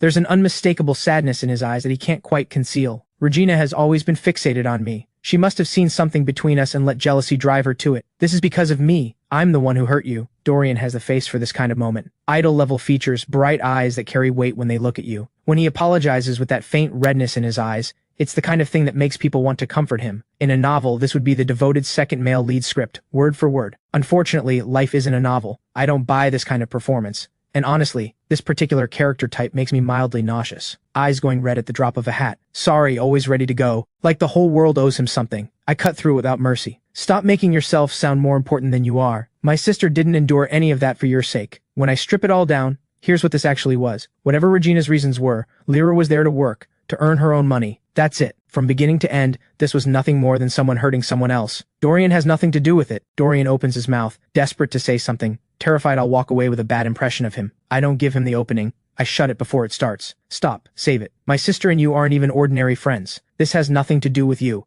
I genuinely don't understand why you're inserting yourself into this. My sister won't be coming back to this set anyway. If all you need is absolution to feel better, fine. On my sister's behalf, you're forgiven. Now please stop bothering us. Dorian stands there completely stunned. A storm of emotions hits him all at once. His hands twist together. He can't get a single word past the blockage in his throat. Everything he wanted to say, I've sealed it off completely. He doesn't have bad intentions, really. He just genuinely feels bad about his conscience. After all, if Regina hadn't had it out for him, Lyra wouldn't have gone through any of this for nothing. Unlike my sharp edges, Lyra's temperament is consistently soft and gentle. Seeing how badly Dorian is floundering, she speaks up, gently, without any edge. My brother is direct. Please don't take it personally. None of this is your fault. Go on. Get back to what you need to do. Even knowing Dorian means well. Rico has had enough of the performance. He pushes his milk tea into Lyra's hands. Come on, let's go to the wine shop and sit for a bit. I've already had lunch arranged. The three of us share a look and turn to go, leaving Dorian standing there completely lost. The director spots Lyra coming out in her regular clothes, and immediately rushes over with a face full of smiles. Lyra, is there anywhere that's still bothering you?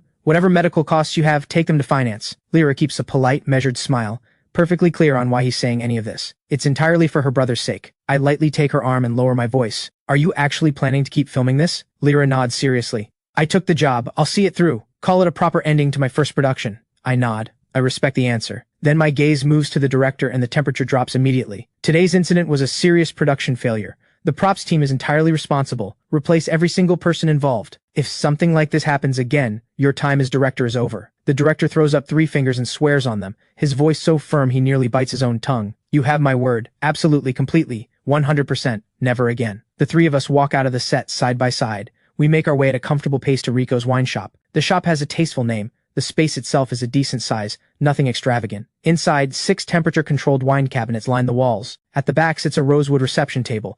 The table is already loaded with food, the colors and presentation. I recognize it, Capital Grand Hotel's signature dishes. Rico ushers Lyra to a seat with warm enthusiasm. He props his chin in both hands and beams at her. Lyra, what would you like to drink? I've got fresh-pressed grape juice, chilled watermelon juice, rich mango juice, fresh orange juice, and sweet sugarcane juice. Lyra blinks at the list, a smile tugging at her lips. This place has such elegant decor. Why does the menu sound like the fruit stall downstairs? Rico grins until his eyes disappear. Whatever you want, I'll make it happen. All natural, all freshly pressed. If it weren't for Lyra's injuries, and the fact that this is her first time here, he would absolutely be opening a bottle of something far more expensive to mark the occasion. Since Lyra doesn't follow the business world, Rico and I silently agree to keep the conversation around the shop itself. The meal is warm, easy, and genuinely enjoyable. Lyra looks around with curiosity. Is the business doing well? Rico swallows and explains. Honestly, it runs on support from friends in the circle, but I've got a few solid sourcing connections. When someone wants something specific, they come to me. When you strip it down, this business is all about who you know. Whenever someone in the circle is hosting a banquet, an engagement, or needs gifts for a holiday, they come to him and take a few cases home. The demand for wine in elite circles is enormous. The shop's revenue is quite respectable.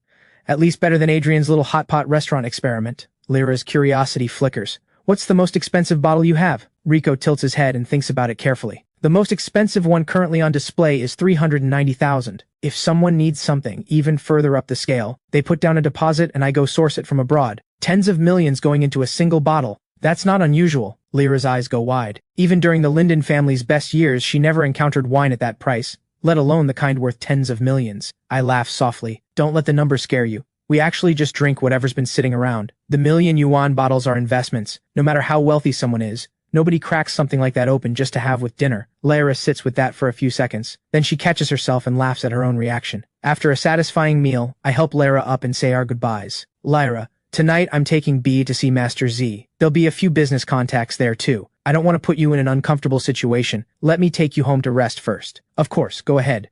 Lyra is someone who always knows where the line is. Master Z is her brother's close friend across generations, and also the mentor who first opened B's eyes to art. But for someone of Master Z's standing, you don't just show up. You ask first, make sure it's welcome, then confirm the visit. The car stops smoothly outside the complex. I carefully help Lyra up the stairs. Don't say a word to Mom and Dad about the injuries, Lyra says. I don't want them worrying over nothing. I nod. Understood. Then be careful when you shower tonight. Keep those wounds away from the water. I'll redress them when I'm back tonight. Lyra gives my shoulder an affectionate pat, the warmth radiating off her quietly. I watch her for a brief moment, caught off guard by it. Then I let out a quiet, soundless sigh inside. No wonder Rico spends every waking hour staring at her. He can't help himself. After leaving Lyra, I stop by the mall on the way and pick out a few quality gifts. Then I drive to Master Z's. He's in the living room quietly enjoying his tea. I set everything I brought down on the rosewood table. Master Z chuckles at the sight of it. Well now, you actually brought things, all for this old man, I presume? I settle into the leather sofa and accept the warm cup of tea Summer hands me. Can't exactly show up empty-handed and expect a meal. I picked out some good quality cordyceps and fish maw. Have the housekeeper make you soup with these regularly. And since tomorrow is the Mid-Autumn Festival, I brought a box of mooncakes to go with it. At the mention of good mooncakes, Master Z's eyes light up. He leans in immediately. Is it the double yolk lotus paste? My favorite? I look at him flatly. Your blood sugar still hasn't come down. You really should be cutting back on the sweet, high-sugar ones. That said, I bought exactly the ones he wanted. Master Z cheerfully opens the box and produces the pastries inside. Every single one of them hand-selected to match what he loves. These aren't for unlimited consumption. Summer is watching. 2 pieces a day. That's it. Master Z pouts a little and concedes with mild indignation. Yes, I know. Young as you are, you run a very tight operation, always forcing me to drink those bitter concoctions. They haven't been chatting long. When Celine arrives, a little breathless, arms full of beautifully wrapped boxes. Master Z, it's been too long. Celine greets him with an easy, familiar smile. Master Z puts on the air of a put-upon elder and gives a theatrical huff. Well, Director Liu actually remembered this old man still exists. Celine laughs at that. I'm here to make it up to you. In person. Master Z takes the gifts. Heavier than he expected. A tailored premium suit, a pair of handcrafted leather shoes with soft soles, wild ginseng, dried deer antler. Why does everything smell like medicine? Celine laughs outright. Drink more tonic soup. It's good for you. B has her wide, round eyes fixed on Celine, absolutely unwilling to look anywhere else. This lady is so beautiful. Even more beautiful than the stars she's seen on TV. She edges over to me and drops her voice to a whisper. Who is she? Master Z's sharp ears catch it before anyone else can respond. That is your brother's future wife. Call her sister-in-law. Celine's composed face goes red. I shoot Master Z a glare, visibly done with him. Then I turn to B with complete seriousness. Don't listen to him. This is a close friend I've known since we were little. Just call her Celine. B nods, polite and attentive.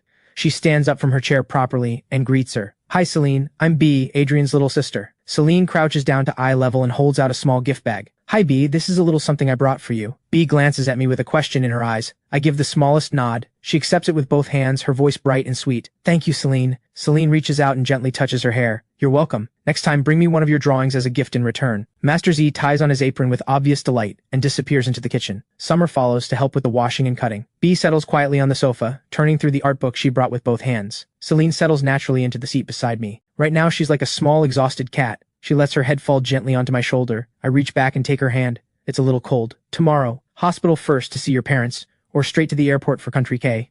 Her eyes stay closed. The fatigue in her voice is unmistakable. Hospital in the morning to see mom and dad. Book the afternoon flight out. This isn't performance. She's genuinely hollow from overwork. Her voice carrying a rawness she can't hide. These past few days she's been in the office around the clock, just to clear enough space to be here for the Mid-Autumn Festival. All of it just to spend the holiday with the people she cares about. She mentions she's going to Country K to visit family, and that something has come up in Yunling that needs handling. This trip will likely keep her away for over a month. I lower my eyes, say nothing. I turn something over in my fingers and answer quietly. Work comes first. I'll keep an eye on the hospital for you. She follows up without a pause. There may be things that need your attention too. The new product is still in development. We just signed the contract. This is exactly the kind of moment when things can go wrong. Understood, I say. Have Xiao reach out whenever I'm needed. With the work arrangements settled, Celine sits up. Something important surfaces in her expression. That thing you brought up before. There's been some movement. I pause, then it clicks. She means Troy's unexplained appearance at the Harwick family's door. I saw the paternity report Troy brought with him. I know which medical facility issued it, so this isn't completely blind searching. Celine had people look into it. She pulled the surveillance footage from the hospital.